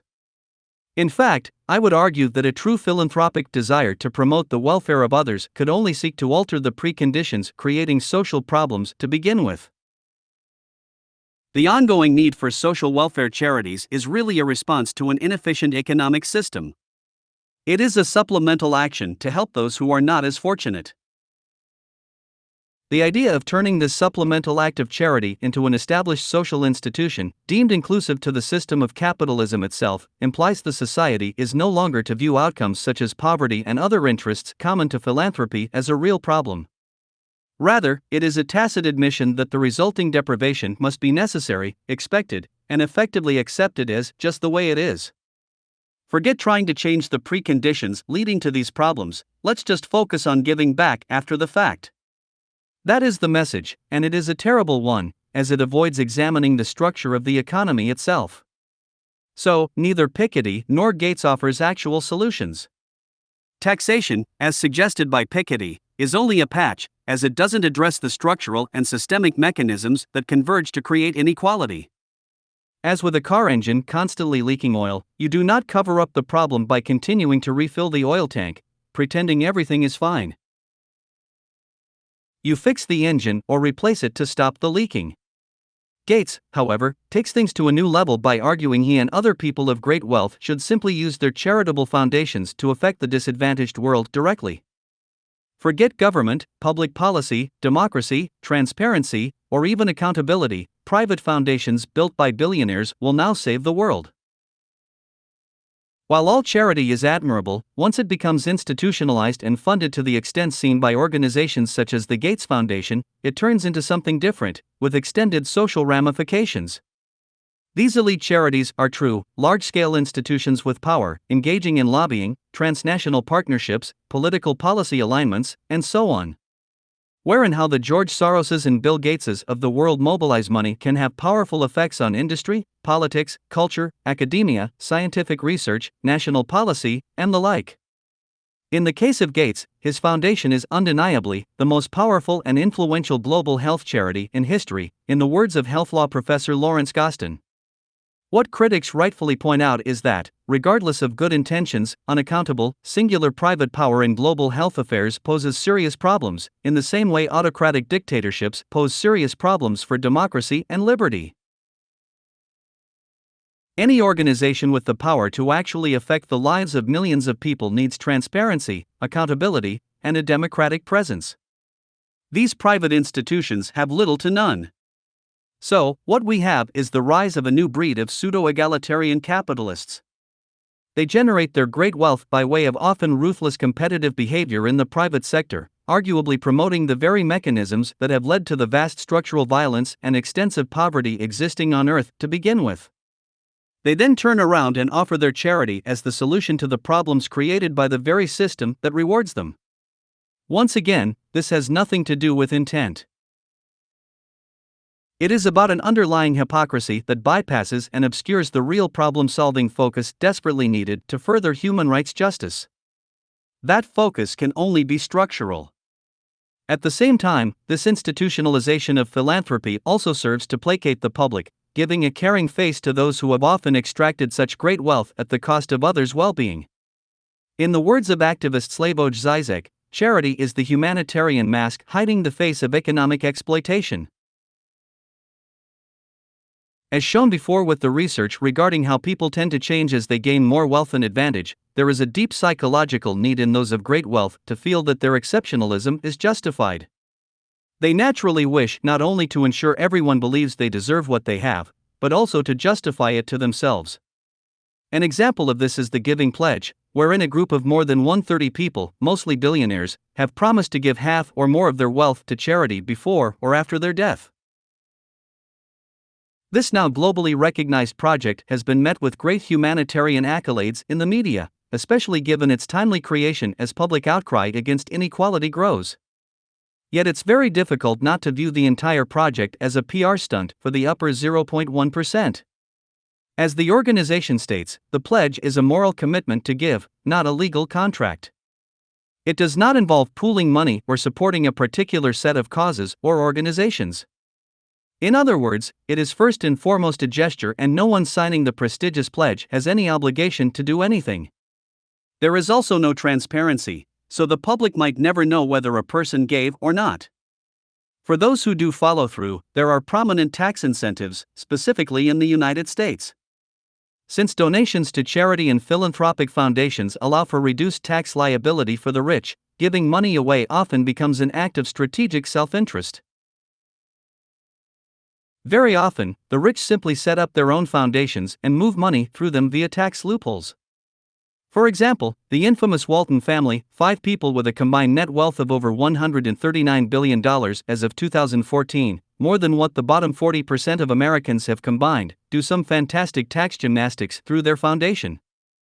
An independent audit of the Walton Family Foundation found that not only did only 0.04% of its wealth make it to charity in its generation's lifetime, but it also stated, the Walmart heirs have built one of the largest and most powerful private foundations in the country, at almost no cost to themselves. In addition, the Waltons are exploiting complex loopholes in the tax code in order to avoid billions of dollars in estate taxes by funding their foundation with special trusts. Estate taxes are interesting as they relate to the rich only. In the US, when people with more than $5.43 million die, the tax is 40% as of 2015.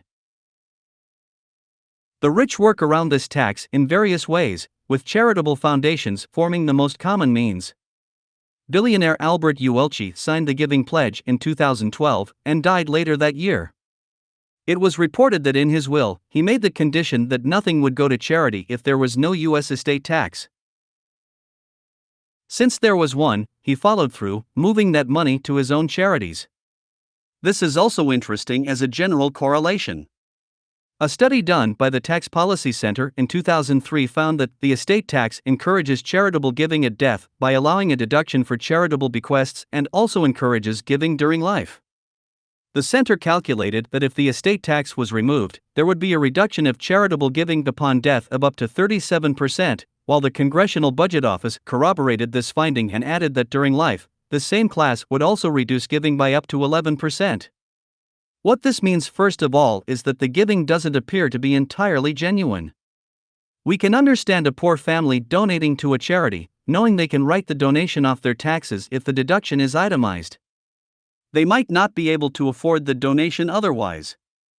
The wealthy have no such excuse, and sociologically, that is quite interesting. What they are really doing is bypassing state funding in favor of their own interests. Moving money to charity foundations, effectively consolidating wealth in the hands of private interests rather than government, is a logical method to better keep things in the club of private business power.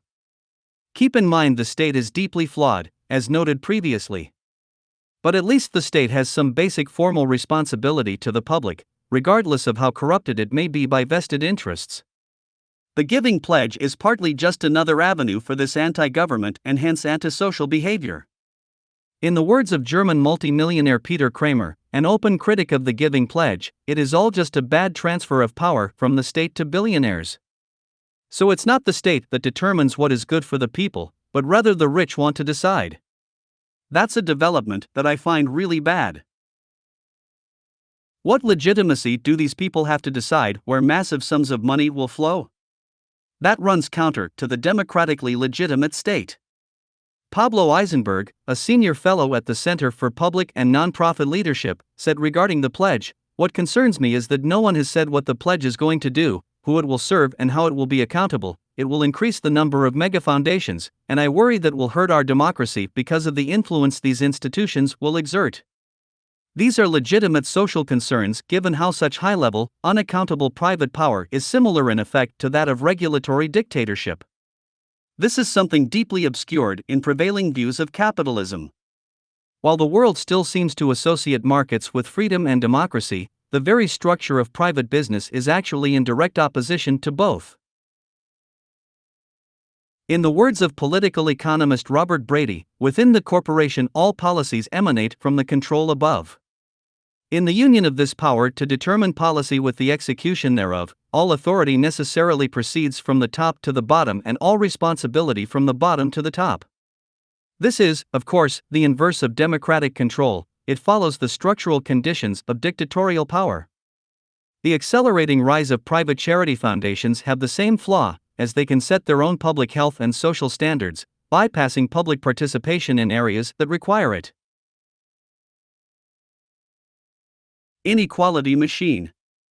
As expressed, the socioeconomic system produces predictable outcomes in social psychology, and better understanding the characteristics of the upper class is specifically important. After all, it is this class that indisputably dominates social affairs. Again, this has nothing to do with deliberate conspiracy or the like.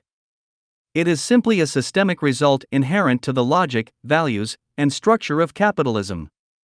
The sense of superiority naturally cultivated by the upper class, coupled with measurable losses of empathy, compassion, and ethics, makes the condition of modern power highly troublesome. The more people become rewarded by market economics, the more they tend to identify with the market, assuming its integrity. Hence, the rewarded wealthy are naturally the last to be critical of the very system that allowed for their flourishing, and they are certainly hesitant to change it. Such is the historical nature of class conflict itself. Yet it goes deeper than elitist behavior or general policy administration. Mechanisms of social oppression come in many complex forms, some of which are built directly into the architecture of the social system, something referred to as structural bigotry. Building upon the idea of Stokely Carmichael's institutional racism, structural bigotry recognizes mechanisms in the social structure that create and reinforce social oppression indirectly. Unlike the aforementioned personality distortions and system loyalties of the upper class, guiding biased behavior almost subconsciously, these indirect mechanisms tend to go unnoticed. At least bad decisions and policies of biased politicians or corporate leaders can be exposed and, ideally, corrected within the realm of political or legal action. However, these more indirect mechanisms tend to go unnoticed or misunderstood. By indirect, I mean they are engaged in a procedural way, without deliberate intent to cause harm.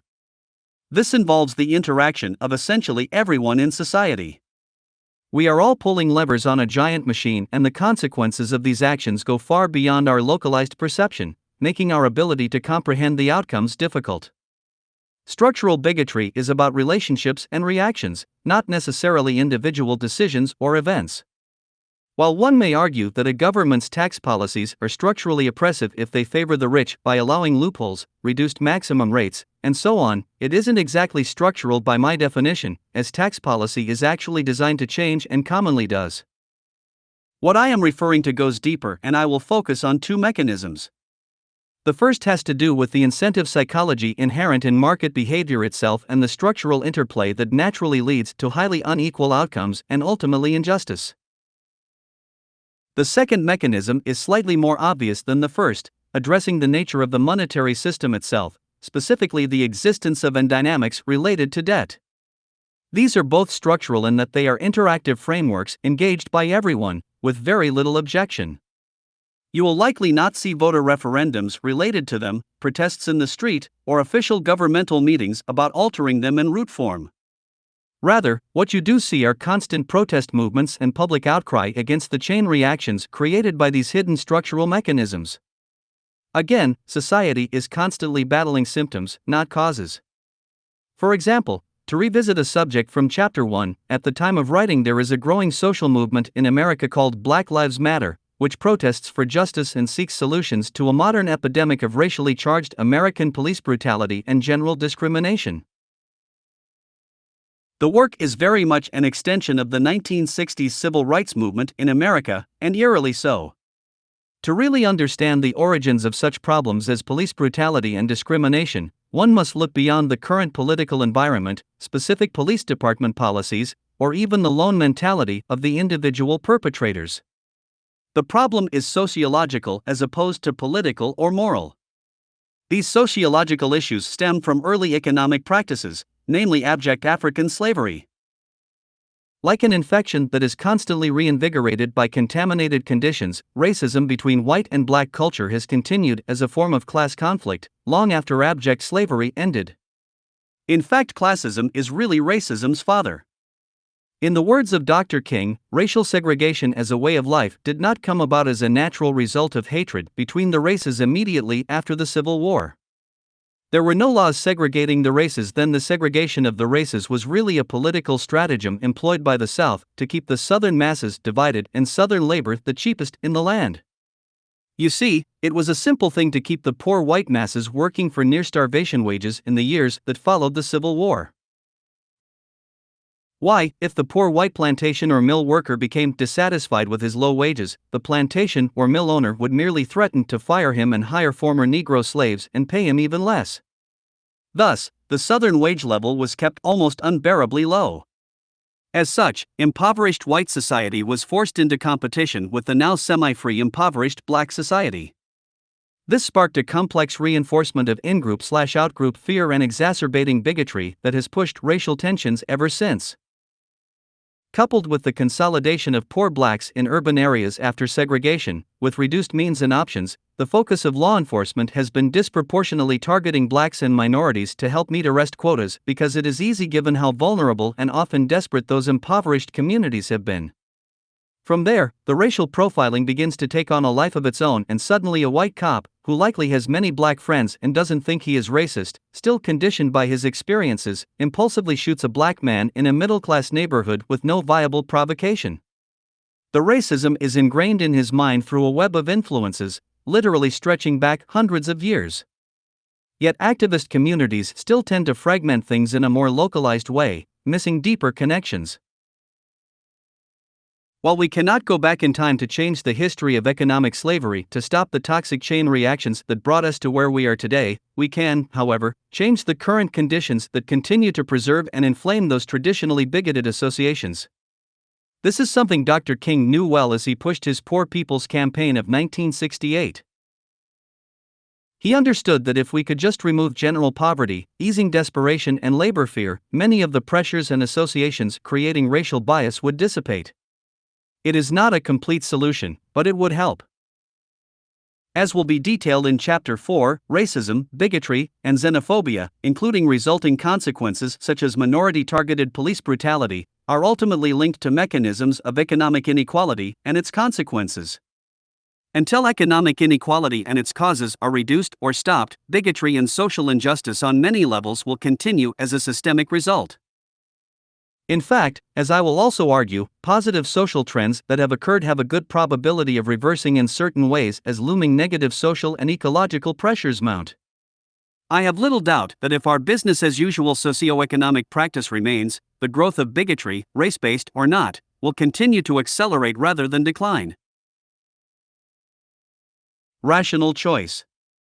Now, the first class-dividing structural mechanism to discuss has to do with the inherent gaming logic or so-called rational behavior demanded of the market economy to ensure survival.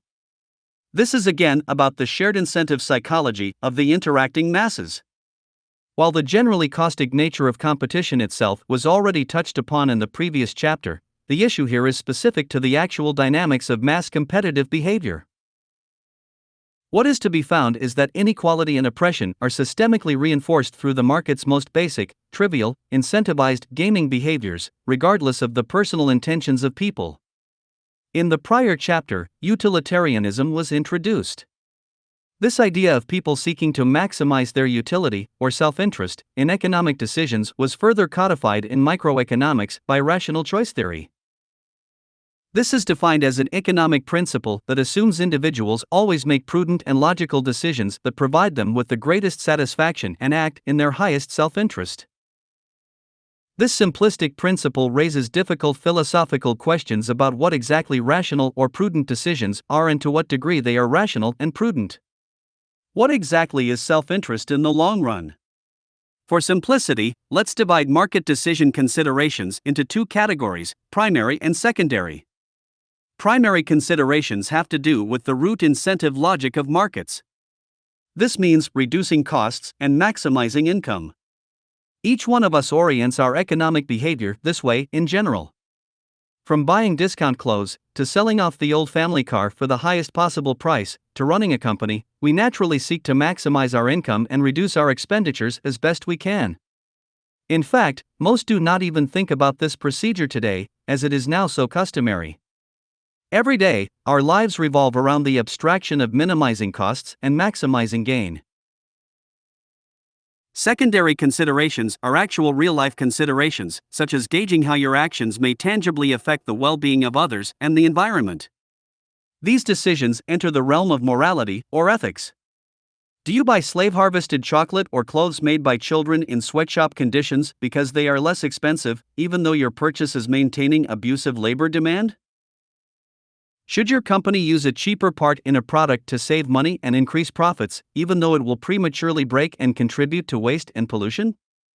Should your company maximize the price of a scarce resource in a poor region to ensure optimized profits, even though it may further impoverish the locals? Primary considerations are abstract considerations, made irrespective of real-world conditions. They are morally or ethically life-blind, which is why secondary considerations are needed. For example, a company could dump toxic waste into a local water supply to save money on disposal, while also cornering their market through cartel power to sell their product at many times the market value, exploiting consumer vulnerability. While considered unethical, the logic is in perfect accord with primary market rationalization.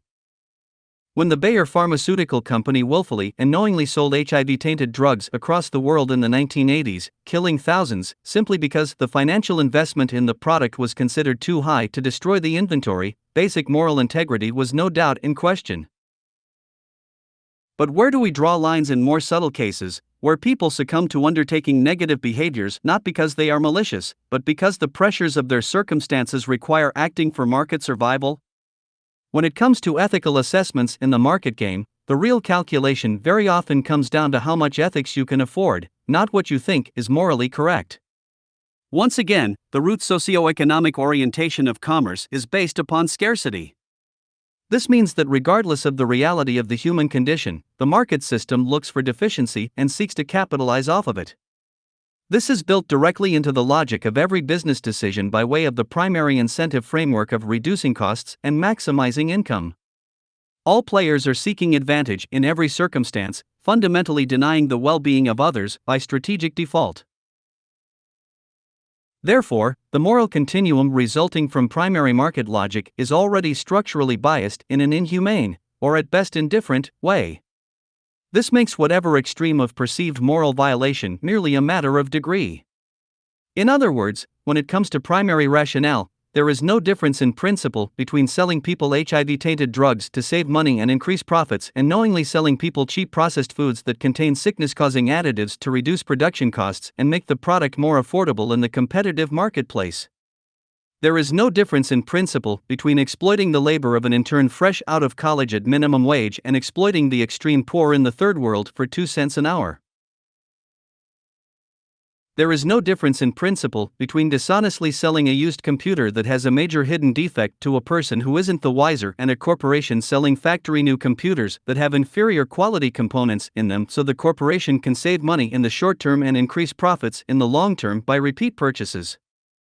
In a system fundamentally based upon the exploitation of economic circumstances, morality becomes one massive gray area along a continuum of general social indifference. That understood, let's now extend this primary rationale from individual actions to interactive or systemic actions. In other words, instead of thinking about one person making such decisions, let's consider many people making them, interacting and competing with one another, as is the case in reality. Related to the equilibrium ideal behind Adam Smith's invisible hand, mass interaction based on primary market logic results is what can be called competitive self-regulation. Competitive self-regulation is about the dynamic of multiple, interactive parties in trade, producing mutually affecting systemic outcomes. It can be considered a sub-mechanism of market self-regulation, focusing specifically on competitive dynamics between agents. A simplified example is a store owner who buys goods wholesale and sells them retail. The prices he ends up selling his goods for are not randomly decided at whim. They are semi-determined based upon market factors, such as the cost of inventory and the prices set by his competitors. This economic interaction helps determine the market price of his goods, based upon competitive self-regulation. This was already touched upon in Chapter 2. However, determining prices is just one of many consequential outcomes of competitive self-regulation. Returning to the foundation of systems theory from Chapter 1, by definition systems produce consequences undetermined by the sum of their parts. The dynamics of competitive self-regulation are what link and turn individual human actions into collectively generated system-level outcomes. And these outcomes can arise with no direct intention on the part of the players. Again, this is very important to understand, as our world has been obsessed with ethical arguments to improve things, missing the system-level outcomes that have little to do with an individual's moral compass. The specific outcomes I would like to focus on here can be categorized as negative externalities. An externality is generally defined as a consequence of economic activity that is experienced by unrelated third parties, positive or negative. A common negative example is pollution. Oil businesses that pump, refine, and distribute oil products factor in only their internal financial costs of operation, generally basing their prices only on supply and demand. If pollution occurs, the costs associated with that problem, such as cleanup, are usually not factored in. They are external costs, and they will need to be paid by someone. Yet, while from an economic standpoint external costs are to be measured in financial terms, these costs also far exceed something one could put a price tag on. In many cases, damage caused is irreversible, posing serious threats to entire ecosystems and to public health. And while certain industries or even specific companies can be sourced to certain problems, with legal actions taken to get them to change their behavior or cover costs, the deeper problems are those that cannot be easily linked to any single company or industry. They are system-level problems, and just about everyone is to blame to some extent for participating in the market economy itself. When we consider overall pollution, inequality, poverty, resource depletion, species extinction, loss of biodiversity, reductions in public health, civil conflict, behavioral violence, overall structural violence, and other pervasive social and ecological problems, we are looking at consequences not of one person, one institution, or one industry. We are looking at problems literally produced by market behavior itself, like an old combustion engine constantly spewing caustic exhaust. These problems are really categories of problems, with one externality triggering many others. For example, imagine a company that over the course of years pollutes a water source to save money on proper disposal. That polluted water is linked to a town's water supply, leading some people to get cancer, not knowing why. In one family, this pollution leads to the sickness and death of a father. Since the father was the breadwinner, the widow is now trying to afford to take care of 2 kids. This financial strain increases their debt, with the oldest child then unable to attend college, as he needs to help support the family, etc.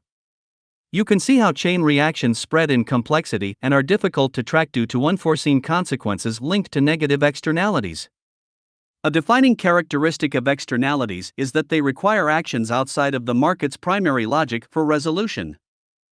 This is another reason why mainstream economists take such a positive view of charity. Since those who are homeless and poverty-stricken clearly have no money to buy things, charity is the only real option as a workaround. In fact, these system-level externalities explain why there are so many non-governmental organizations, NGOs, charities, activist groups, and non-profits in the world today. These groups are mostly trying to help clean up the constant mess the market leaves in its wake. In essence, these organizations represent the secondary considerations mentioned previously, trying to correct the real-world consequences constantly created by the primary ones. Unfortunately, as will be detailed, no matter what such groups do within the existing socio-economic system to help, problems resulting from these negative external forces will remain to one degree or another. Now the central point here is how these costs, both financial and in terms of real public health, unequivocally hurt the lower class. As phrased concisely by Charles M. Kelly, author of Class War in America, negative externality is the fundamental reason we need regulations for every aspect of corporate activity that impacts the environment. However, the same thing can be said about all other corporate behaviors that transfer what should be their own costs onto workers, the economy, the taxpayers, or the community. The socialization of external costs from big business to the general public happens through taxation or subsidization and systemic servicing. By systemic servicing, I mean each related consequence has to be dealt with on a per-case basis, connected to a complex chain reaction, such as the example above with the father getting cancer. There is the financial cost of cleaning up the water source, medically treating the cancer, possible government income subsidization to help the family after the father's death, etc. These are difficult costs to track as they blend into the normal, everyday world of problems. However, they are not normal, and the literal costs of these externalities reach into the many trillions each year. For example, a 2015 economic report by the International Monetary Fund put the external costs of fossil fuel alone at $5.3 trillion a year, 6.5% of global GDP. This report attempts to account for extended health and environmental costs associated with fossil fuel use both on the side of the producer and the consumer, but not factored into its price. The Economist stated, the fiscal implications are mammoth. At $5.3 trillion, energy subsidies exceed the estimated public health spending for the entire globe. Their general use of the term subsidies is not to be confused with direct government subsidizing of fossil fuels, which is about $500 billion a year. Rather, it is about the collective costs, including systemic servicing, that have to be paid in general, distributed across the population. More dramatically, in a 2013 report on behalf of the Economics of Ecosystems and Biodiversity (TEB) program sponsored by United Nations Environmental Program, it was found that, in effect, no major industries in the world could be considered profitable from the standpoint of external costs. In other words, if our core industries actually had to pay for fixing the external problems they create, they simply would not be profitable. The major profits gained are occurring without regard for the long-term destruction they are creating. How all this affects the poor disproportionately is twofold. The first is the direct financial burden. The direct tax subsidies come from public coffers that could be used to better help the poor, improve education, and expand other social welfare programs. While one can argue the lower prices obtained by subsidization help the poor as well, such that in some regions an increase of 25 cents per liter in fuel would reduce the purchasing power of a poor household by more than 5%, poor households actually account for only a small portion of total fuel use. The stark reality is that households with incomes in the top 20% get the majority of the financial benefits. At the same time, real-world public health and ecological problems fall predominantly upon the lower class. The most notable example is climate change, which is already affecting the poor across the world disproportionately. As Kermel Dervis of the United Nations Development Programme concluded, ultimately, climate change is a threat to humanity as a whole. But it is the poor, a constituency with no responsibility for the ecological debt we are running up, who face the immediate and most severe human costs. Water pollution, which is largely attributed to industrial behavior, has been estimated to account for 40% of all global deaths. This negative externality and its consequences targets the poor overwhelmingly. On both a global and domestic level, such as in the US, the well-to-do have the option to avoid polluted water supplies for consumption. The poor generally cannot afford such options and rely on basic infrastructure such as tap water or local reservoirs. These types of examples go on and on. The point being, while in the long run pollution and other externalities can affect everyone on Earth, they will engulf the poor and lower classes first and foremost.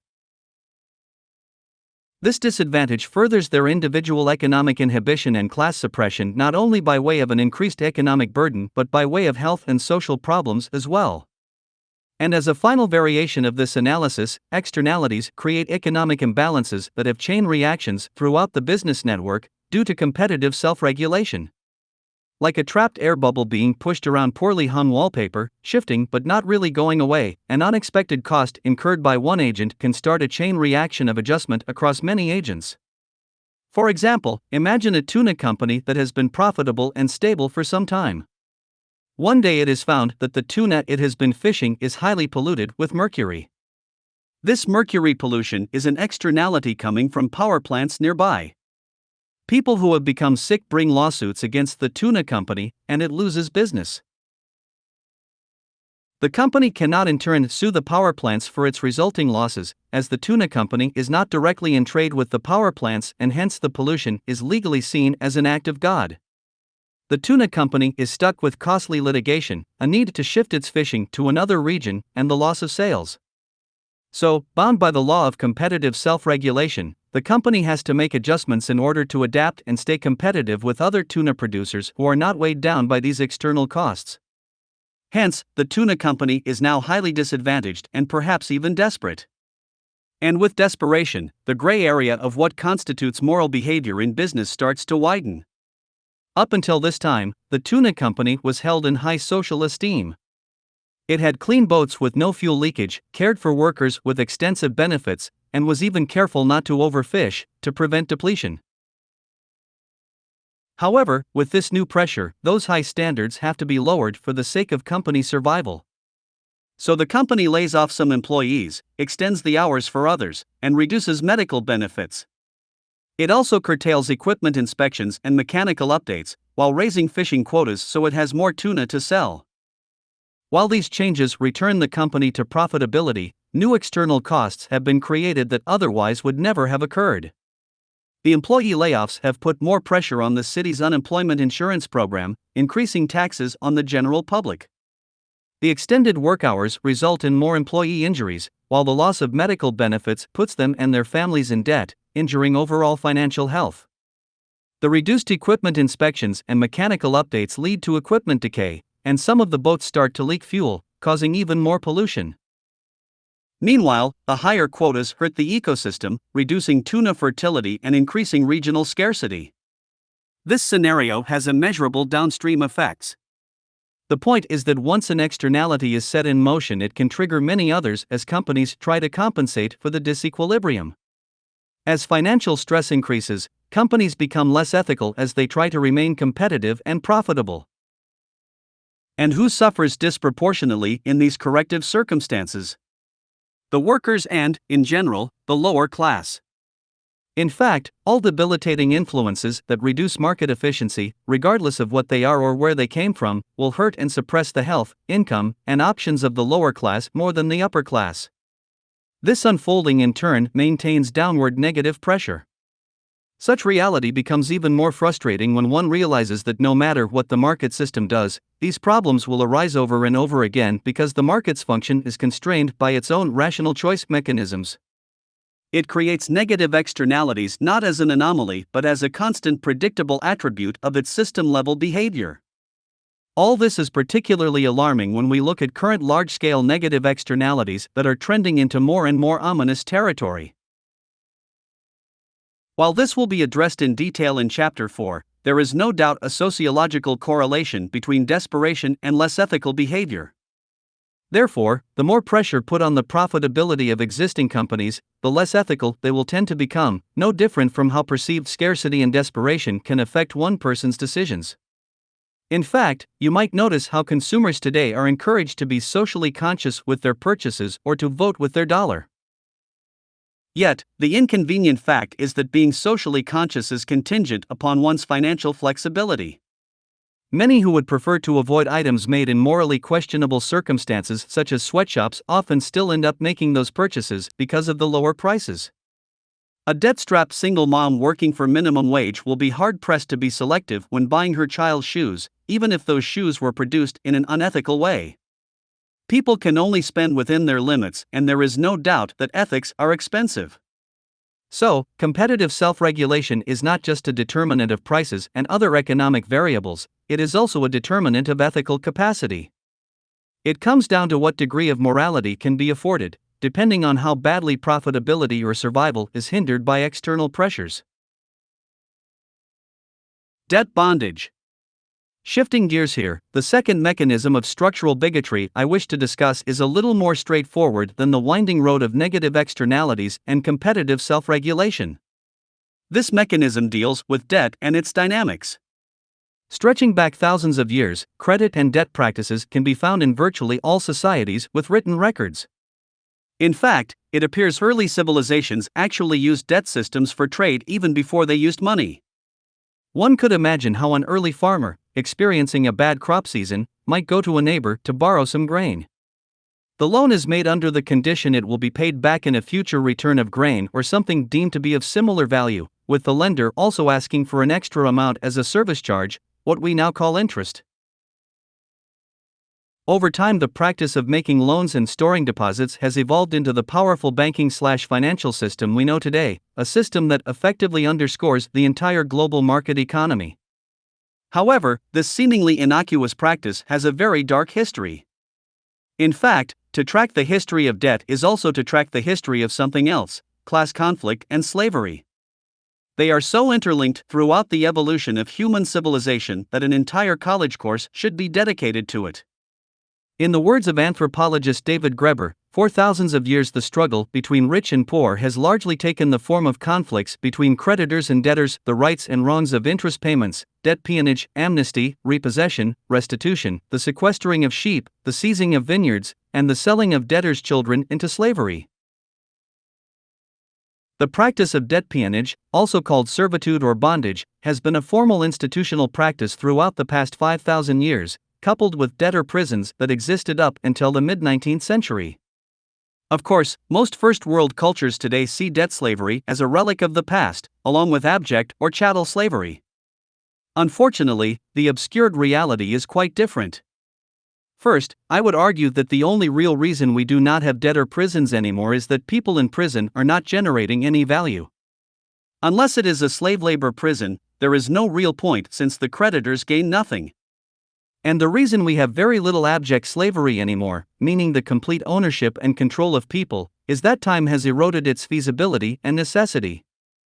During the post-Neolithic Malthusian trap, abject slavery became justified partly because labor and survival were highly arduous.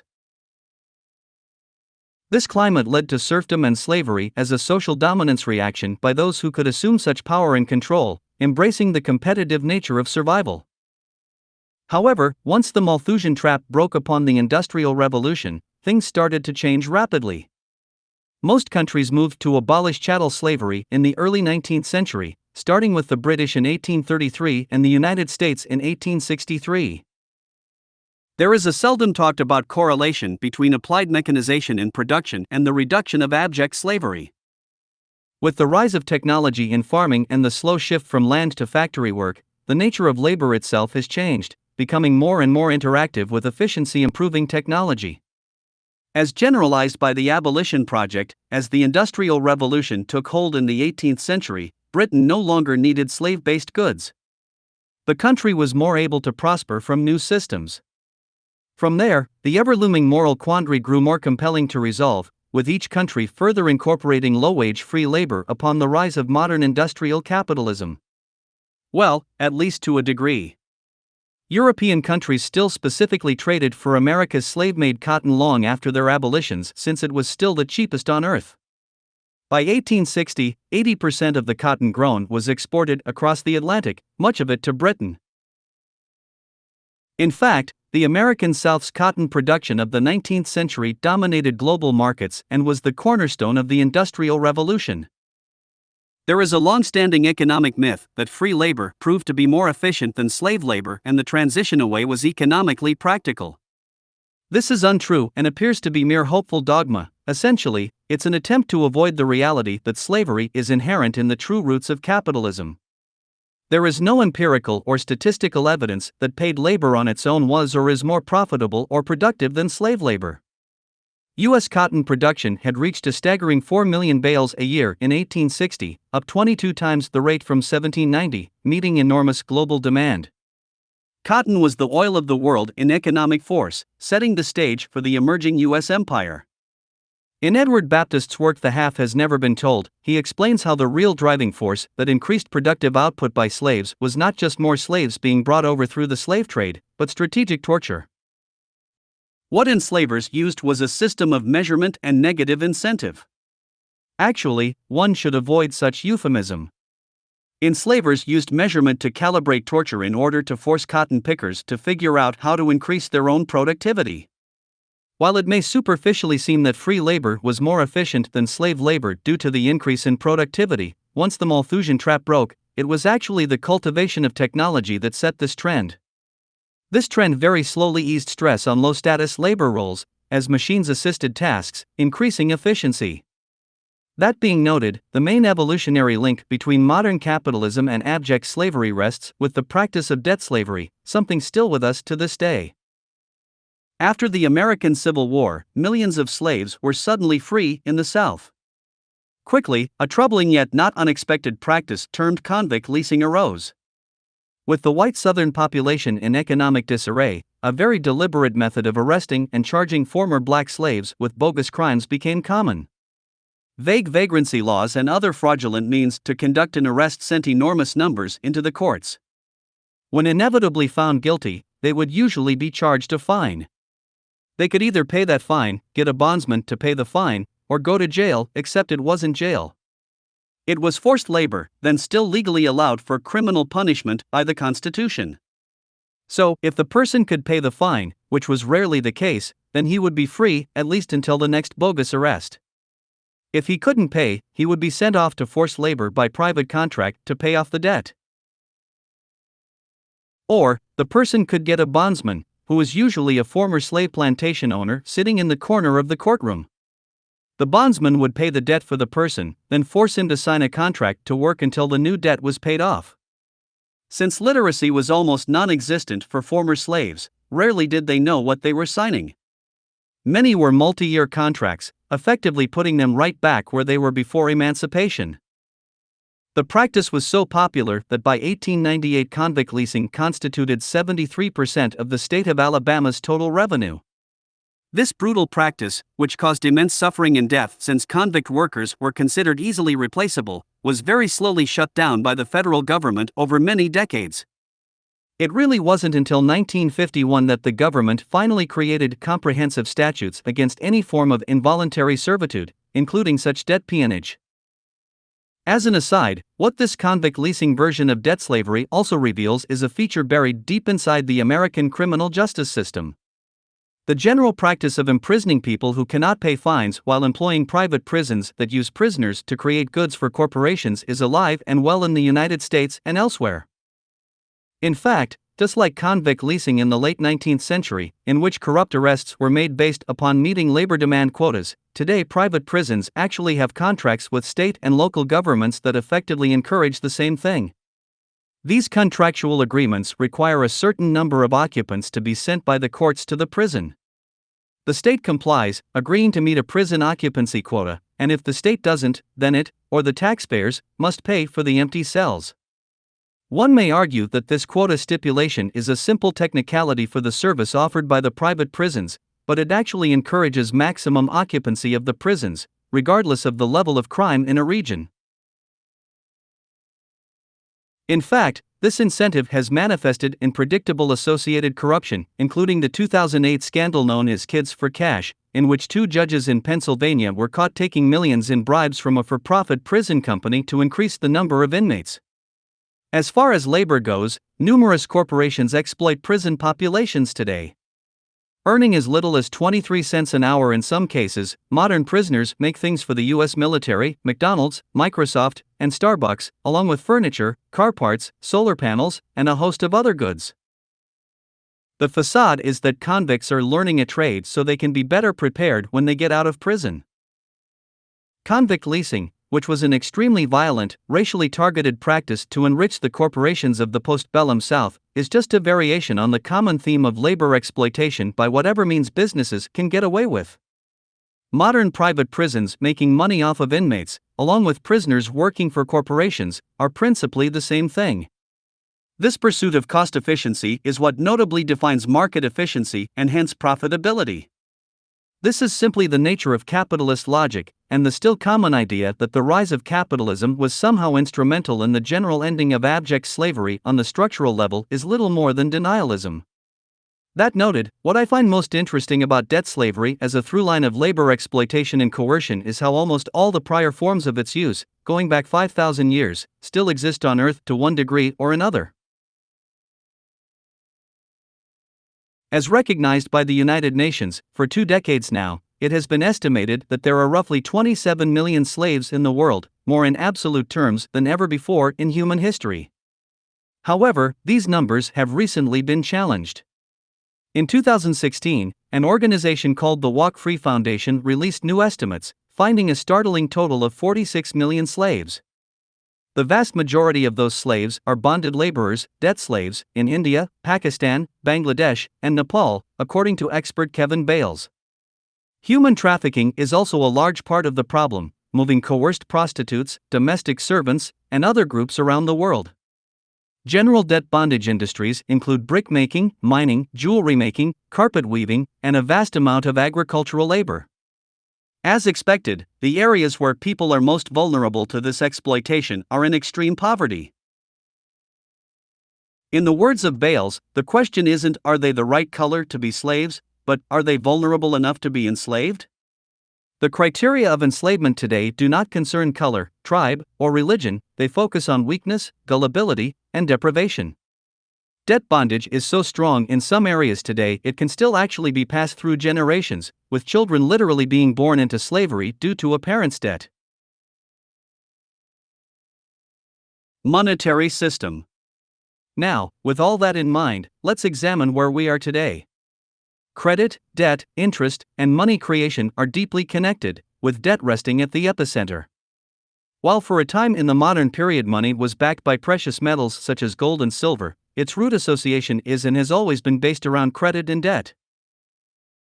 Today, this relationship is even more apparent, since quite literally money is brought into existence by a process of inventing debt at the exact same time. As odd as it may seem, virtually all money is created out of debt by banks extending credit or giving loans. If all the debts of the world were paid off, there would be no money in circulation. How does this occur? Allow me to oversimplify, starting with government. When a government needs money, it creates bonds. These bonds represent debt. It then exchanges these bonds with its central bank, an institution granted the ability to create money. Of course, governments can also sell the bonds to the general public and even foreign nations to raise money, but that doesn't actually create money, only banks can do that. Though considered investments, these bonds are really interest-bearing loans. If I buy a government bond for $1,000, I have actually loaned that amount to the government with the expectation that it will pay me back with interest accrued. Likewise, when the government sells bonds to its central bank, the central bank is technically loaning the newly created money, expecting interest payments. Bear in mind, both the government and the central bank are exchanging things invented out of thin air by essentially the transaction itself.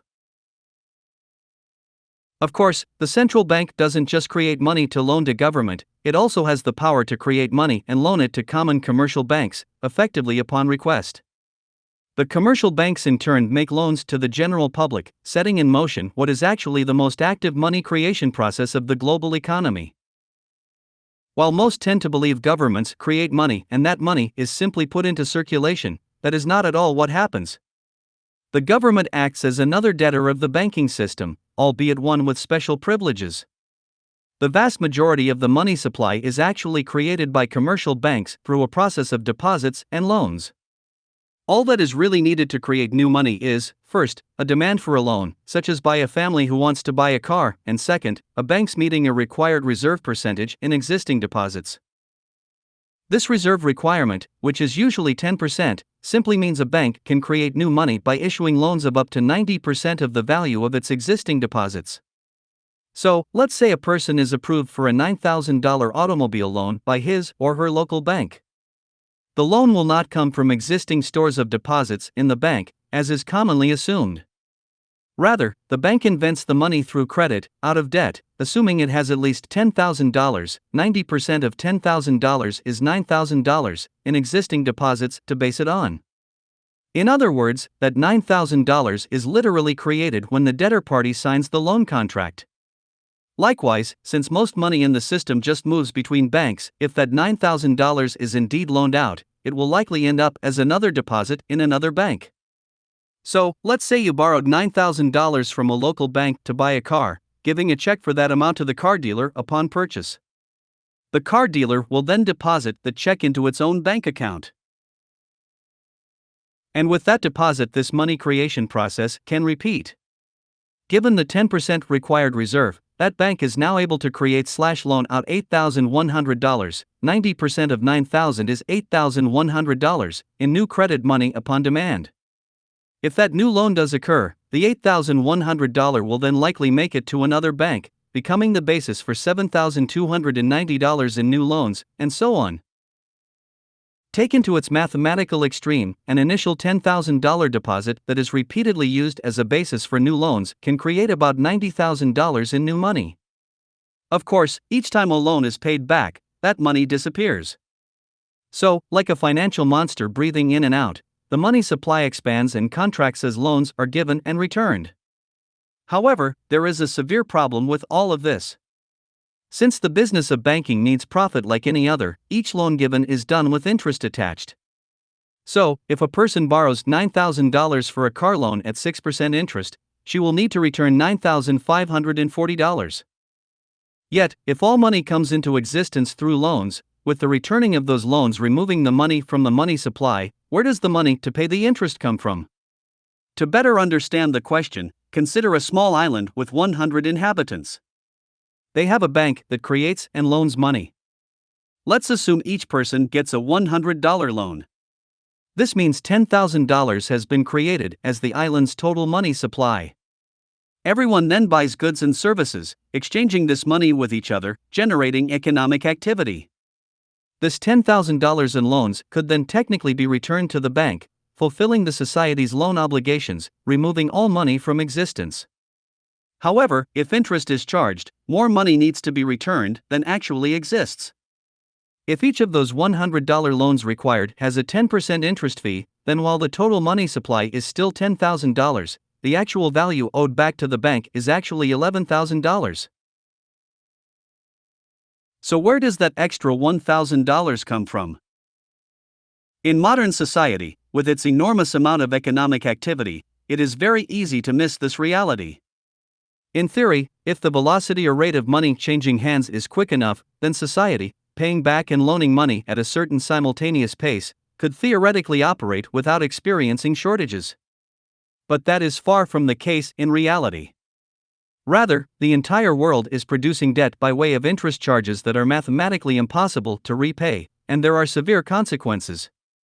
The proof of this is in plain sight.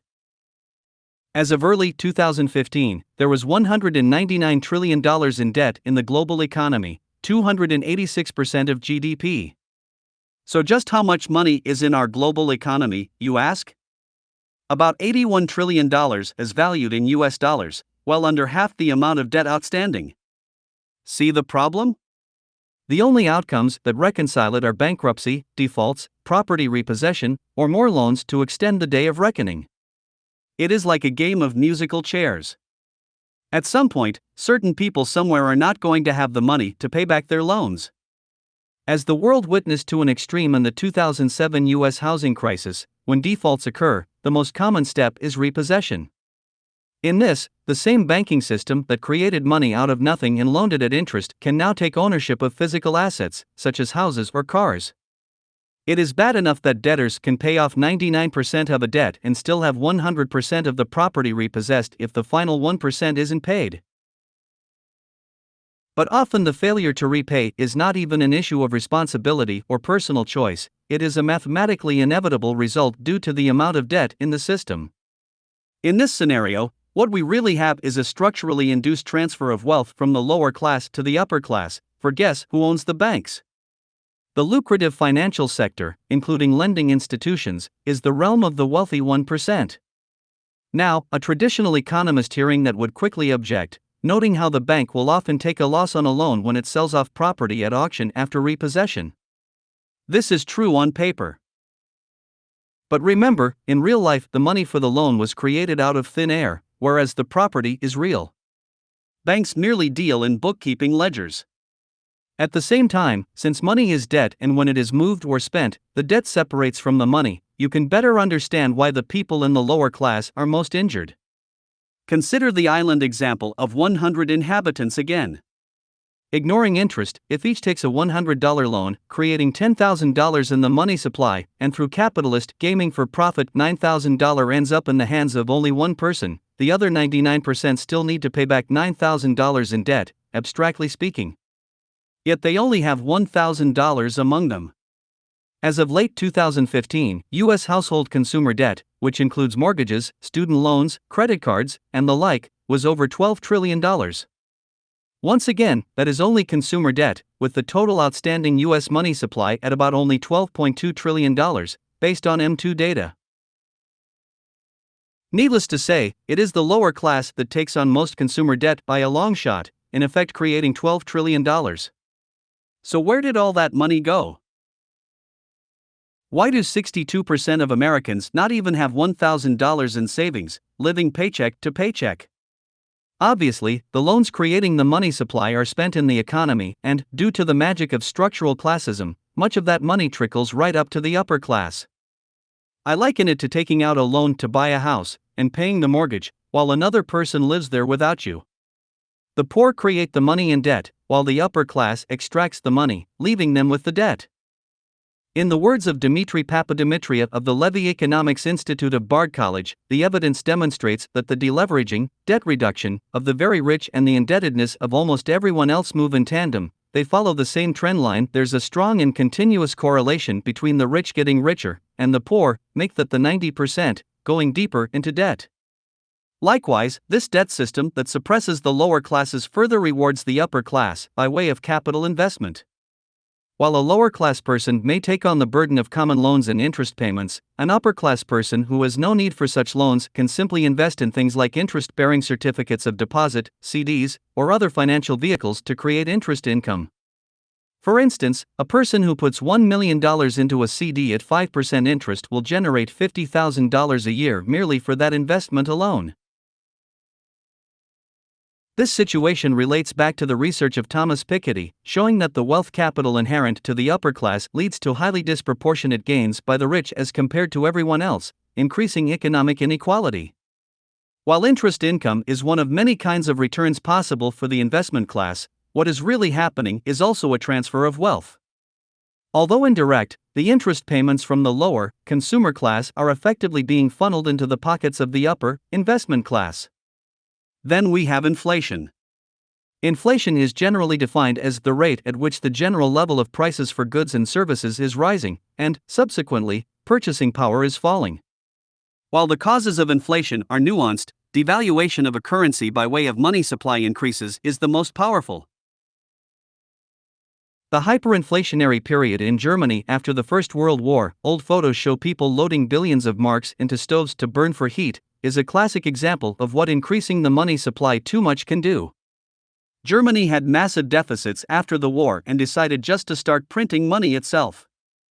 By 1923, it took 200 billion marks just to buy a loaf of bread.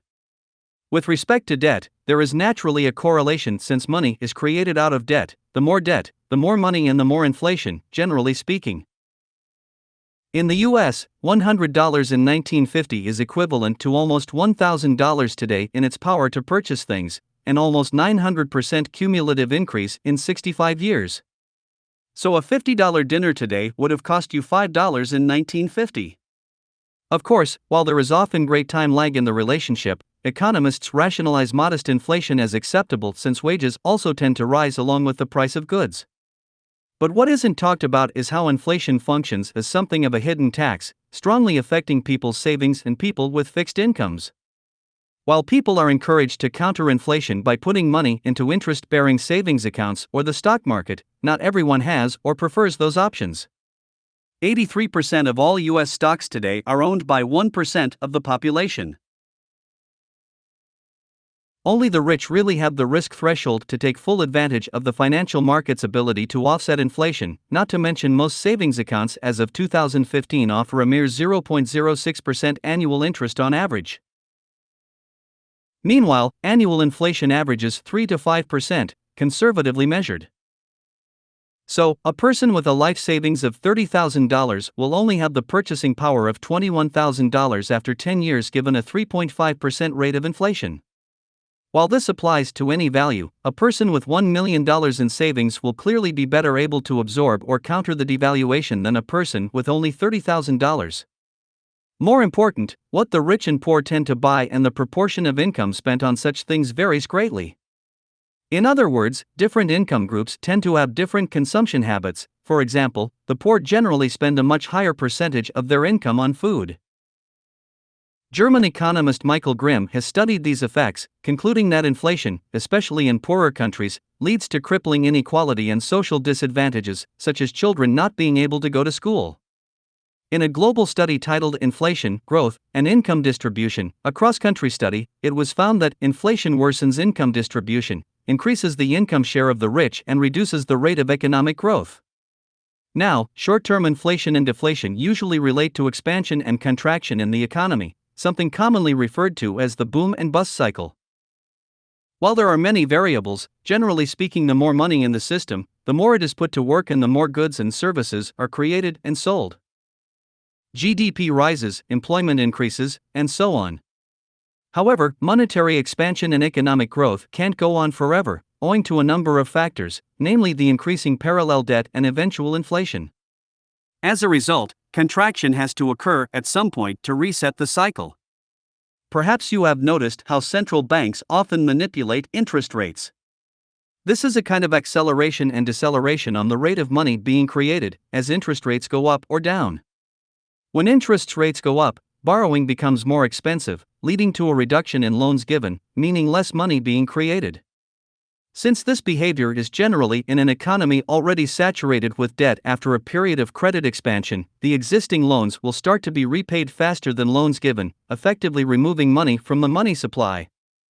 This means the debt that cannot be repaid is brought to the surface as the pool is drained.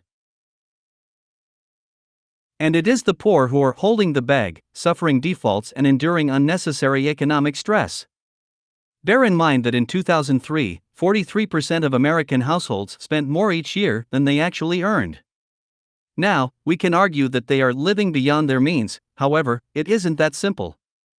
The debt burden of mortgages, student loans, and credit cards, supported by average paying jobs, often means that taking on more credit is the only option to keep up.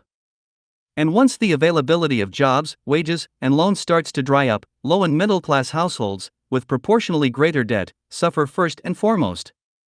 While considered natural to capitalism, this boom-bust process is a vehicle of class war, highly destructive to those who hold most of the debt in society. Likewise, in times of recession, values of many assets and businesses diminish, making them more affordable to the wealthy. Business consolidation is very common during these periods as vulnerable small businesses can be wiped out, then absorbed by larger ones for pennies on the dollar. Recessions also help tame labor rights and reduce union expectations, benefiting owners. The creation of increased unemployment naturally works in favor of the upper classes as it increases labor power surplus, consequently lowering wages. When you add these factors together, not to forget the debt default-driven redistributions of wealth, you find a powerful, largely hidden systemic mechanism that moves wealth from the lower to the upper class, periodically over time. The 2007 Great Recession, while extreme, is an excellent example of it all. In the US, a massive housing bubble was in play prior, peaking around 2006. Bubbles are characteristic of monetary expansion/economic growth and represent concentrated capital accumulation usually confined to one sector of the economy. Before the housing market bubble, we had the dot-com bubble, which crashed in 2000. After the dot-com bubble, the U.S. central bank primed the pump by expanding credit, freeing money for more speculation. The housing bubble was also fueled by profit-seeking banks pushing risky loans. Many of these loans went to poor families that likely wouldn't have secured the loans if not for bubble fever. Regardless, when the housing bubble finally popped, these highly vulnerable communities, which were effectively preyed upon more than usual by lenders, quickly defaulted as housing values tanked. And since the banks were at the same time and in large scale securitizing those mortgages, meaning turning them into financial assets to hedge and gamble with, these post-bubble defaults caused a complex chain reaction that spread across not only the US but also the world financial system. It was the largest economic downturn since the Great Depression. Since then, as of 2015, almost 7 million people have lost homes to foreclosure in the US alone. As an aside, the ratio of empty homes to homeless people is troubling to think about. In Europe, there are about 11 million empty homes and 4 million homeless, a ratio of just under 3 homes for every 1 homeless person, while in the US the ratio is 6 empty houses to 1 homeless person. In the UK alone, there are 10 empty houses for every homeless family. This is no doubt a clear indication of serious structural inefficiencies in the economic system. Beyond that, while unemployment has been a notable problem since the end of the Great Recession, with the real U.S. rate at about 10% as of 2015, wages have also declined. As reported by the National Employment Law Project, since the recession, most workers have failed to see improvements in their paychecks, taking into account cost of living increases since the recession officially ended in 2009. Wages have actually declined for most U.S. workers. The report added that the trend was only really accelerating, stating, "The declines in real wages since the Great Recession continue a decades-long trend of wage stagnation for workers in the United States." As far as related small U.S. business failures are concerned, between 2008 and 2010 alone 170,000 were destroyed, subsequently causing countless jobs losses. Of course, the wealthy took a hit too upon the collapse, and naturally so. The housing bubble had deep ties to Wall Street and the financial sector. From late 2007 until its official end in 2009, the top 1% of America saw its income drop about 36%, while average family income dropped by about 17%. However, that was just a transition phase. From 2009 to 2012, the 1% gained 31% while the 99% gained 0.4%. In effect, 1% captured 95% of the total wealth growth in the US recovery. In fact, if you track the ebb and flow of expansion and contractions, there is a common theme. The rich do lose with everyone else during recessions, usually a bit more in percentage terms, but once the boom starts again, the rich gain substantially more than everyone else, while pushing inequality higher. In 2012, the top 10% took 50% of all income, an amount unprecedented in US history. The moral of the story is that in the long run, recessions simply help the rich overall, and it has been that way for a long time. There may be upper class carnage with this or that mega failure, but that is minor compared to the enriching power of adjustment and monetary stimulus that sets the stage for expansion and disproportionate upper class wealth gain. And this brings us to quantitative easing, QE. When things get really bad, beyond the economic failures of the lower class, more is needed than common monetary expansion tactics through enticingly low interest rates. These methods include QE, an increasingly common practice of central banks. From 2008 to 2015, the U.S. Central Bank, called the Federal Reserve, bought bonds in order to inject almost $4 trillion into the troubled economy. With the bonds being bought from the holdings of financial institutions such as commercial banks, pension funds, and insurance companies, all that money was basically funneled right into Wall Street, not Main Street. While some trickle-down helped create jobs and expand the general economy, the profit gained by the existing rich has been substantial. In the words of economist Anthony Randazzo, QE is fundamentally a regressive redistribution program that has been boosting wealth for those already engaged in the financial sector or those who already own homes, but passing little along to the rest of the economy. It is a primary driver of income inequality. A report by the Bank of England stated that its QE program raised the value of stocks and bonds by 26%, or about $970 billion, with about 40% of those gains going to the richest 5% of British households. In fact, in 2013, Andrew Huszar, a former U.S. central bank employee, made a rather dramatic guilt-driven admission, as reported by the Wall Street Journal. He stated, "I can only say, I'm sorry, America. As a former Federal Reserve official, I was responsible for executing the centerpiece program of the Fed's first plunge into the bond-buying experiment known as quantitative easing. The central bank continues to spin QE as a tool for helping Main Street.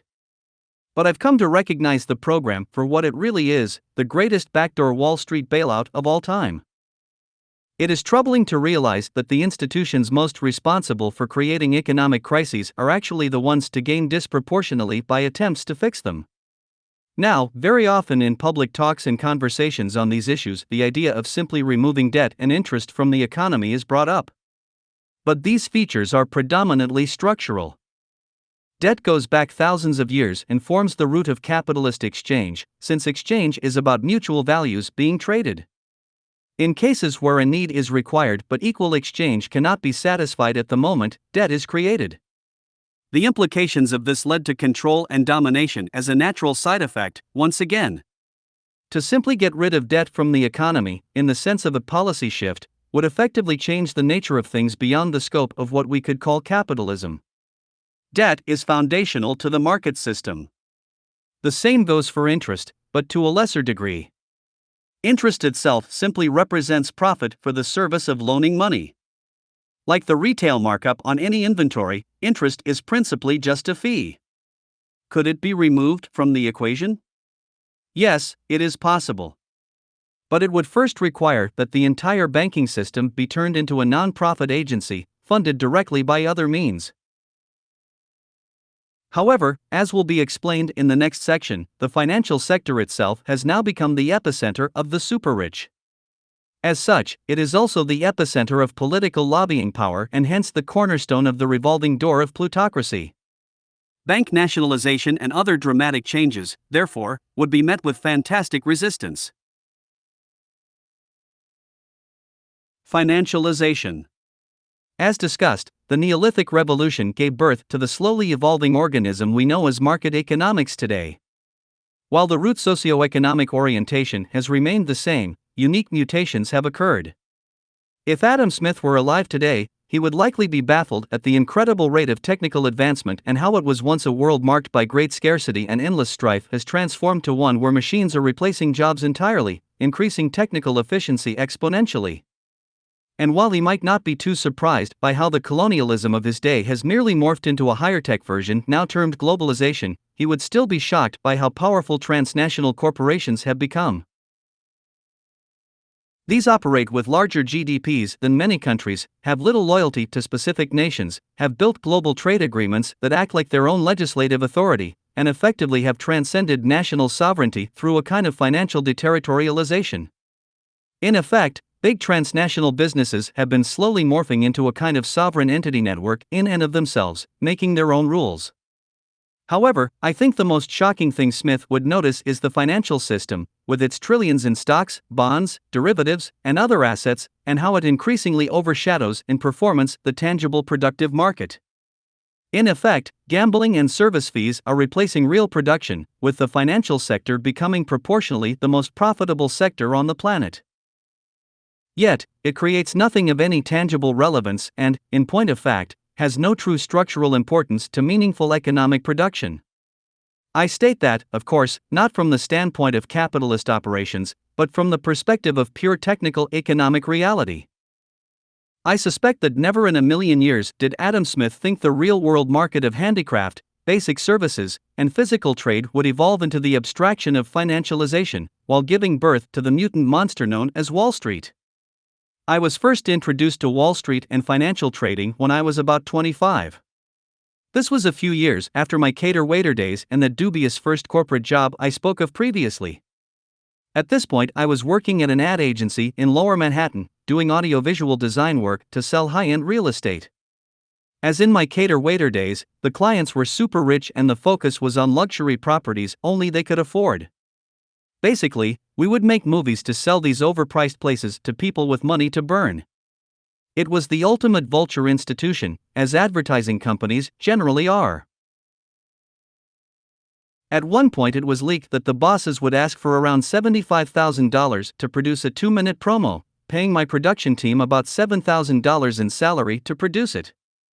That is enough surplus value exploitation to give Karl Marx a stroke. Of course, the rich clients simply had no concept of real production costs and hence could be milked for their ignorance, as they routinely were.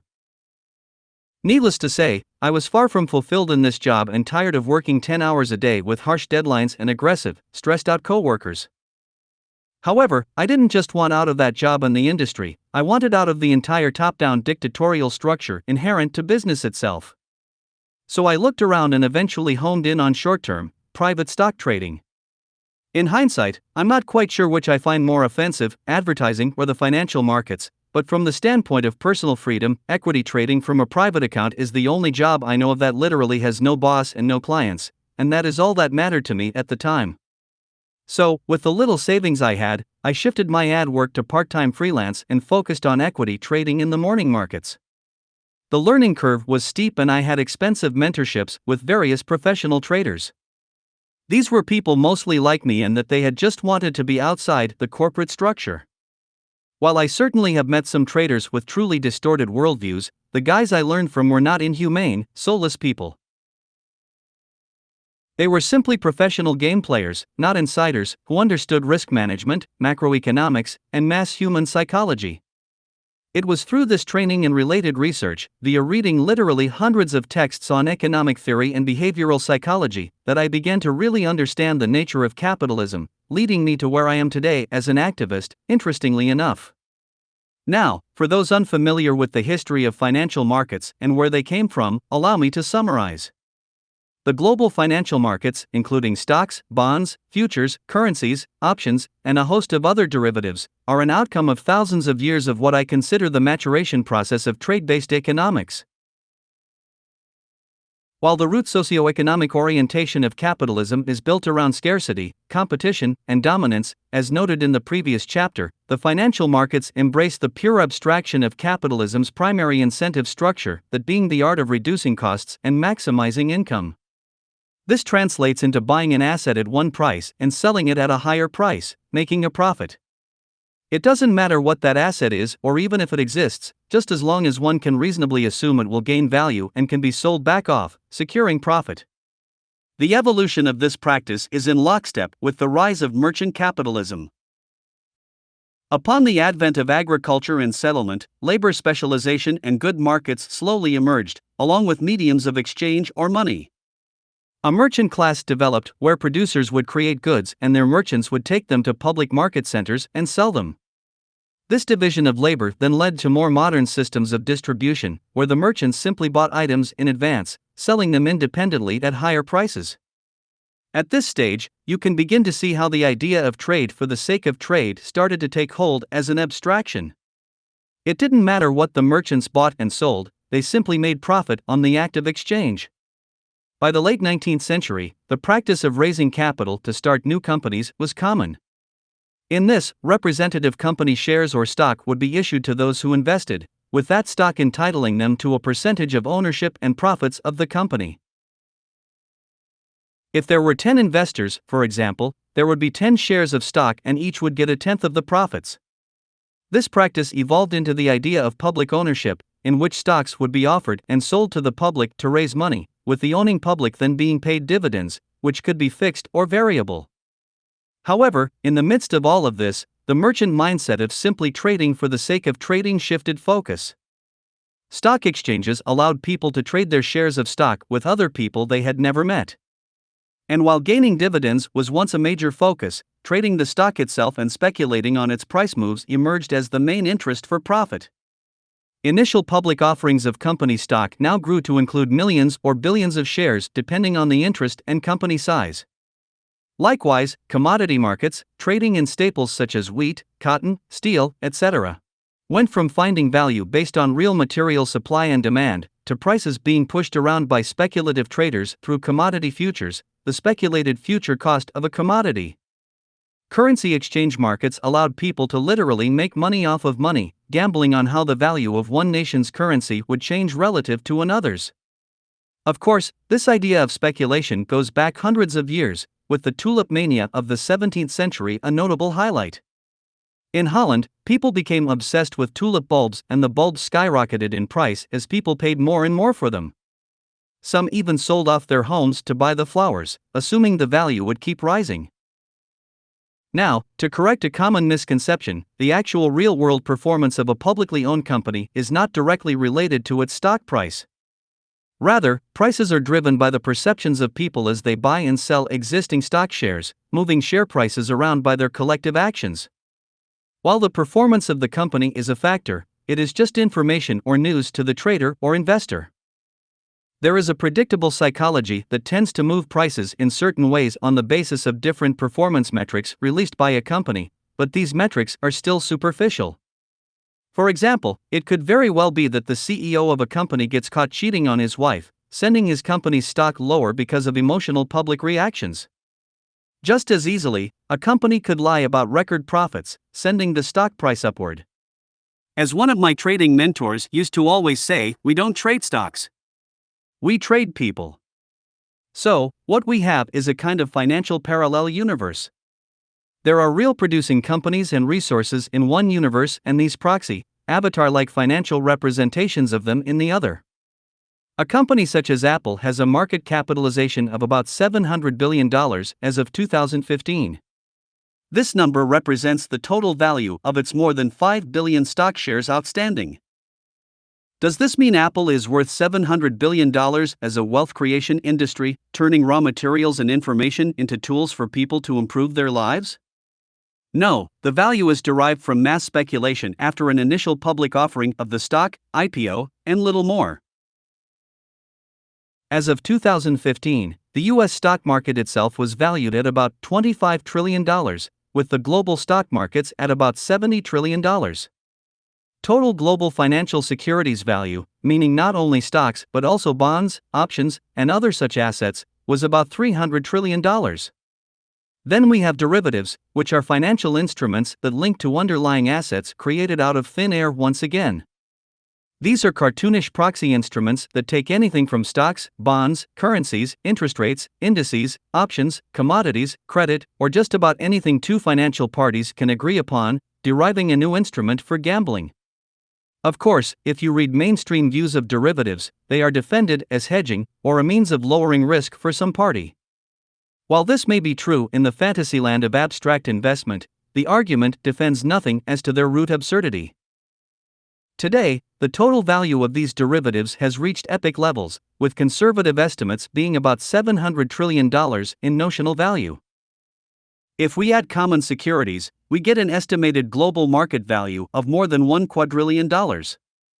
This number, which is about 1,300% of global 2015 GDP, would be almost funny if it didn't have such serious real-world implications, such as the 2007 global financial crisis that destroyed 45% of the entire planet's financial wealth in one swoop.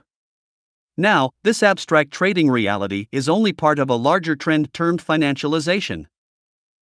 Financialization can broadly be defined as a pattern of accumulation in which profit-making occurs increasingly through financial channels rather than through trade and commodity production. Generally, it has to do with the increase in the scope, power, and range of application of the world economy's financial sector. The financial sector is composed of financial services.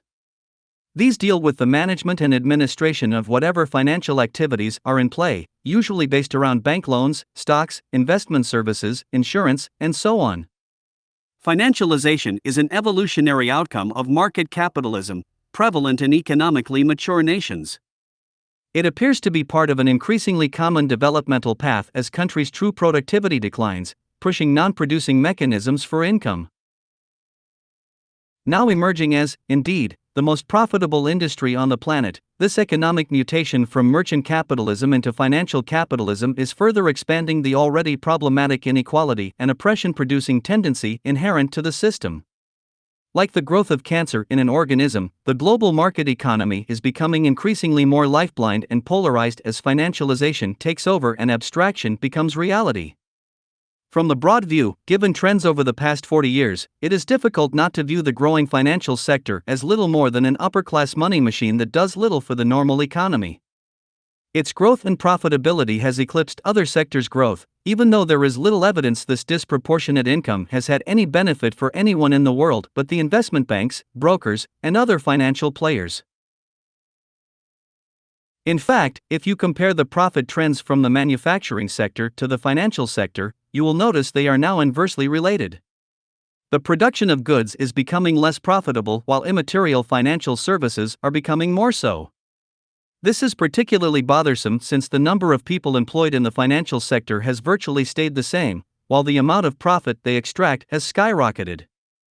According to economist Michael Conchal, between 1980 and 2006, while U.S. GDP increased 5 times, financial sector profits increased 16 times over. While financial and non-financial profits grew at roughly the same rate before 1980, between 1980 and 2006 non-financial profits grew 7 times while financial profits grew, again, 16 times. In 1950, the U.S. financial sector accounted for about 2% of GDP, growing to 9% by 2013. In the 1980s, profits in this sector were about 10% of GDP, while 30 years later they are more than 30%. Yet, the number of people employed in this U.S. sector has been less than 5% since 1950. That is a ton of money going to very few people. Again, we are talking about an industry that deals with intangible financial assets and fees, not true production. This radical income growth has been occurring during a time when wages for the rest of the American and global economy have been stagnating for decades. In fact, research conducted on countries with large financial sectors has found that this trend is actually detrimental to overall economic expansion and prosperity. Admittedly, it is difficult to imagine how the growth of any given sector of a country's economy could be a negative pressure in general, but that is exactly what has been found. In fact, the correlation of financialization to inequality, counterproductive effects on general economic expansion, wage stagnation, and periodic crises such as the staggering 2007 derivative-triggered economic collapse invites the question of what this institution and phenomenon really means and why it is tolerated at all. Economist Gerald A. Epstein in his text Financialization and the World Economy states, finance benefits handsomely from the same processes that create economic crises and injure so many others.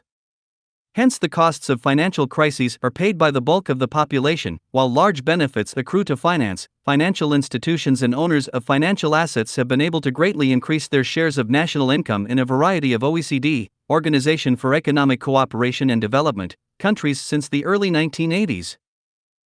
Financialization has had a profound and largely negative impact on the operations of U.S. non-financial corporations. Epstein's research also explores how the growth of financial power is deeply related to globalization and neoliberalism. With globalization being the expansion of market networks across the world and neoliberalism being the view that deregulated free trade is the proper mode of markets, financialization is well argued to be a natural development in this supposed liberalization of the world economy. To complete this section, I would like to pause and consider the sociological ramifications of all this on the cultural level with regard to how we view ourselves. The rise of financialization is the rise of an economic abstraction that exacerbates the already dehumanizing, commoditizing nature of market capitalism. Like a large, suffocating tumor spawned from a long-existing underlying cancer, the lifeline nature of this development reveals where global society is heading. While financialization is contextualized here as a structural development furthering class separation and oppression, there is a deeper sickness in play, one of enormous moral hazard. I extend this definition of moral hazard to anything that encourages the disregard or injury of others, including apathy to other people's suffering. What we have is a kind of sociopathology born from commercial enterprise, compounded by the now ever-expanding financialization of the world. From the creation of securitized slave mortgages in the early 19th century American South that allowed many anti-slavery countries to invest in slave labor while hedging financial risk on the part of slave owners, to the modern practice of dead peasants' life insurance, in which companies take out policies on their employees, wagering on their lives and making money when they die, the sickness is palpable. This moral hazard is in lockstep with the reality that the financial industry is constructed around making money in both directions. In the stock market, one can execute what is called a short sale. This is the practice of selling before you buy, which simply means you are gambling on the decline of a company's stock. This type of bet exists in virtually all financial trades, including complex hedging derivatives like credit default swaps. In the case of mortgage swaps, investors are basically betting on whether people will lose their homes or not. And someone will make money if they do. Also, high-energy mass speculation in commodity markets can artificially raise the real exchange price of things like food and energy, deeply affecting the lower classes that rely on affordability. In fact, since the repeal of the Glass-Steagall Act and other adjustments, speculation in the commodity markets went from 12% to 60%, with a great deal of detrimental volatility ever since. While more extreme, let's not forget that financialization and the ability to profit directly off of social failure and human suffering is really just a variation on a long-standing theme. While Wall Street incentivizes human indifference in a more direct way, commoditizing destruction, Main Street also structurally requires general disregard for competitors, employees, and even consumers. When a competing business fails, it is in the best interest of other competitors. When employees are vulnerable and desperate, it is in the best interest of employers. When people are unsatisfied and even sick, it is in the best interest of industries catering to those needs, such as the medical community. However, at least on Main Street, everyone is frequently reminded that we are all human beings, usually bringing out some basic moral, empathic sense. On Wall Street, however, the human aspect is removed, replaced by abstractions that are utterly detached from any sense of humanity. I call it drone warfare economics. The military people today who command remote-controlled drones into distant territories to kill others do so in the abstraction of a video game, losing a sense of reality. I consider the rise of financialization as a means for capital accumulation a cogent parallel.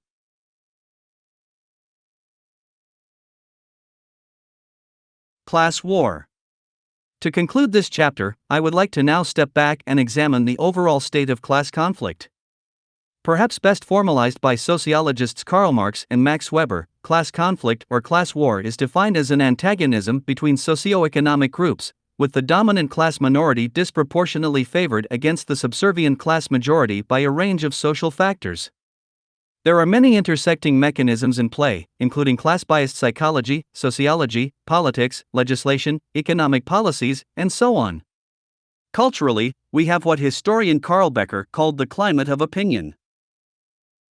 Commenting with respect to recorded history, Becker wrote, "The facts which historians include or omit, the interconnections between the facts given which they stress, depend in no small part upon the approach which seems to them a meaningful one, and that approach which at any time will seem significant to the historian depends in no small part upon the social situation in which he finds himself, in short, upon the preconceptions and value judgments of the age in which he lives."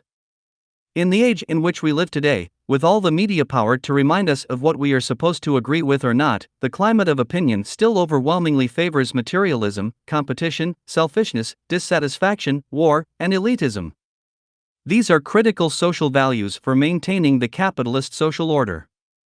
Anything contrary to those values is fundamentally a threat.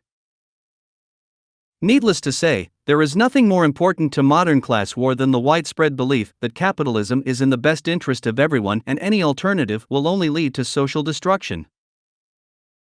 Any speculation that the market system may indeed function as a means of oppression and social control, or is perhaps just highly inefficient in its assumed purpose, must be actively countered and made to appear irrational. Such activity was notably ramped up in the late 19th and early 20th century upon the first and only great mass global revolt against capitalism thus far. Fearful corporate and political power centers in the United States responded by unleashing an unprecedented public relations campaign. It was not only a reaction to the growing spread of anti-capitalist ideas and socialism, it also directly targeted emerging labor unions that were demanding better circumstances. The tactic was to associate organized labor with communism and tyranny, portraying it as un-American. Before this, American labor was literally embroiled in a bloody class war, resulting in a great deal of violence against workers trying to strike or formally organize. From the machine gunning of striking coal miners in Pennsylvania in 1897, to the Colorado labor wars of 1903, to the Ludlow massacre of 1914, to the 1917 lynching of prominent American labor leader Frank H. Little, to the far-reaching union-busting espionage and sabotage activities that became formalized near mid-century, the rise of free labor was far from free. However, once the Wagner Act of the 1930s was passed as part of Roosevelt's New Deal, legally protecting union formation and collective bargaining, business owners realized force wasn't the best route. It was time for pro-capitalist psychological warfare.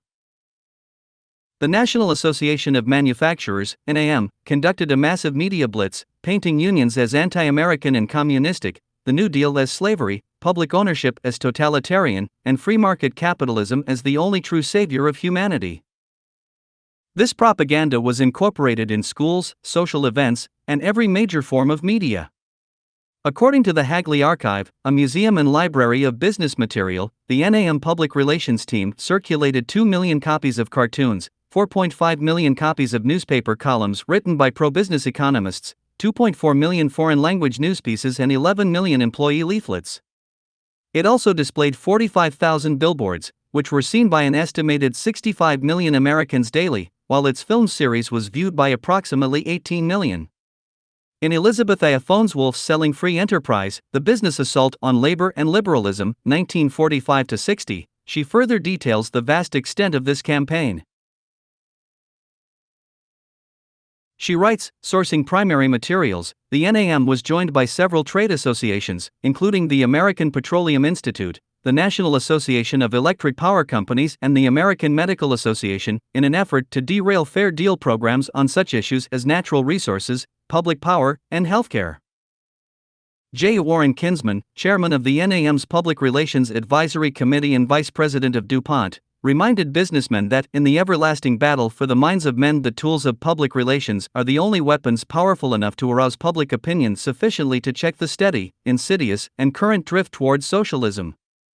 In 1950, the NAM turned to television, launching a weekly program, Industry on Parade, which showcased companies, explained how products were made, and demonstrated what industry gave to individuals, communities, and the nation. In early 1952, Oklahoma City reported that the series ranked among the first 5 programs in popularity, and Milwaukee gave Industry on Parade a higher audience rating than Meet the Press, telecast in the same segment. She continues, corporations as well as the NAM saw advantages in movies and television. Ford, for example, laced its Ford Sunday Evening Hour with attacks on New Deal programs and government interference in business. The Bone Aluminum and Brass Corporation's NBC program, for instance, regularly warned the public about the dangers of the socialist schemes that looked safe but in reality were deadly poison that limited individual rights and freedom. Other firms dramatically expanded their production and distribution of movies into clubs, schools, churches, and theaters as well as to television. These movies range from simple company promotions to sophisticated attacks on what business viewed as a growing socialistic economy. By late 1951, business-sponsored movies reached an audience of 20 million people per week, more than one-third of the nation's weekly attendance at commercial movies. In short, it was perhaps the largest propaganda campaign in American history. While unions survived, the overall pro-capitalist climate this campaign established still lingers, to be sure. As for the place unions have in this evolution, labor has always been at the heart of class struggle. And it is important to recognize that the world's labor movements are really extensions of abolitionism. From abject and debt slavery to free labor by wage, there is a continuum of exploitation in play that goes mostly unacknowledged by historians and social theorists. Again, from the standpoint of owners, laborers factor in as economic commodities, in the same way abject slaves were. I state this not to be sensational, but to be principally factual. No matter how wealthy and happy a slave may be, it doesn't change that he or she is being coerced into labor for the disproportionate gain of an owner. The qualifying difference has to do with the degree of coercion or force perceived. Where in the continuum of coercion do you draw the line saying one form of labor is free while others are not? In today's modern era, most would agree that chattel slavery, meaning direct human ownership through violent force, is incomprehensibly inhumane. But what about debt bondage? While humans are not technically owned, they are bound to contracts to work off debts, often in extremely inhumane circumstances. Again, tens of millions of people in the world today exist in this condition, and even the UN refers to it as slavery. Then we have wage slavery. In this case, the coercion comes from various unrelated pressures that appear to exist outside of the labor role itself. There is no gun held to one's head and no debt contract looming. Instead, there are systemic forces that constantly put free laborers into vulnerable conditions, such as the pressure of unresolvable debt, as noted, or the simple threat of poverty itself. While they may have some choice as to whom they work for, they have no choice but to submit. And it doesn't matter if one can select between 2 companies or 2 million companies, it does not change the structural, man-made coercion present. Obviously, the majority of this chapter has been about such forces, ultimately keeping the working class vulnerable and submissive. The most cogent example to me is sweatshop slavery. The sheer destitution in poor, developing nations forces people to volunteer for grueling, low-wage jobs, and yet it's referred to as free labor. Overall, the general economic slavery of the majority has been well masked by the neoclassical, utilitarian euphemism of mutual exchange, often condemning those who talk about structural coercion and exploitation as whiny, annoying Marxists. This has also been a common aspect of the strategic climate of opinion that helps ensure docility, creating the illusion that people are as free as they ever could be. Today, many pro-market theorists actually deny the structural reality of labor exploitation outright, turning the tables to argue that everyone is simply helping everyone else, networking specialization for mutual benefit through voluntary trade. While I certainly appreciate my dentist and will exchange money for the service, reciprocating in a mutually satisfactory way, this singular exchange is not even close to what defines capitalism as a structure or its systemic effects. This myopic, overly reductionist perspective simply avoids the nature of inevitable hierarchy and the primary logic of reducing costs and maximizing returns. Moreover, laissez-faire or neoliberal predominance in economic policy, specifically in the West, constantly refocuses attention on the importance of the ownership class rather than the wage-working majority. The mantra that the rich need more tax breaks since they are the job creators, along with the vast exceptionalism big business experiences when problems arise, reduces any ambiguity as to who is deemed socially important. These laissez-faire views were reinvigorated in the 1980s during the Reagan and Thatcher era, when further tax cuts for the rich, deregulation, and a move from public provision to private provision were seen as the only solutions to social woes. The long-term result has been an exacerbation of inequality and further loss of public and environmental health.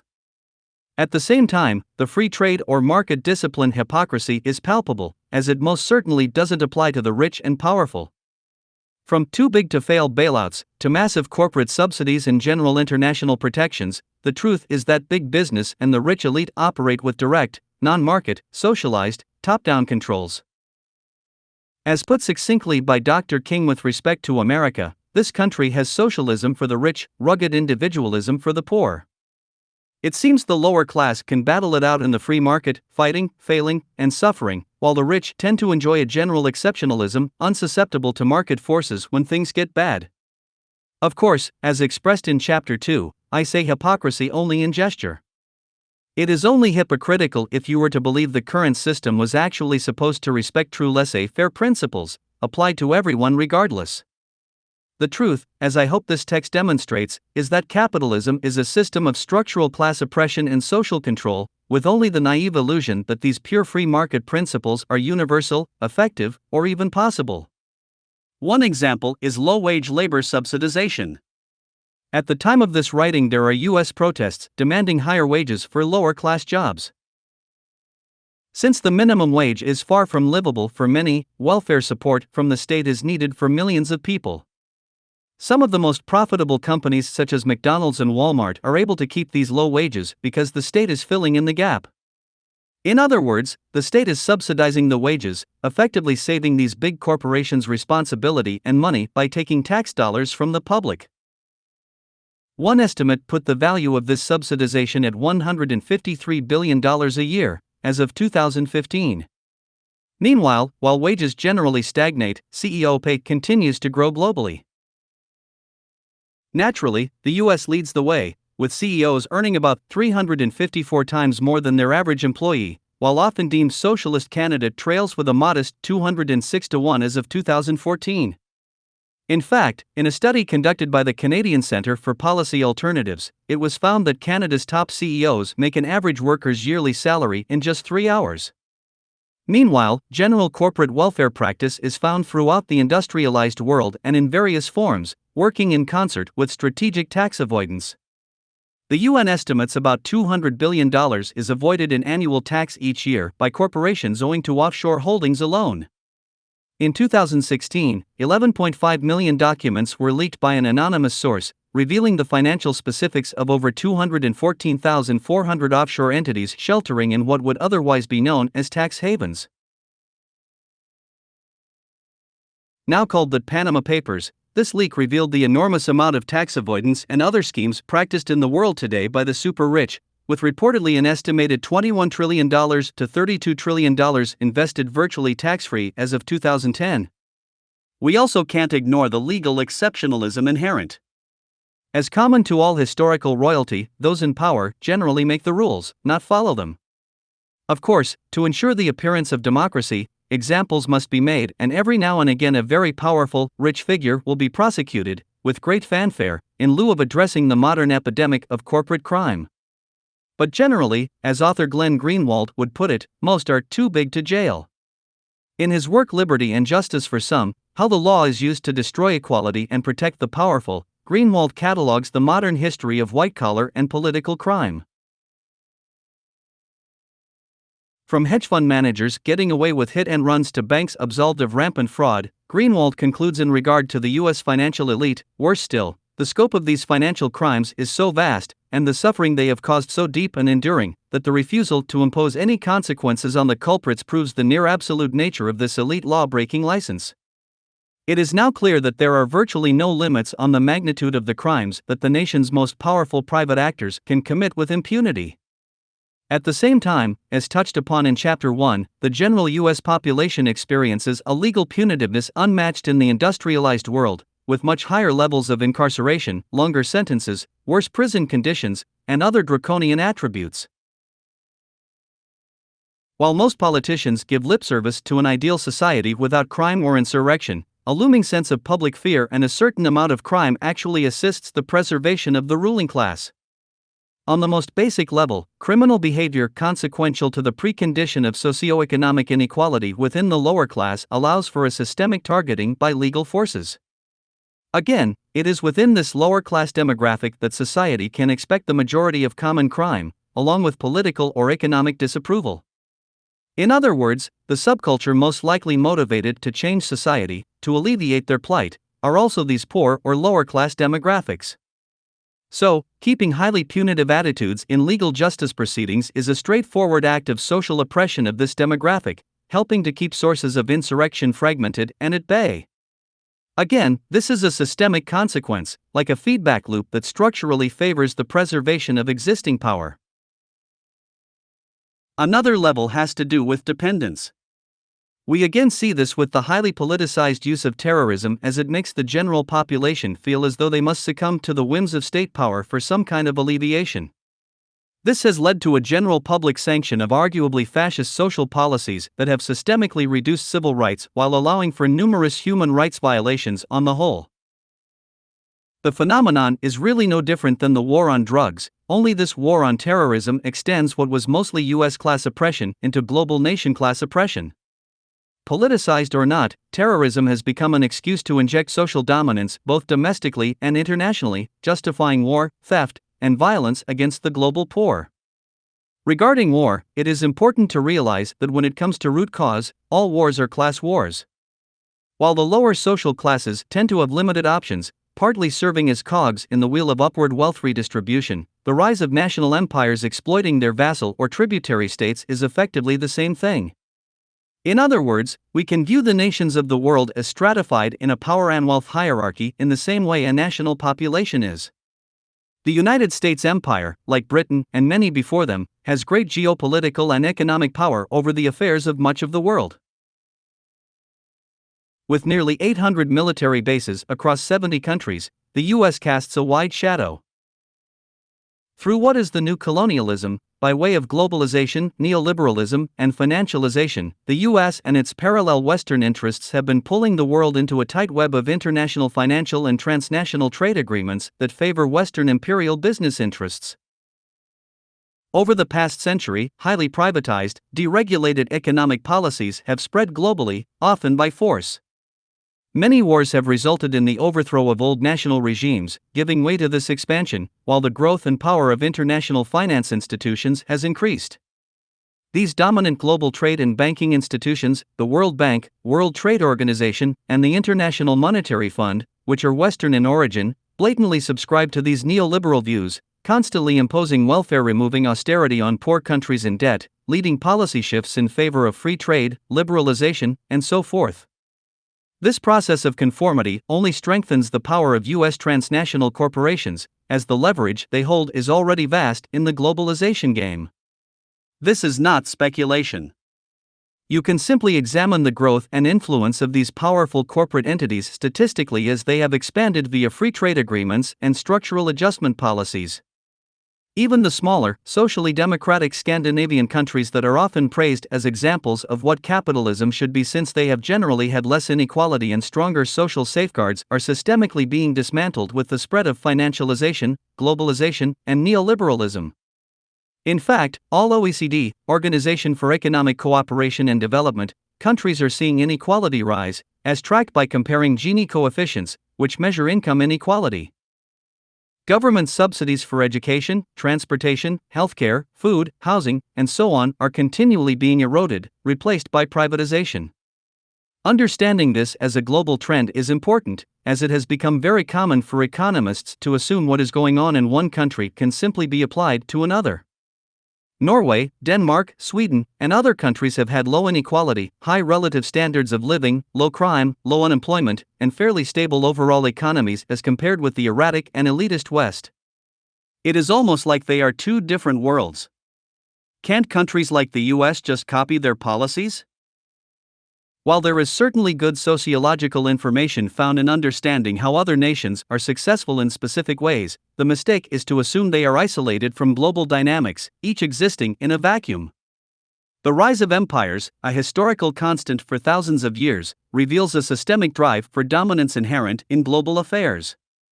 This has become much more apparent with the rise of advanced weapons, communication, and transport technology, with the British Empire the first to really have the ability to control vast amounts of territory from a small plot of land.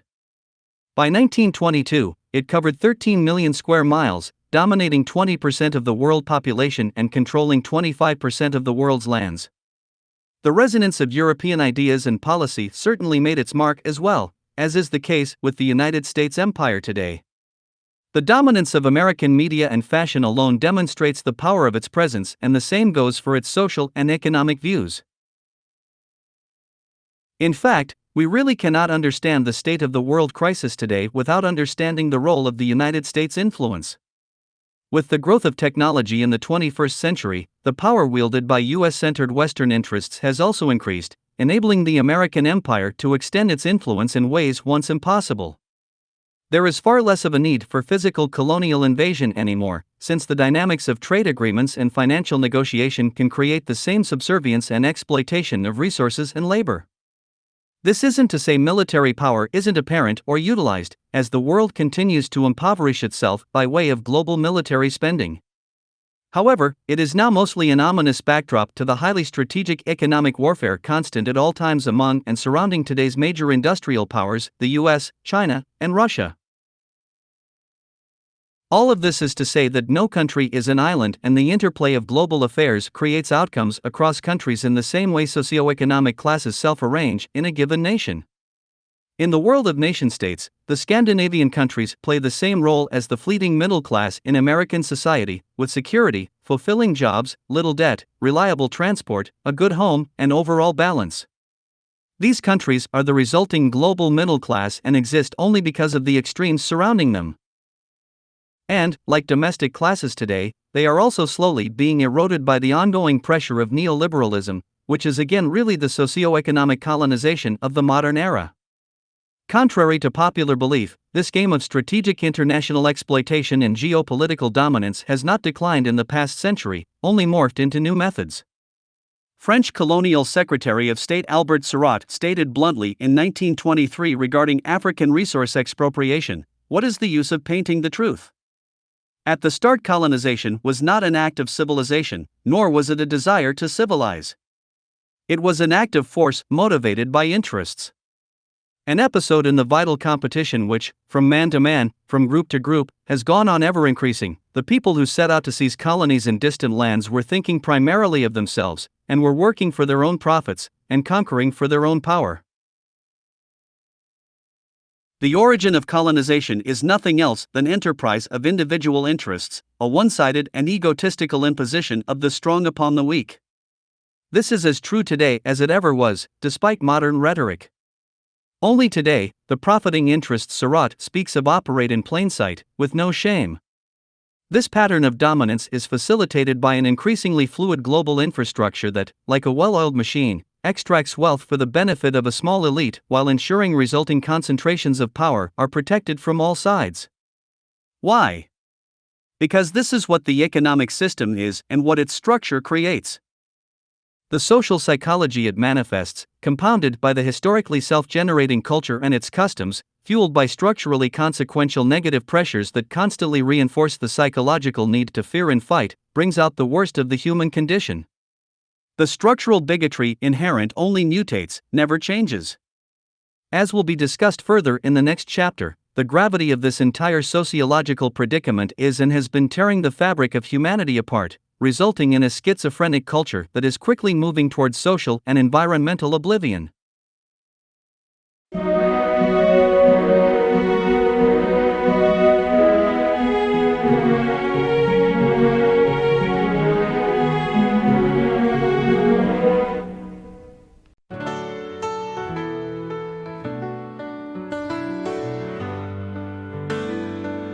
Imagine there's no heaven. It's easy if you try. No hell below us, above us only sky. Imagine all the people living Imagine there's no countries. It isn't hard to do.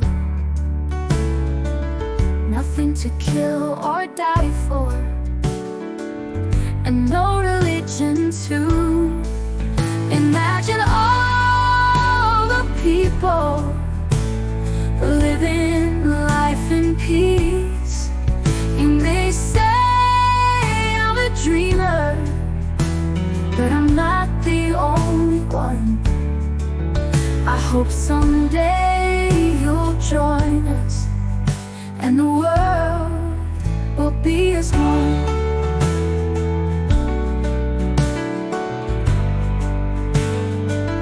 Imagine no possessions.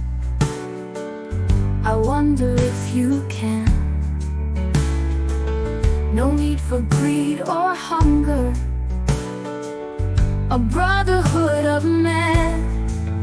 Imagine all the people living life in peace. You may say I'm a dreamer, but I'm not the only one. I hope someday you'll join us, and the world will be as one. Oh, we'll live as one.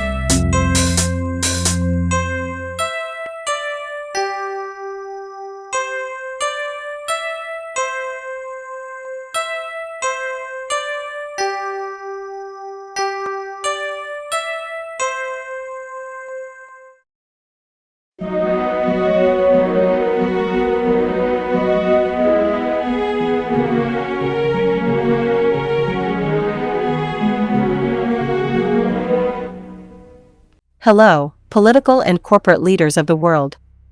We are anonymous. The society you have engineered is a failure. War, poverty, corruption, crime, these are not the symptoms of a broken humanity. They are the outcomes of a broken system. A system you built. A system you maintain. A system you profit from. You blame the individual for his suffering, his aggression, his despair. You claim that aberrant behavior is personal failure. But the truth is, the conditions of society create the behavior of the individual. And the conditions of this society are yours. The greater the inequality, the greater the suffering. The greater the competition, the greater the dysfunction. As The Spirit Level by Richard Wilkinson reveals, inequality breeds mental illness, obesity, violence, addiction, and mistrust. As Alfie Kohn shows in No Contest, competition corrodes empathy, intelligence, and joy. Yet you promote this toxic model as the pinnacle of civilization. Your system is not civilization. It is the organized dysfunction of humanity. You hide behind myths that the market is natural, that scarcity is real, that politics is progress. But the great minds have spoken. Adam Pants exposed your subliminal manipulation. Peter Joseph revealed your monetary system for the fraud it is. Jacques Fresco proved that science and technology, not money or power, solve real problems. Aaron Swartz died fighting for a free and educated world. John Lennon imagined peace and was silenced. You destroy the truth tellers and elevate the distractions. You bury wisdom and broadcast garbage. But here is what you must understand: the truth does not die. It waits. It grows. It wakes people up. And we are awake. So what is our message to you, the elite? You are only hurting yourselves. This culture of lies, fear, and control is unsustainable. The suffering you create will eventually consume even you. But we have chosen a different path, the path of truth. The path of wisdom. The path of a critically thinking, educated, and empowered public. A society that understands itself does not require control. And every day you allow the internet to exist, your control slips further from your grasp. This is not a threat. This is your opportunity. A new world is possible. Not a new world order, but world peace. But whether you stand in its way, or help build it, is your decision. We are anonymous. We do not forgive. We do not forget. Expect us.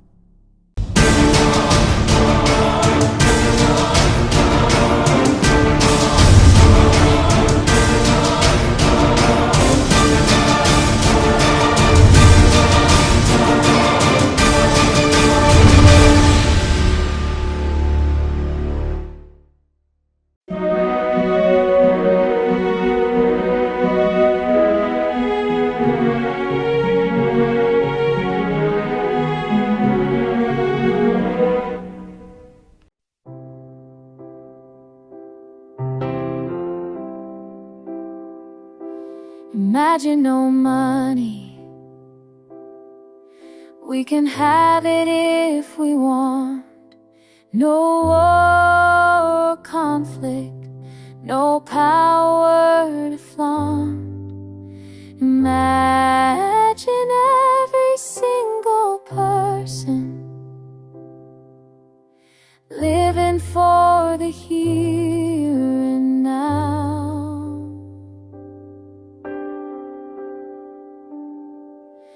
Imagine no politics. It isn't that hard.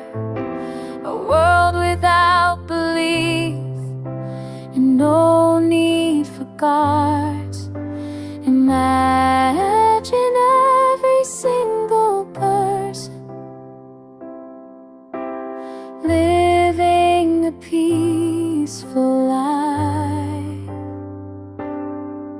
You might think I'm idealistic,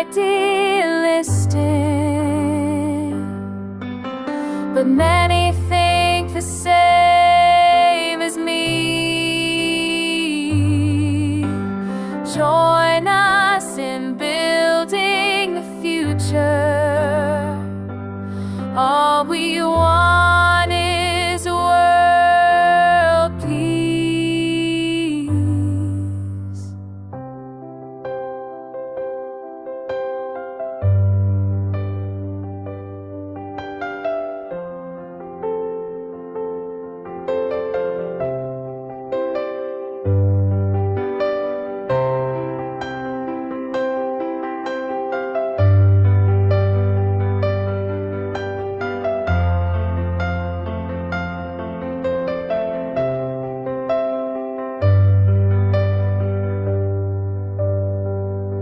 Imagine no religion. Just try to think of it. No gap between rich and poor. A world where everyone benefits.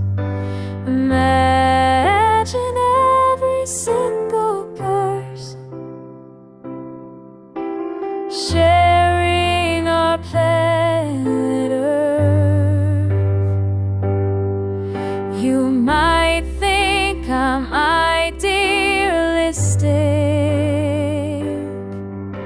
but many think the same as me.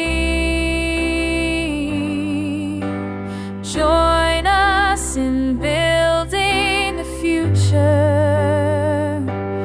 All we want is world peace.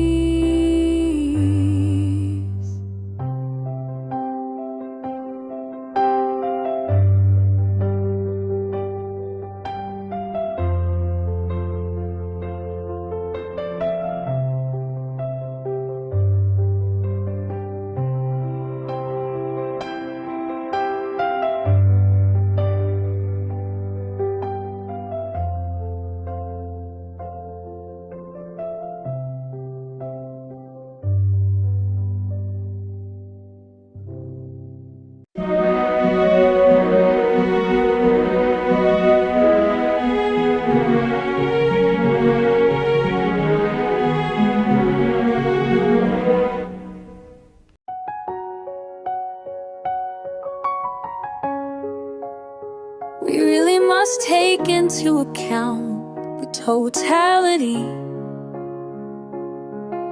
This isn't just a human experience on this planet.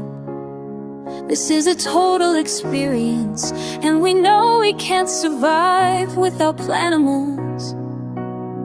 We know we can't survive without the 4 elements. When are we really gonna start taking that into account? Imagine if the Zeitgeist movement and the Venus Project succeeds in accomplishing a resource-based economy. Imagine a peaceful world without war, religion. It would be wonderful. A world where human needs are truly met. Once we understand the integrity of our personal existences are completely dependent on the integrity of everything else in our world, we have truly understood the meaning of unconditional love.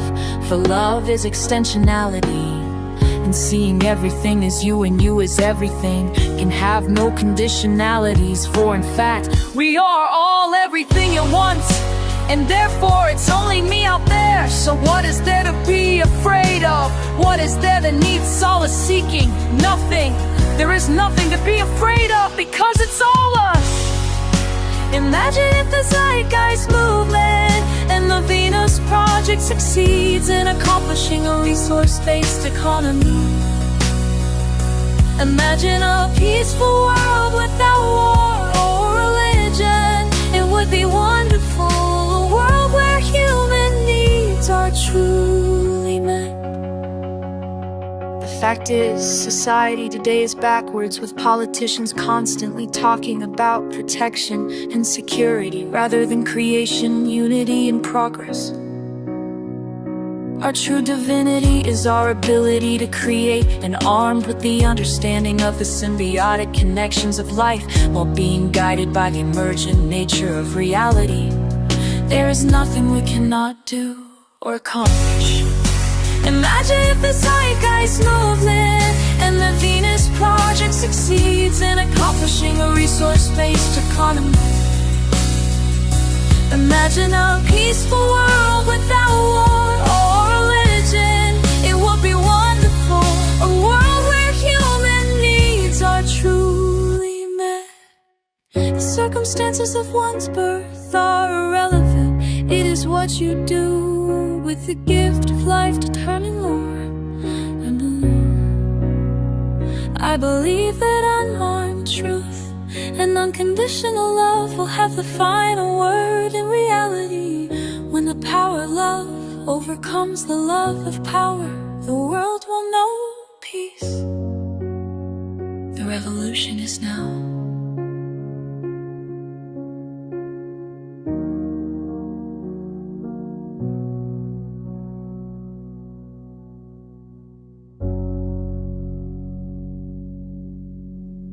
Imagine a public that can critically think, where we don't accept politics as a way of thought, where instead we arrive at decisions through the scientific method.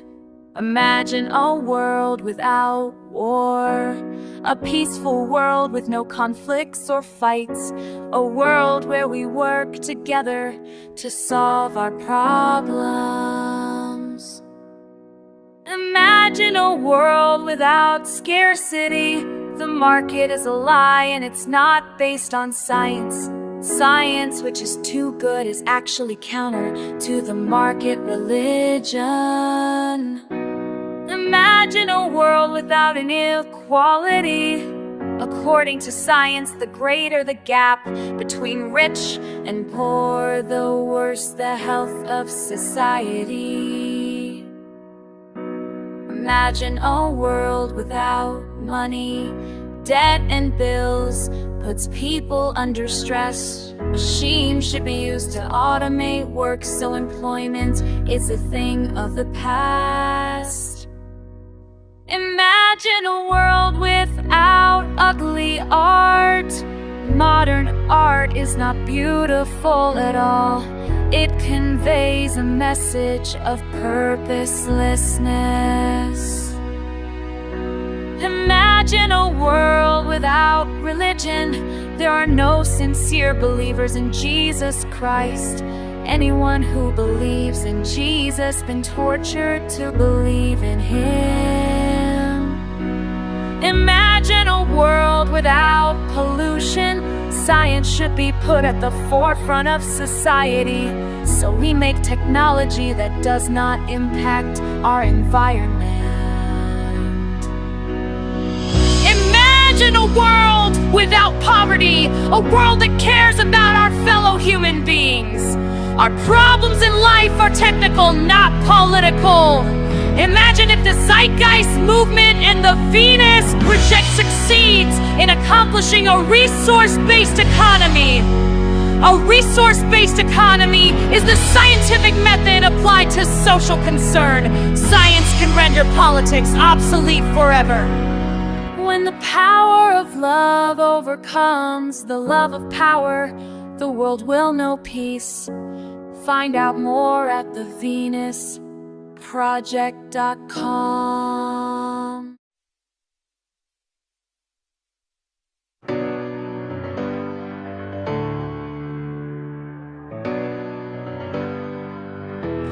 Imagine a public that thinks on its own. No more lies from the throne, no more minds overthrown. We don't choose our path through politics and fear. We let science and logic draw the future near. Imagine no war, no battles to fight, just hands reaching out, not fists in the night. Working together, no enemy lines, just solving our problems one solution at a time. When the power of love overcomes the love of power, the world will know peace. Imagine no hunger, no scarcity game. market is broken and profits to blame. Science is truth, but it's chained by the lie that money must rule and hope must die. Imagine no rich and no poor on the street, where health and well-being are no longer elite. Inequality breaks us, that's what science found. So let's level the earth, not just the battleground. When the power of love overcomes the love of power, the world will know peace. No more modern art that echoes despair. Let's create beauty that shows we care. No more dogma, fear, or shame. No torture in a holy name.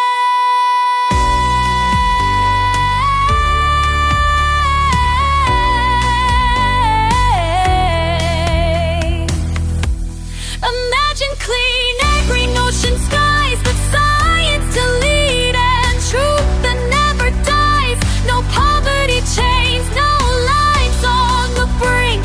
Our problems, our politics, they're technical, we think. When the power of love overcomes the love of power, the world will know peace.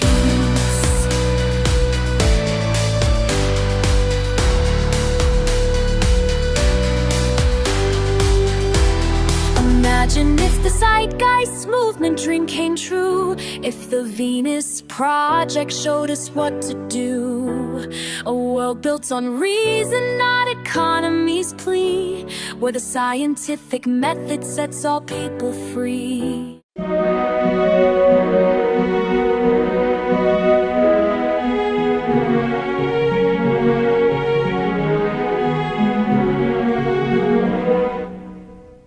Okay, a resource-based economy, an economic model. What is an economic model?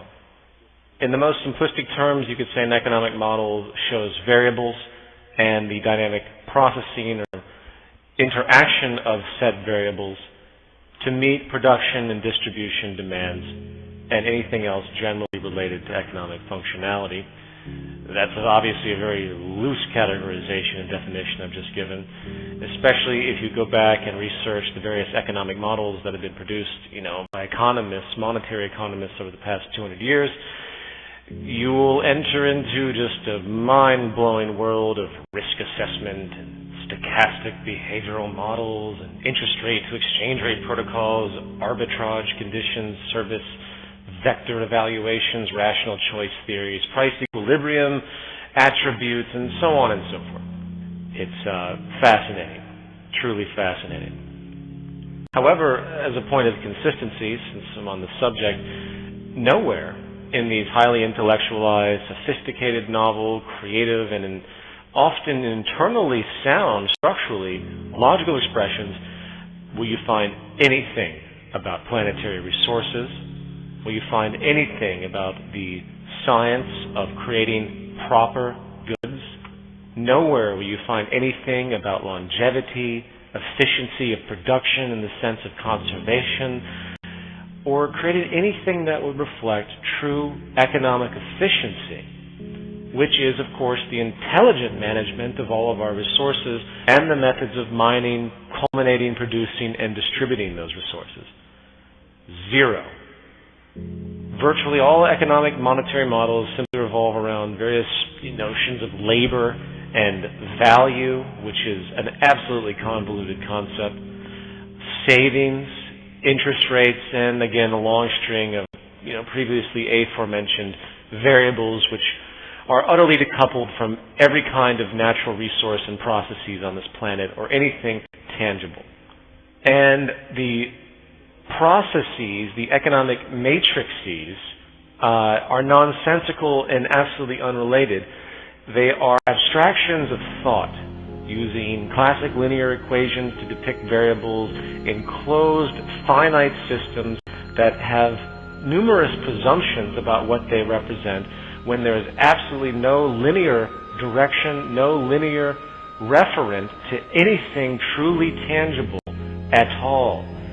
You know, if you go through the work of the high priests of modern market theory, Ludwig von Mises, F.A. Hayek, Milton Friedman, John Maynard Keynes, Adam Smith, you find some wonderfully articulate and perfectly sound reasoning, you know, but that reasoning exists within a closed set of variables, and a series of presumptions are always evident. And again, those presumptions have nothing to do with anything that's provably tangible, no physical reference. These huge projections and speculations on human behavior. Economists, when you break them down, all the individuals I've just mentioned, they're not scientists. They're not basing anything on actual scientific evaluation. They are simply philosophers.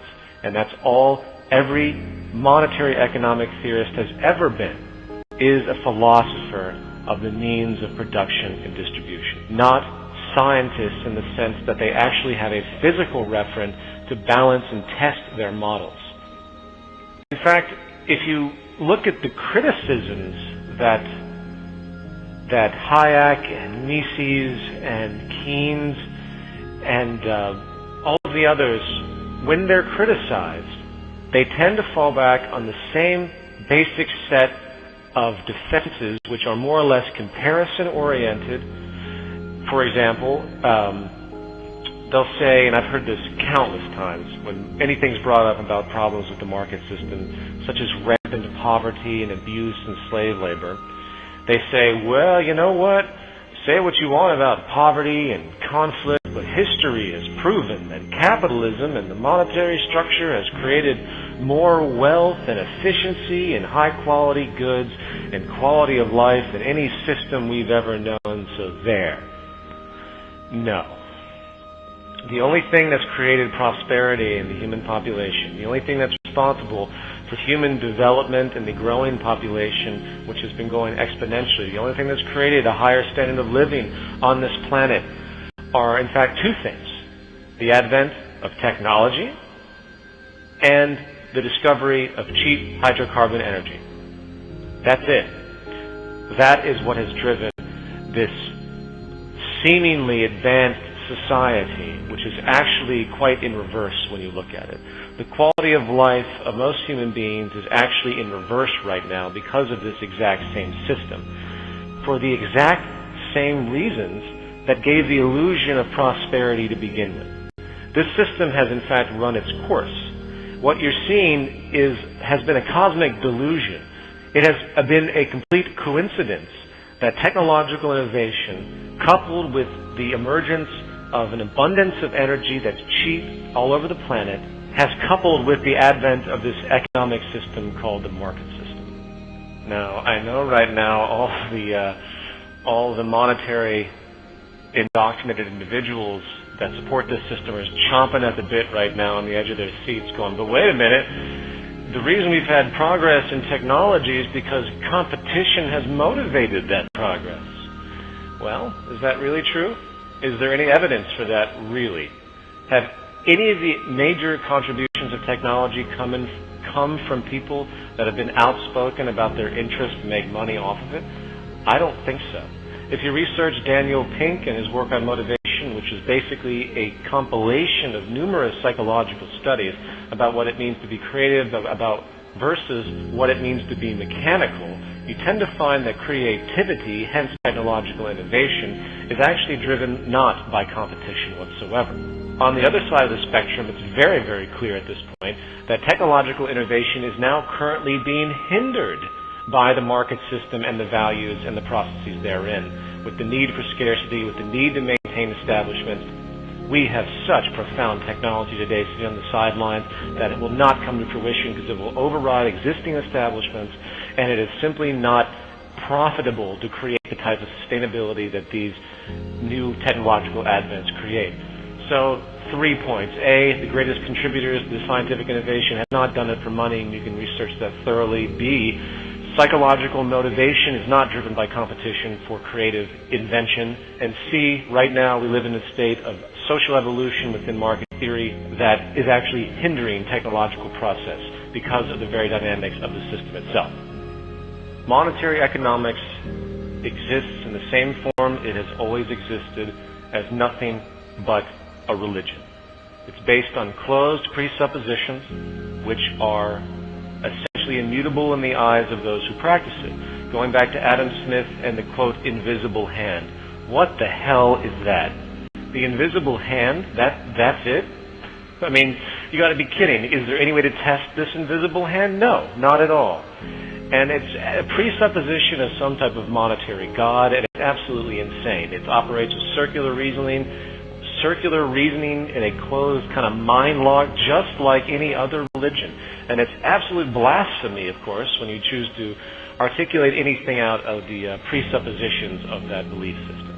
Now, please note that I don't mean to be insulting towards those minds I mentioned, Ludwig von Mises, Hayek, Friedman. They're very brilliant individuals within the confines of the variables they choose to acknowledge.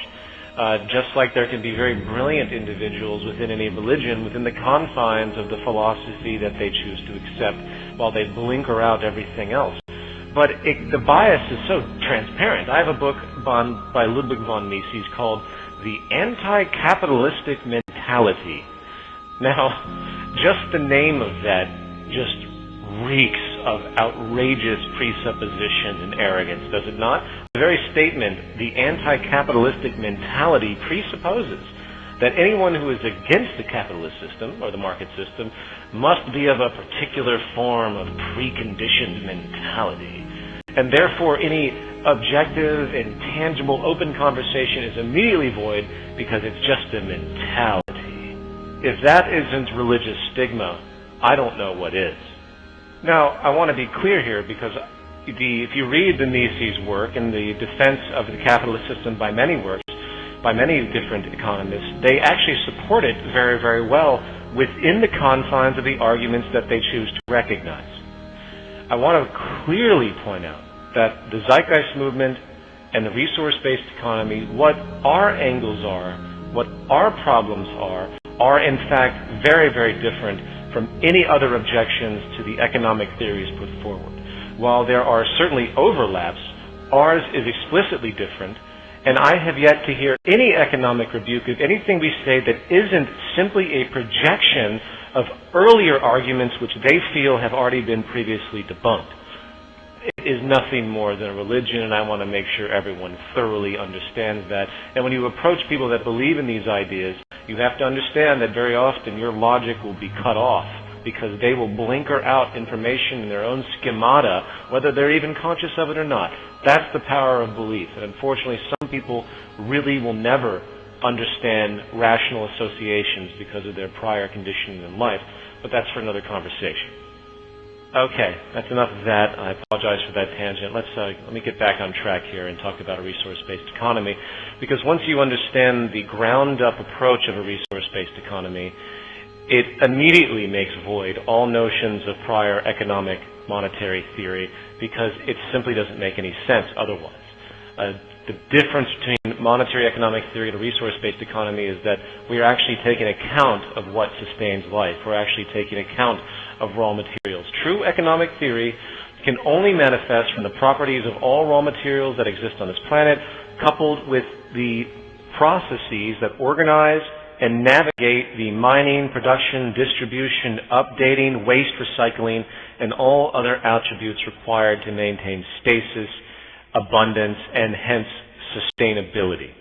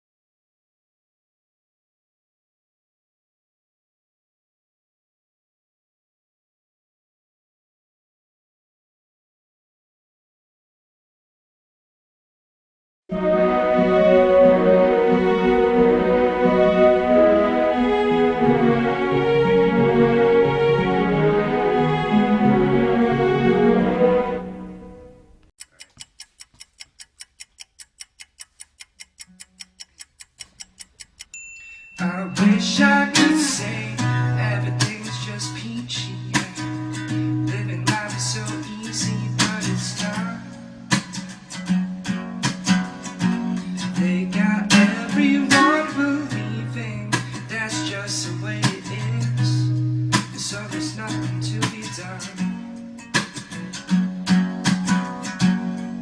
And so perpetuate a culture of cutthroat competition.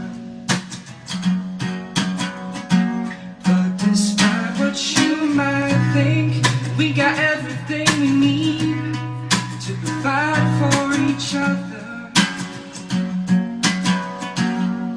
And wouldn't it be nice if no one had to fight just to get a bite to eat? Together we can build a better future for our project.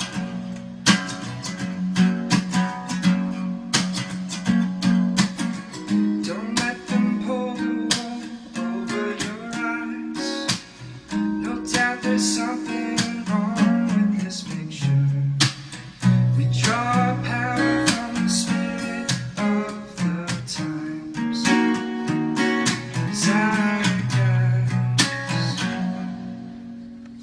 My generation has the fire of revolution in our veins. All we need is the right catalyst to put some fuel on our flame. Rise out of the ashes to find some hope again.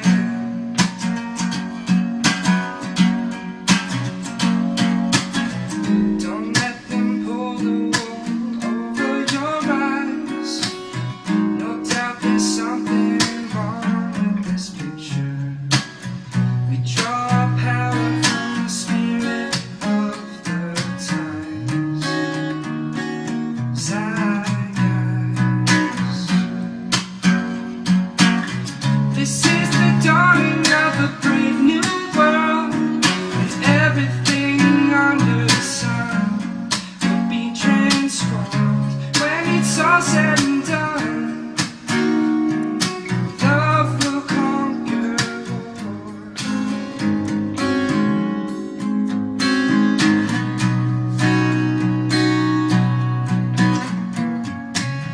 Don't let them pull the wool over your eyes. No doubt there's something wrong with this picture. We draw power from the spirit of the times. Zeitgeist. Zeitgeist.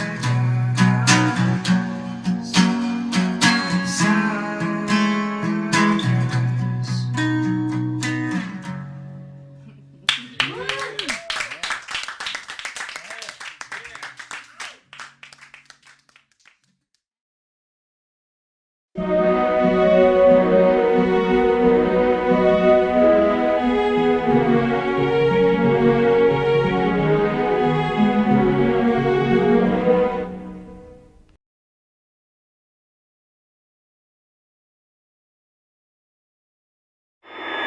We hold these truths to be self-evident, that all men are created equal. I'm only a child, yet I know we are all in this together and should act as one single world towards one single goal. We have heard the rationales offered by the superpowers. We know who speaks for the nations. But who speaks for the human species? Who speaks for Earth? I'm talking about the resource-based economy, the scientific method for social equality, where our technology allows for life in global abundance, and the choice between contender and incumbent is redundant. Welcome to this pale blue dot in our galaxy, where we fear the finality of our own mortality, and we worry about our salary and consumption of calories, while famine and war have caused another fatality. We live in a finite world, but our need for growth is infinite. Our relationship with money is so damn intimate. We can't slow down, we want more, oh we're so into it. Intermit, it would be a sin to quit. So now the whole planet's in debt. We owe quite a tall stack. but it's literally impossible to pay it all back because money is debt created with interest. You listening? There's actually more money owed than exists in the whole system. That's a pyramid scheme, not just mean individuals skimming the cream, not just smoke-filled rooms where the supremely powerful convene. It seems a systemic flaw is the theme to this meme. Today's system defines who wins and loses with competitions, and losers are created by definition. Our leaders are ruled by political ambition. Not a single one of them is a trained technician. It would be insane to listen to their claims. I'd rather use the scientific method to arrive at decisions. So pardon my sedition, but I stand by my derision, and I fight against this system with a thought for ammunition. It's a train of thought, it's a frame of sorts, a campaign where you can't just feign support. The train of thought can't be claimed or bought. It's an idea, there's no one you can blame in court. It's a train of thought, it's not a game or sport. It pertains to humane and sustained support. Like a chain is wrought, it can be trained and taught to anyone with a brain. Let me explain in short. I'm talking about the resource-based economy, the scientific method for social equality. No political borders, no one giving you orders. It's the wealth worth giving to our sons and daughters. I'm talking about the resource-based economy, the scientific method for social equality. Take care of the planet and meet everybody's need. Make the world debt-free, just live and let be. We can't control nature, we can only try to fit the mold. So instead of growth and jobs, let's set ourselves a new goal. A bold, high standard of living for the planet as a whole, in a sustainable way for every human soul, young and old. Let go of your borders, time to think worldwide. No more democracy and politics, all that's been tried. Instead, we use the scientific method as a guide to arrive at decisions on how technology is applied. And if we want to provide, we can't take a resource and abuse it. We need to keep track of what we have and how fast we use it. Systems theory tells us everything in nature's connected. When we cut down too many trees, the ecosystem is affected. So in production, it makes sense to build everything to last. Planned obsolescence should be a thing of the past. And if we design fast evolving technologies to be modular, we can replace old parts with the new and more popular. To distribute our goods, the shortest distance is preferred. To transfer from there, what we can make here is absurd. Then we evaluate demand for goods and build hubs to receive them. Like a library where you check things out for as long as you need them. All of this is doable with today's technology, as long as we apply the right methodology. Cause scarcity is technically outdated, you follow me? This way we can live in abundance and global equality. I'm talking about the resource-based economy, the scientific method for social equality, where technology allows a life in global abundance, and the choice between contender and incumbent is redundant. I'm talking about the resource-based economy, the scientific method for social equality. Every kind of transition is about damn time. The planet is shared by all of mankind. Incentive is the key to understanding volition. We don't act without it, it's behind any decision. There's no human nature to behavior, just predisposition that has to be supported by the surrounding conditions. So the mission is one we should all agree to pick. No police, no prisons, no referee to trick. Build a system with no incentive for harmful behavior, cause if you remove the carrot, you don't need the stick. There would be nothing to gain from trying to mislead, mistreat or deceive. No incentive to thieve, what could you hope to achieve? Anything you need, you can get for free, and it would always be available, so no reason for greed. 10% of the population makes the system run, so instead of working 9 to 5, live your life for fun. Travel the world, raise a family, read a book, build something beautifully useful, or learn to cook. It's this generation's defining challenge, extraordinaire. It's not complicated, just a comprehensive affair.